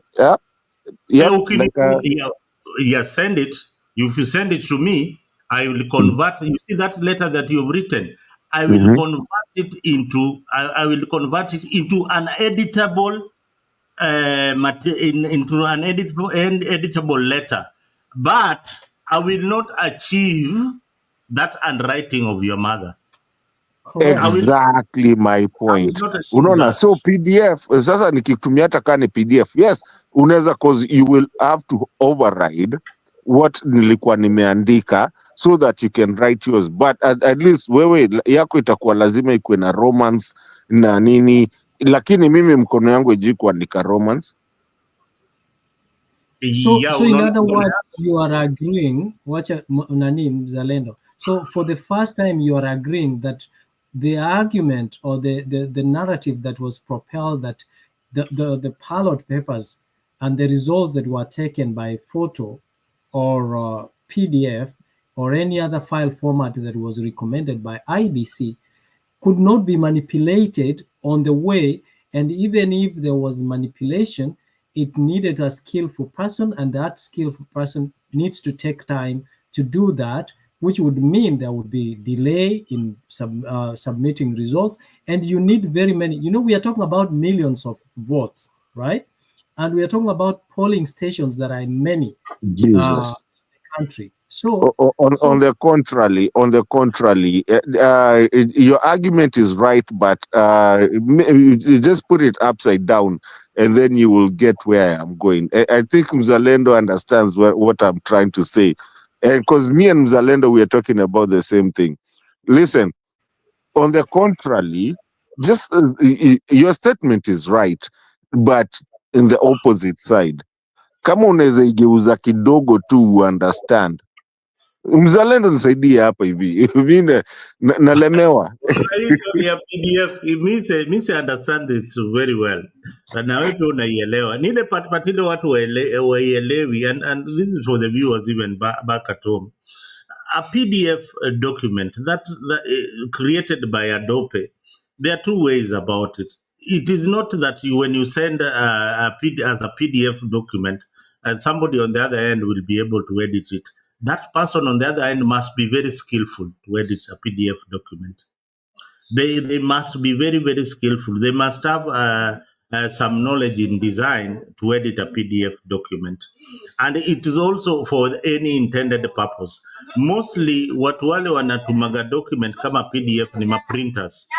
So printer atakuwa na image ya Raila Odinga or any other person, then akuwe na text message hapo kando. Then pengine if I manipulated an image, tuseme if I manipulated my image, tuseme kama hii ingekuwa ni image ya Kasongo, nimeimanipulate, nimeweka kisogo yake ikakuwa refu namna hii, the way that guy creates silhouettes, that is a one layer. That is one layer on a PDF file. Hiyo kisogo yake inakuja kama one layer. Layer number 2 ni face yake. That's layer number 2. Layer number 3, lips, mapua, mikono, nani. Then when I send that document to somebody like Mzalendo who knows how to use PDF, I will say that, okay, I want to change the ears that you sent. I just go straight to the ears ile ilitumo. Naibadilisha. And if I want to change the nose, naenda straight to the layer ya PDF. But that does not also mean that PDF files cannot be sent as JPEG. Na ikuje tu hivyo. Itakuja tu hivyo kama ki JPEG, but it is PDF. The only difference is that a JPEG you cannot convert it into an editable file format. But a PDF. Bas. Yeah. Thank you, sir. I appreciate you for actually making that clear. Mimi nimeshindwa kujaribu kuambia wase that you cannot change a JPEG into a PDF. Awezi. Because it's like, you can manipulate, no, Mzalendo, you can. No, you can overwrite, but you cannot change it. What you can do, you can resave it again. Unaona, silikuja kama JPEG. Unaisave save as, ukienda kwa save as, unaenda unasema save as a PDF. Itaisave kama PDF. Or alternatively, this is what Mato is not understanding. There are many tools. There's Photoshop. You can import documents to another environment and play with that document. But my argument here that Mato, and I totally agree with that, you did have this same argument, but people didn't understand you. But my argument is that this kind of dealing requires a lot of time and thinking, that you need a lot of people. It's like you set up a whole call center of maybe one or 500,000 people who are going to sit down and manipulate how many million? 8 million votes, or how many polling stations that are sending results. 6 million polling stations. It's a lot of work, but sisi Raila alituambia vifaranga vya computer na tukashika tu hivyo blindly without understanding it. And again, when you are doing this, there are controls. There's a server that is set. There is exchange server. There are different servers. There is exchange server. There's servers, different servers. Now, for you to get to those servers, and how are you receiving this? Maybe there is a web servers which actually only deal with host or hold webs or portals. That a portal is a web-based interface, and maybe there's an email server or email exchange server. and so forth. So this is a lot of things that our IT experts were not candid to explain to people like Raila Amolo Odinga to understand, because they want to be politically relevant and don't want to say the truth. Because why do we have government IT experts? Why can't they explain things like this that we are explaining? You know, and this is a challenge. Can I ask you a question? Yeah, sure. And I agree with what you're saying, but I want, because hiki kitu tulianza last year na nyinyi tukiongea story ya JPEG versus PDFs na nini. Let me ask you, so when you look at a JPEG is a picture. When you come to, if I was to send you right now, maybe nisimame kwa dirisha hivi nikutumie picha ya huko hivyo nje mali kwa dirisha kutoka kwa nyumba yangu, hiyo itakuwa nini? Sio ni JPEG? Unaona, ukipiga hiyo ni still photo. Unaona, ukipiga hiyo picha hivyo imeatom kabla uitume, inategemea ni gadget gani unatuma nayo. Okay, lakini either way naituma kama nini? JPEG, right? Si picha ni a picture is a JPEG. No, not that a picture is a JPEG. It's not a standard rule that a picture is a JPEG. Okay, and if you go to the internet, for example, if you go to the internet right now, anywhere in the internet, and you right click on a photo, it will tell you the format of that photo. Some will be JPEG, some will be GIF, some will be AVIs, many. Okay, however, whichever you want to, but I know that thing. Yeah, so, however you want it. So but you see, our kids, hiyo gadget unatuma nayo, maybe the only way it can send is JPEG. But most of the electronics right now, the things that the gadgets, computers, and all that. When you but my question is, Mr. Chair, my question is that nikisimama hapa hivi nje yenye nimesema tu nikasema wacha nikupigie picha, ama if I have a document over here, so you know, nikupigie picha tu, nikwambie na kutumia picha. Utasema unanitumia picha, itakwambia send. So unajua send, it sent. I have documents that have been sent. You see the phone as a message, ngoja, as a message, or an MMS, right? Right, multimedia message. So unaona kama simu yangu sahi, let me just try, and there's a document that I sent right now. Nilikuwa naita huyu Kindiki yeye unikalia kama Johnny Bravo. Nani Kindiki? Hapo ka sauti. Mzalendo. You know, he's trying to be masculine all the time. You have never noticed?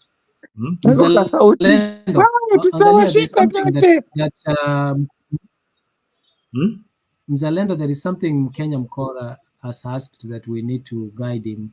And I've done a simple Google search. Can a JPEG file format be edited? Okay. Editing a JPEG file is easy as editing another raster-based image file. A designer needs to open a file in their chosen image editing program. That is why I was telling Nani. Exactly. You came to the raster, umekuja sasa. Because listen, I deal with rasters. Listen first so that you can understand. So, and by the way, do you know what a raster is? See, Mimi, I'm reading to you this. Something that you've been struggling to understand, that a JPEG file can be edited, but not in the environment you send it, but on a different editing environment. For example, PDF is an editing environment. Photoshop is an editing environment, you know, and many other editing environments. Acrobat Reader.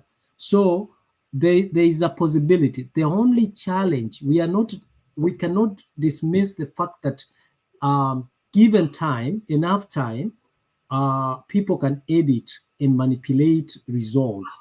However, the authenticity of the documents sent, but bro, on the other hand, the but bro, integrity, Mhm. the But bro, integrity. kuna swali nataka kuuliza. Do you know what a Sasa unaniulizaje kabla rasta lines sijamaliza? is? Unaniulizaje swali kabla sijamaliza kukuelezea kitu yenye nakwambia? Okay, pole. So the editing is there, can be done. The issue is the time. From the time results are transmitted from polling stations, right, to the tallying center or to the portal, how long does it take to edit one ballot or one result? Jesus. Ngoja mzalendo kidogo, nipatie time kidogo ni kwanza ni explain history ya Rasta. Please, with all due respect. Rasta, even us tunapataga especially in the field that I am in.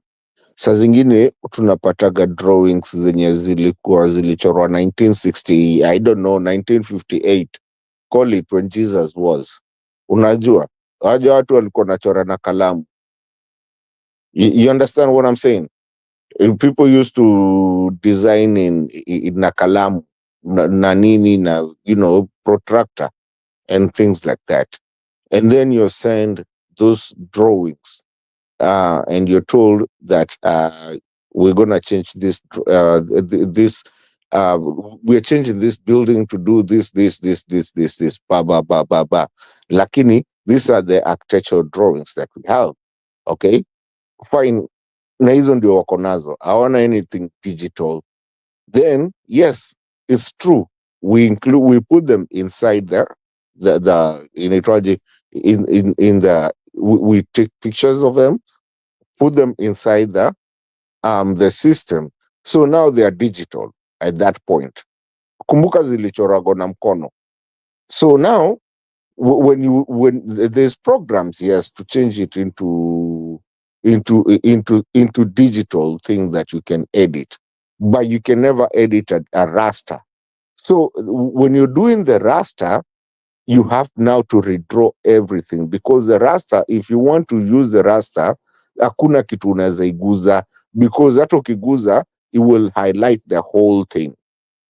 So now you have to go inside, getting in it and delete your raster, so that now there's people making money out of changing things from raster and hand-drawn stuff to become digital. Now, once it's digital, I agree with Mise. You can now change it to a PDF. But hizo zingine, hawezi, it's impossible.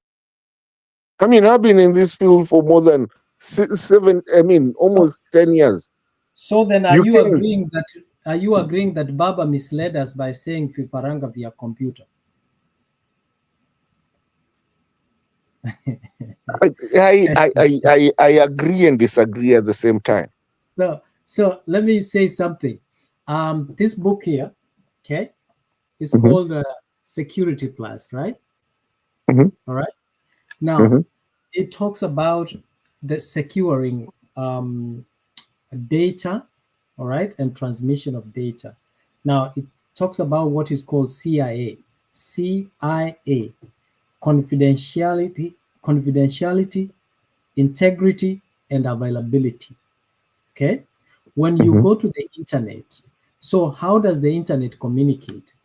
An internet communicates. It's a single line that listens.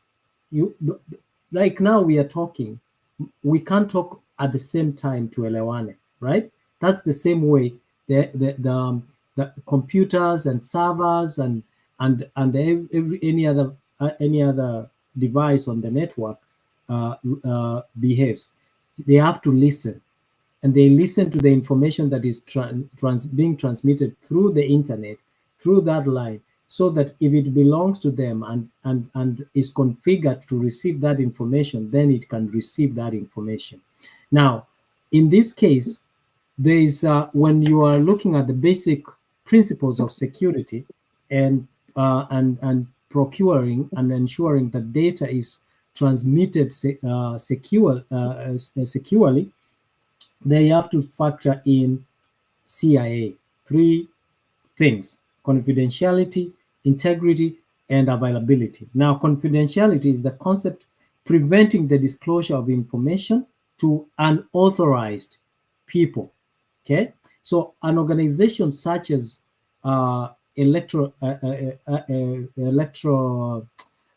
independent and electoral boundaries is a huge organization that must take care of this. And Communications Commission of Kenya make sure that you meet this requirement of infrastructure for you to be able to communicate effectively. And the other thing is now integrity. This means that the data has not been tampered with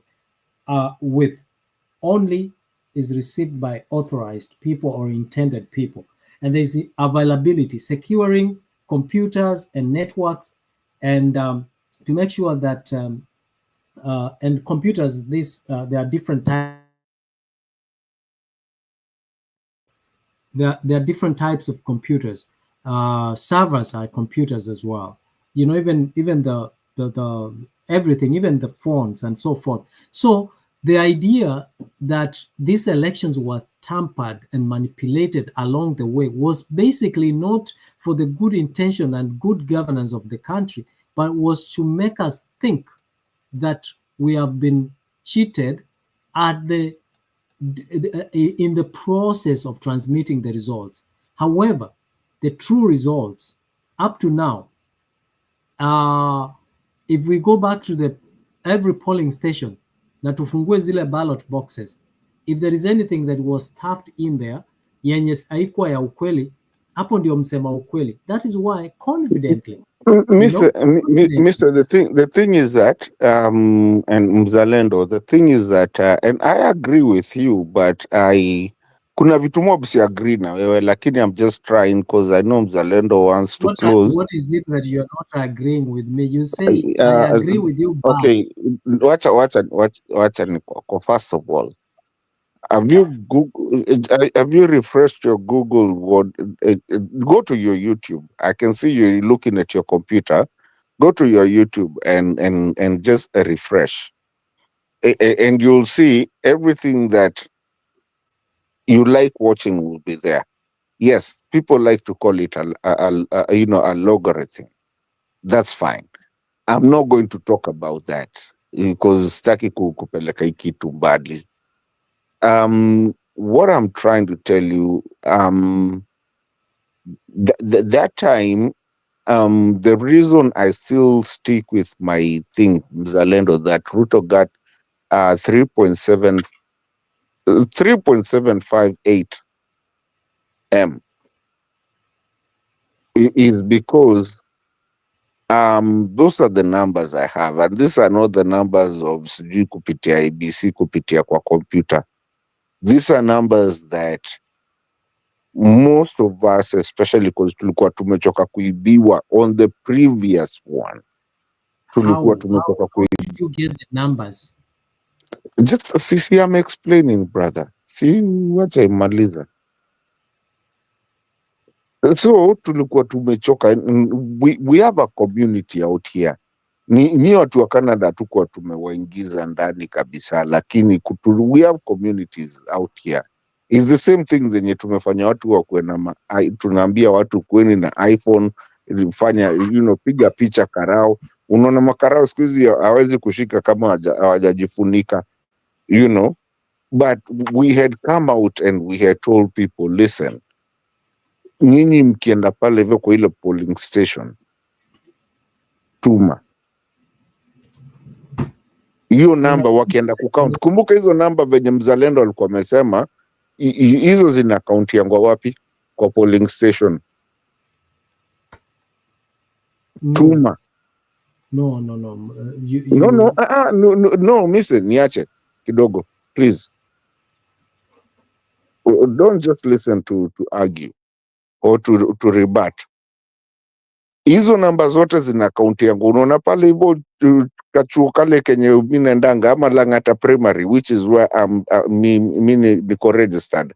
Hiyo namba zote zina kaunti yangu hapo hivyo, zikimaliza kukauntiwa hapo ndio sasa mtu apeleke kwa nini huko kwingine, zinaenda zikipanda. Listen, si tulikuwa na wasee tumeweka pale hivyo, na si ati wasee tulikuwa tumeweka kivyetu, ni because we had people that we can talk to. Tulikuwa tunasemanga we unavotiaga wapi, unajua watu wangapi huko hivyo, mwambia msee mmoja tu akae nazo hapo hivyo. So wanatutumia hizo namba, ikikauntiwa hivi si tunapata. Na watu wa Norway, actually Norway ndio Norwegians wa Kenya, hao ndio walikuwa na the main of the diaspora. Hao ndio walikuwa wameshika kila kitu because zilikuwa zikikuja tunawatumia, alafu pia sisi tunafanya zetu. I'm telling you, by the morning of that day watu already walikuwa washajua hiyo jamaa hajafikisha hata, I mean yes, numbers zilikuwa zina variance is okay, but the variance that was there was not less than plus or minus 500,000, plus or minus 500,000. Everything was falling at about 3.7, somewhere there. But plus or minus 500,000, what do you get? Hajafikisha hata nini 4, 5, somewhere around there. So basically we'd already know, tulikuwa tushajua. Remember mimi mtu wa calculus tunajuaga hii kitu. Na ndio hiyo ndio kitu ulisikia sasa, hata venye after a while ndio mato na hizo numbers hizo ulikuwa mnapata, maybe they were correct, some of them may be wrong, I don't know, but no, lakini mzalendo brother, zilikuwa zinatoka hizi za computer. Hii hata mko na agents throughout the country, so mlipata hizo namba zote wapi? No, si ilikuwa inaenda kama tuseme Kerugoya, msichana zikikauntiwa na wawekea video, mnajua Kerugoya nini section gani imepata hivi, bu done. Okay, hiyo inawekwa huko nini. And remember, you're talking to some IT experts. By the time we're looking at all these things, ndio maana watu usemanga Ruto hajaishinda kitu. Hatukulala, mimi nilitoka job mazee 3 days, hatukulala. Yani unaona, wacha tu niwaambie ukweli, ile Ruto's team was more than vile system ya Kenya inafanya. Sema mise, hatukuoni sura sahihi, umepeleka mzalendo.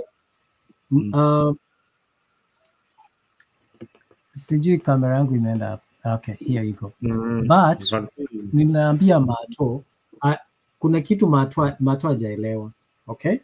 And that's what I was struggling to explain to him. Now, from the polling stations, inaenda kwa county, inatoka kwa polling kwa streams. Unasikia? Inakuanga streams. This polling center, mnahesabu kwa hii stream.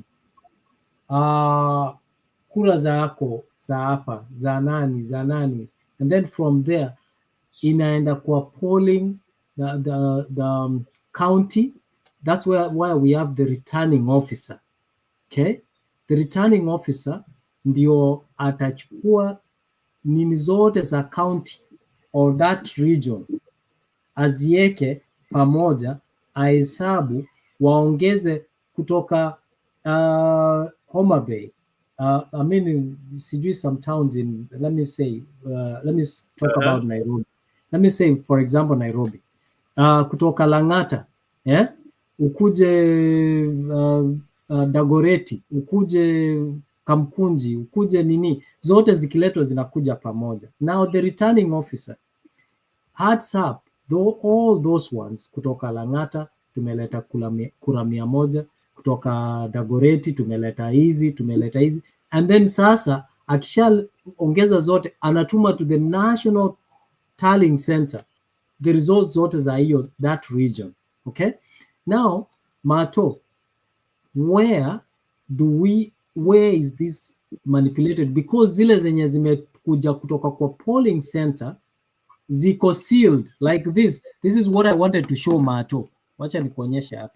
I wanted to show Mato. Ziko sealed this way. Kwanza. Naziona. Naziona? I want Mato to, wait, hang on. Unaona? Yeah? Election. Angalia, ziko sealed hivi na zimekuja zikiwa zimekauntiwa, na wakati zimekauntiwa hiyo makaratasi iko hapo. Ngoja nielezee. Ngoja ikuwe practical. So because mimi unajua nimekuwa kwa ballot box, I can explain to you more than wewe mwenye unaongea kutoka nje. So ndio maana huku shinda, because you're not getting this thing. Kwanza uelewe, naweza kuwa si kushinda lakini nilikuwa huko, wewe hujakuwa huko. Haya, sasa ngoja kwanza nani mzalendo, unajua tunafunza watu waelewe. So tuseme hizi ni polling kutoka kwa tuseme ward fulani, the 6 constituencies. Sema 6 constituencies. Yes, from one constituency, from that constituency kuna wards. You narrow it down to the wards. From the wards kuna streams, right? And polling stations. Now those polling stations, every polling station ikileta, tuseme ni Lang'ata, Dagoretti, nini, ikileta hizi zote already zilihesabiwa huko, zikasiliwa na karatasi ikawekwa hapo. What does the returning officer do at the end of it from that constituency or from that county? Anaziweka zote, anasema kura zote za raisi, kwa sababu ndio zinakuanga bone of contention. Kura zote za raisi ni hizi, and then wanatuma results kutoka hapa, wanapiga picha, wakihesabu, wakiadd up nini zote kutoka hapo, wanasema hii box ya kwanza iko na 1,000,000, box ya pili iko na 200,000, iko zote ni ngapi? 2.5 million. Then wanatuma now to the National Tallying Center. Then what does the National Tallying Center does? It only displays and relays what has been sent from the county constituency level. So these all issues ya kusema ati they are manipulated in between during the transmission is lack of understanding that elections are won at the polling station. So hii kitu ya vifaranga vya computer server and all that does not add up.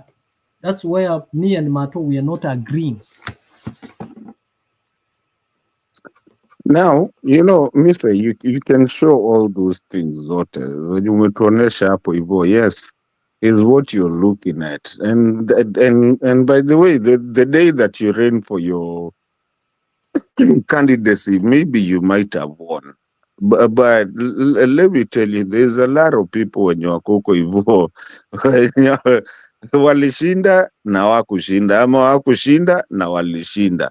Now, when it comes, and this is where I go back, and maybe, I mean, just on a very, msimamo, you'll indulge me, maybe there's a couple of people who have been saying, can we start doing what we used to call, where people would, I mean, what ile kusimama kwa mlolongo. You mama there, you're counted, you voted for this and you're counted and it's done and you're declared a winner right there, right then. Because what has come and to prove this to you guys, kuna kitu nakumbuka, nyi wote najua mtakumbuka msimamo. I know you will remember Cambridge Analytica. You know that name? Cambridge Analytica. Ole jama, yes. What is his name? Huyo mtu wa tyranny of numbers. Yeah. So when you find people like Cambridge Analytica, And the fact that we are going to vote, I'm going to vote for Msimamo myself.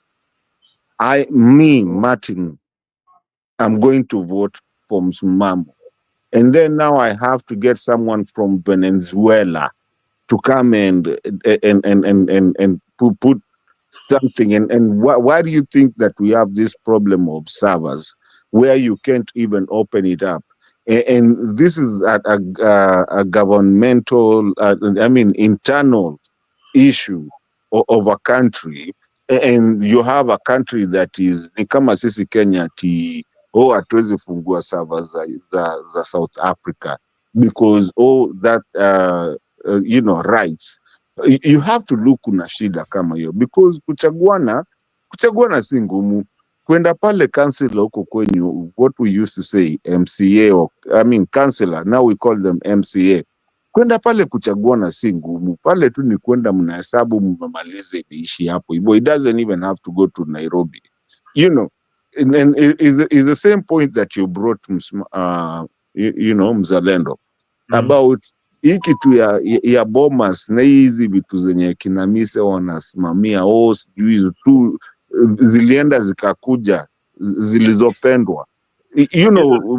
There comes a point where we now start actually looking at ourselves, and we are looking at ourselves ni kama hatujiwezi, because sasa kama election bado sijui lazima tuende tukaulize watu wa nje tena, wanasema waweze fungua sava. Okay, ikifika hata hizi vitu za kinadani sijui airport tena lazima tupate mtu wa nje na hawezi tuonesha the nini.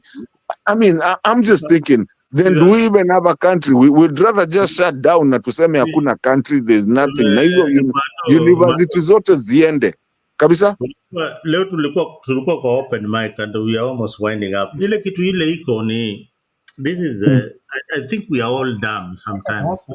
We are dumb, and the reason why I say sometimes we are all dumb.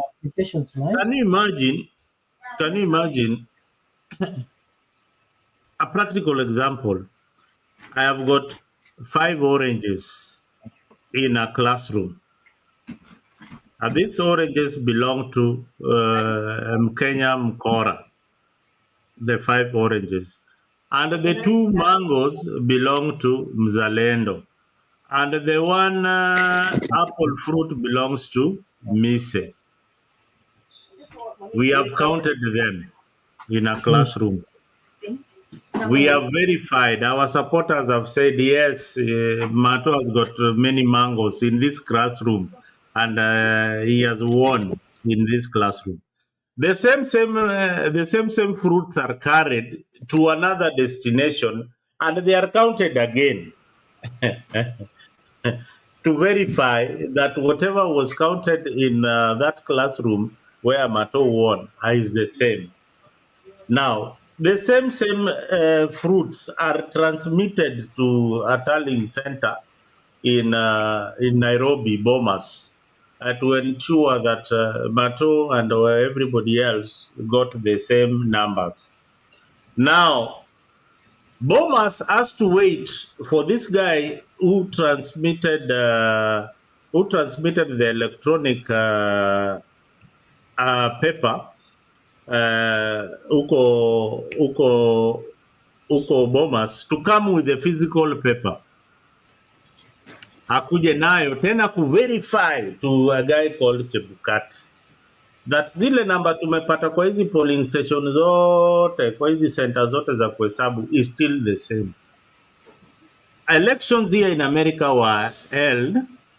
You never heard of any commissioner announcing elections. They have been called. You've never seen the head of IBC here in the US. What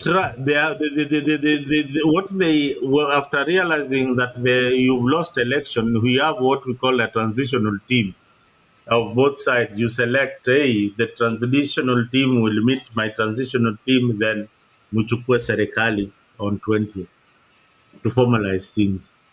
When by midnight, elections ended at 6 p.m. The counting by 10 p.m. we had already known We had already known where this is going. Yeah, na tukaenda kulala. By midnight, Trump supporters had already known that they had already won the election. Kesho asubuhi mambo ilishaisha. Hakuna mahali ulisikia commissioners wa elections wakicall elections. Media called these elections. Media, and they were relying on a media platform that ikona killer agent in all the states. That portal that they were telling people to go to check, that is a portal for a media company that was contracted to make sure that all these elections tally. Ukienda Fox in the last elections, uacha hii ile ingine, Fox, which is a supporter of Republicans, called elections in Georgia before even the results were finished. Walicall nani ameshinda, Biden ameshinda kabla hata vitu zihesabiwe zote. And Trump was very furious that this is our media house, how can it call that limeshindwa? But wakisema hii election hata hizi zingine zikuje zote bado utakuwa umeshindwa. So in the elections that are coming in 2027, this is what is going to happen. The government might shut down the internet, but what they will not do is to take away your phones. Now the phones ndio zitatumika sana. And these young people will be in each and every polling station counting, ensuring on video, and hiyo election itakuwa imekoliwa hivyo tu. These guys won, ndio hii results, ndio hii video. Ukitaka twende kotini, there is the video evidence of everything that happened there. And that is exactly what will happen in 2027. So either Ruto's government will ban phones at polling stations, or the internet will be shut down. But again, you cannot shut down the internet because it is used to transmit results. That is the law. So kumeumana. I agree with you 100.678. I don't know what number I can. Yani zote zenye mtu anaweza agree nazo, I agree with you percent, because and that is the problem that this government has been having, my dear friends. The thing is that when we started agitating people to use the phones and to use recordings and record everything, Mzalendo, we can sit down, me and you go and claim something, like in as long as we've recorded it. Yes, huwezi manipulate you. You can't. Yeah. Very hard. And it's the reason that today, even the abductors today of the Gen Zs, they're using, unaona wote, the police today, lazima wakwe na kaska fulani wanajifunika uso. Unajifunika uso nini? You're supposed to, and by the way, we're going back to court to tell these guys that if you're going to arrest anyone and you're calling yourself a police officer, but then you need to identify yourself either by your badge number or something, and wear a uniform and open. Let's see your face. Why are you hiding your face? How comes, Mzalendo? Let me ask you. Nikakuja nikushike mimi, you know, I am decommissioned. Nikakuja sasa nimejifunika nikwambie mimi ni polisi, bora niko na pingu naweza nunua hata eBay, nikuje nikwambie mimi ni polisi. You see where the problem, even the courts are going. We had Chachamwita asking people, do we know if these are actually police officers? Because these guys even never actually appear in court. Because who's going to appear in court? Not ujui ni nani. ulishikwa tu ukaambiwa mimi ni polisi na mtu ameweka tu nini. We have to go back to the rules of law which applies to both the citizenry and also the lawmakers, because you can't have someone who's covered their face na si ati kuna snow. Kenya doesn't snow. You can't put umejifunika uso yote, umejifunika nini, hakuna baridi. And as a police officer, have you seen people, the police officers that operate in actually places that are really snowing and where it's really cold? They never cover their face because you're supposed to actually document of what they are doing. So these are the abductors. And by the way, on a funny note, Kenyans are going to a place right now that they will beat down a police. I will not want to be a police officer right now. They will beat down a police officer because even the IG told us that this is not police that is abducting people.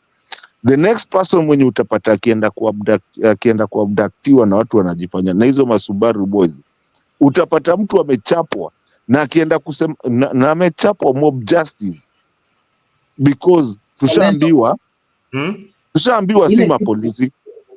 Ile kitu yenye tunafaa tukubaliane, sheria zipo. One thing that we all have to agree, the problem is enforcing the laws. The same way hiyo story ya elections, we have electoral laws ambazo ni nzuri, na hizo procedure vile zimewekwa ikifuatiliwa tutakuwa na good results. The problem is we have also gotten into a culture where we have to complain every other time. Hata wewe mzalendo, kesho uingie ushindwe, utacomplain nimeibiwa, hata kama hujaibiwa. So also it is in the best interest of our country to have a culture of accepting defeat, you know, and knowing that kutakuwa na tena siku ingine, you know. Now you build the next time when you're coming, you're not going to do no, Mr. my brother, you're wrong on this because unani-interrupt and I was nataka kuambia kitu moja before nitoke. Nataka kuambia kitu moja tu, unisikize tu please. Ngoja nimalize, I will forget what I wanted to say. So hata sasa ona okay, sawa, ukikumbukanga basi wacha mimi nimalize basi.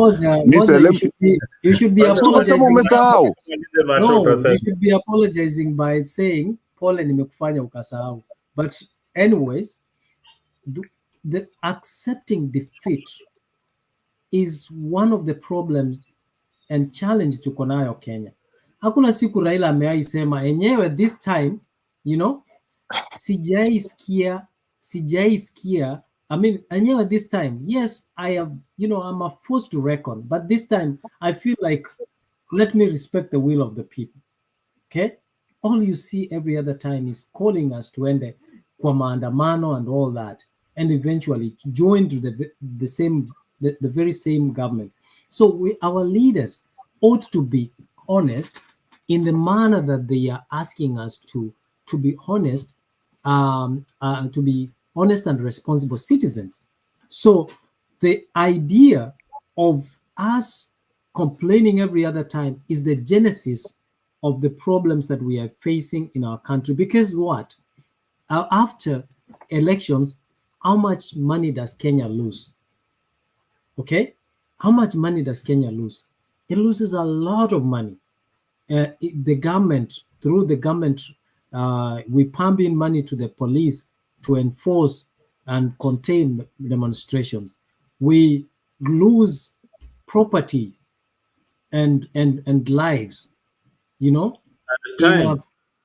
time, you know. So that is the problem that we are having in our country. And the moment, like I've told you, we've worked with Mato here, and those of us, someone like someone, no one is sincere. Even a Kuru court was not sincere, you know. No one is sincere to tell us that, honestly, I've not had any IT expert in Kenya coming out and giving the explanation that the three of us figure we are not that we are not that tech savvy, but we can figure out, like, it takes time to decrypt a file format in order to manipulate it and put it back to the transmission line for it to be projected at the National Tallying Center. But tunaambiwa tumeibiwa, mtu wetu, watu wetu, and the whole nation sings to the narrative ya kutu divide instead of uniting. So we need to have that culture. Hakuna hata mimi nilishindwa, by the way, mzalendo, na si nani Mato, you are right, niliibiwa na niliona, kwa sababu mimi I came from a country, I came from a mindset where unasema it's competition, may the best win. Mimi sikubeba thugs nipeleke huko. I didn't know that I have to have thugs. At the time when I saw thugs kwa polling stations, I pulled back and I accepted the way it was. It's a learning experience, Mr. Yeah, and again, at the end of the day, I didn't go to court to waste time. I said, perhaps I should, I'm in the wrong place, and I accepted and moved on, So we should have leaders accepting defeat, because in every competition, there must be a winner and a loser. We can't have two presidents. It can't be like Raila has won all through, that on a balance of probabilities. What are the chances? What is the probability that in every election Raila ndiye anashinda? Unaona? What is the probability that in every election Ruto ndiye atashinda? So this is where we're having a problem, and we have been driven. Even the most educated people are actually are now have been driven to be delusional and even believe the lies of the people who want to propel a certain narrative. That's why we are lagging behind as a country. When ukiangalia in America, when Joe Biden, waliona is not competent, people pulled back. Even those who were in the same political party, they said, no, we don't think you are fit for office. And the donors said, we are going to pull back the donation to this political party if we can't have someone who is competent. When will we get there to say Raila right now, or Ruto, or Uhuru, why we can't fund this political party? We can't continue supporting you because we don't feel you are heading this political party to the right direction that is to the benefit of our country. What? That insincerity ndio inatusumbua mzalendo. Mimi nakwambia Mato amechange opinion bana. Mato si mtu wa ODM tena.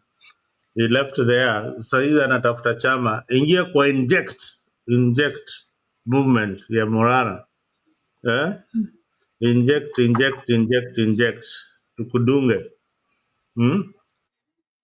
But anyway, Misa, we have done almost 5 hours of this particular edition. We have learned a lot. We've talked about the abductions of many Kenyans, and at least I believe that by the end of the week, this other young man will resurface somewhere in Naivasha, walking alongside the road that amewachiliwa na serikali.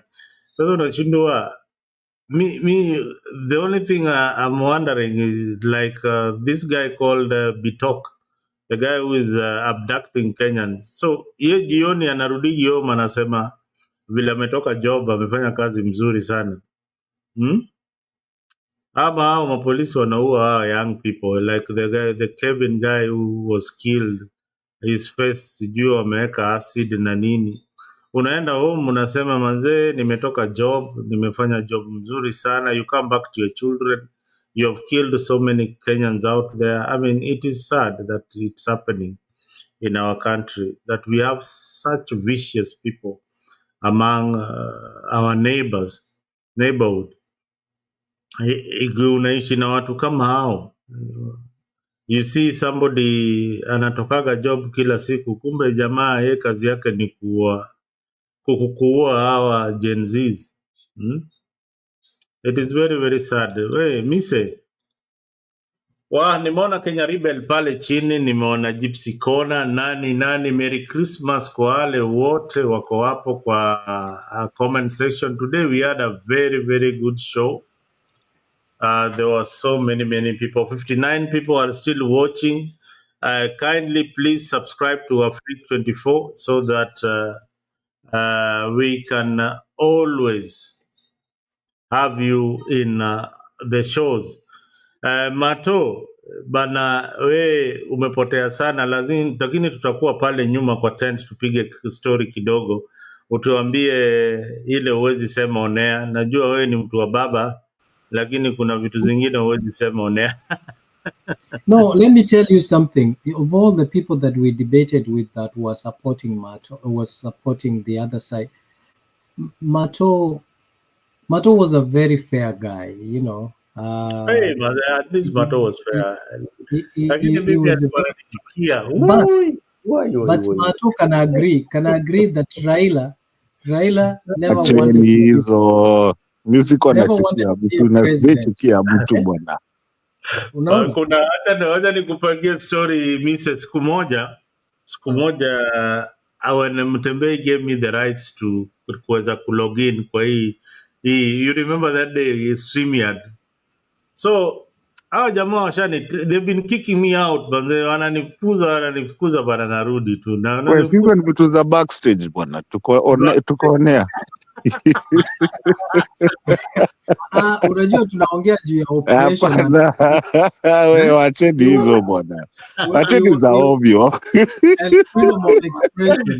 Hizo ni za backstage. Hebu funga show tuongee huko nyuma bwana.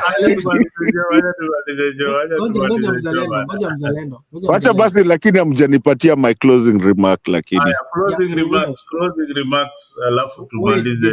Before you get the closing remarks, the thing is, there was freedom, there was suppression, there was we were gagged. We tumesema hizo za huko nyuma. Let me finish, wacha nimalize nini.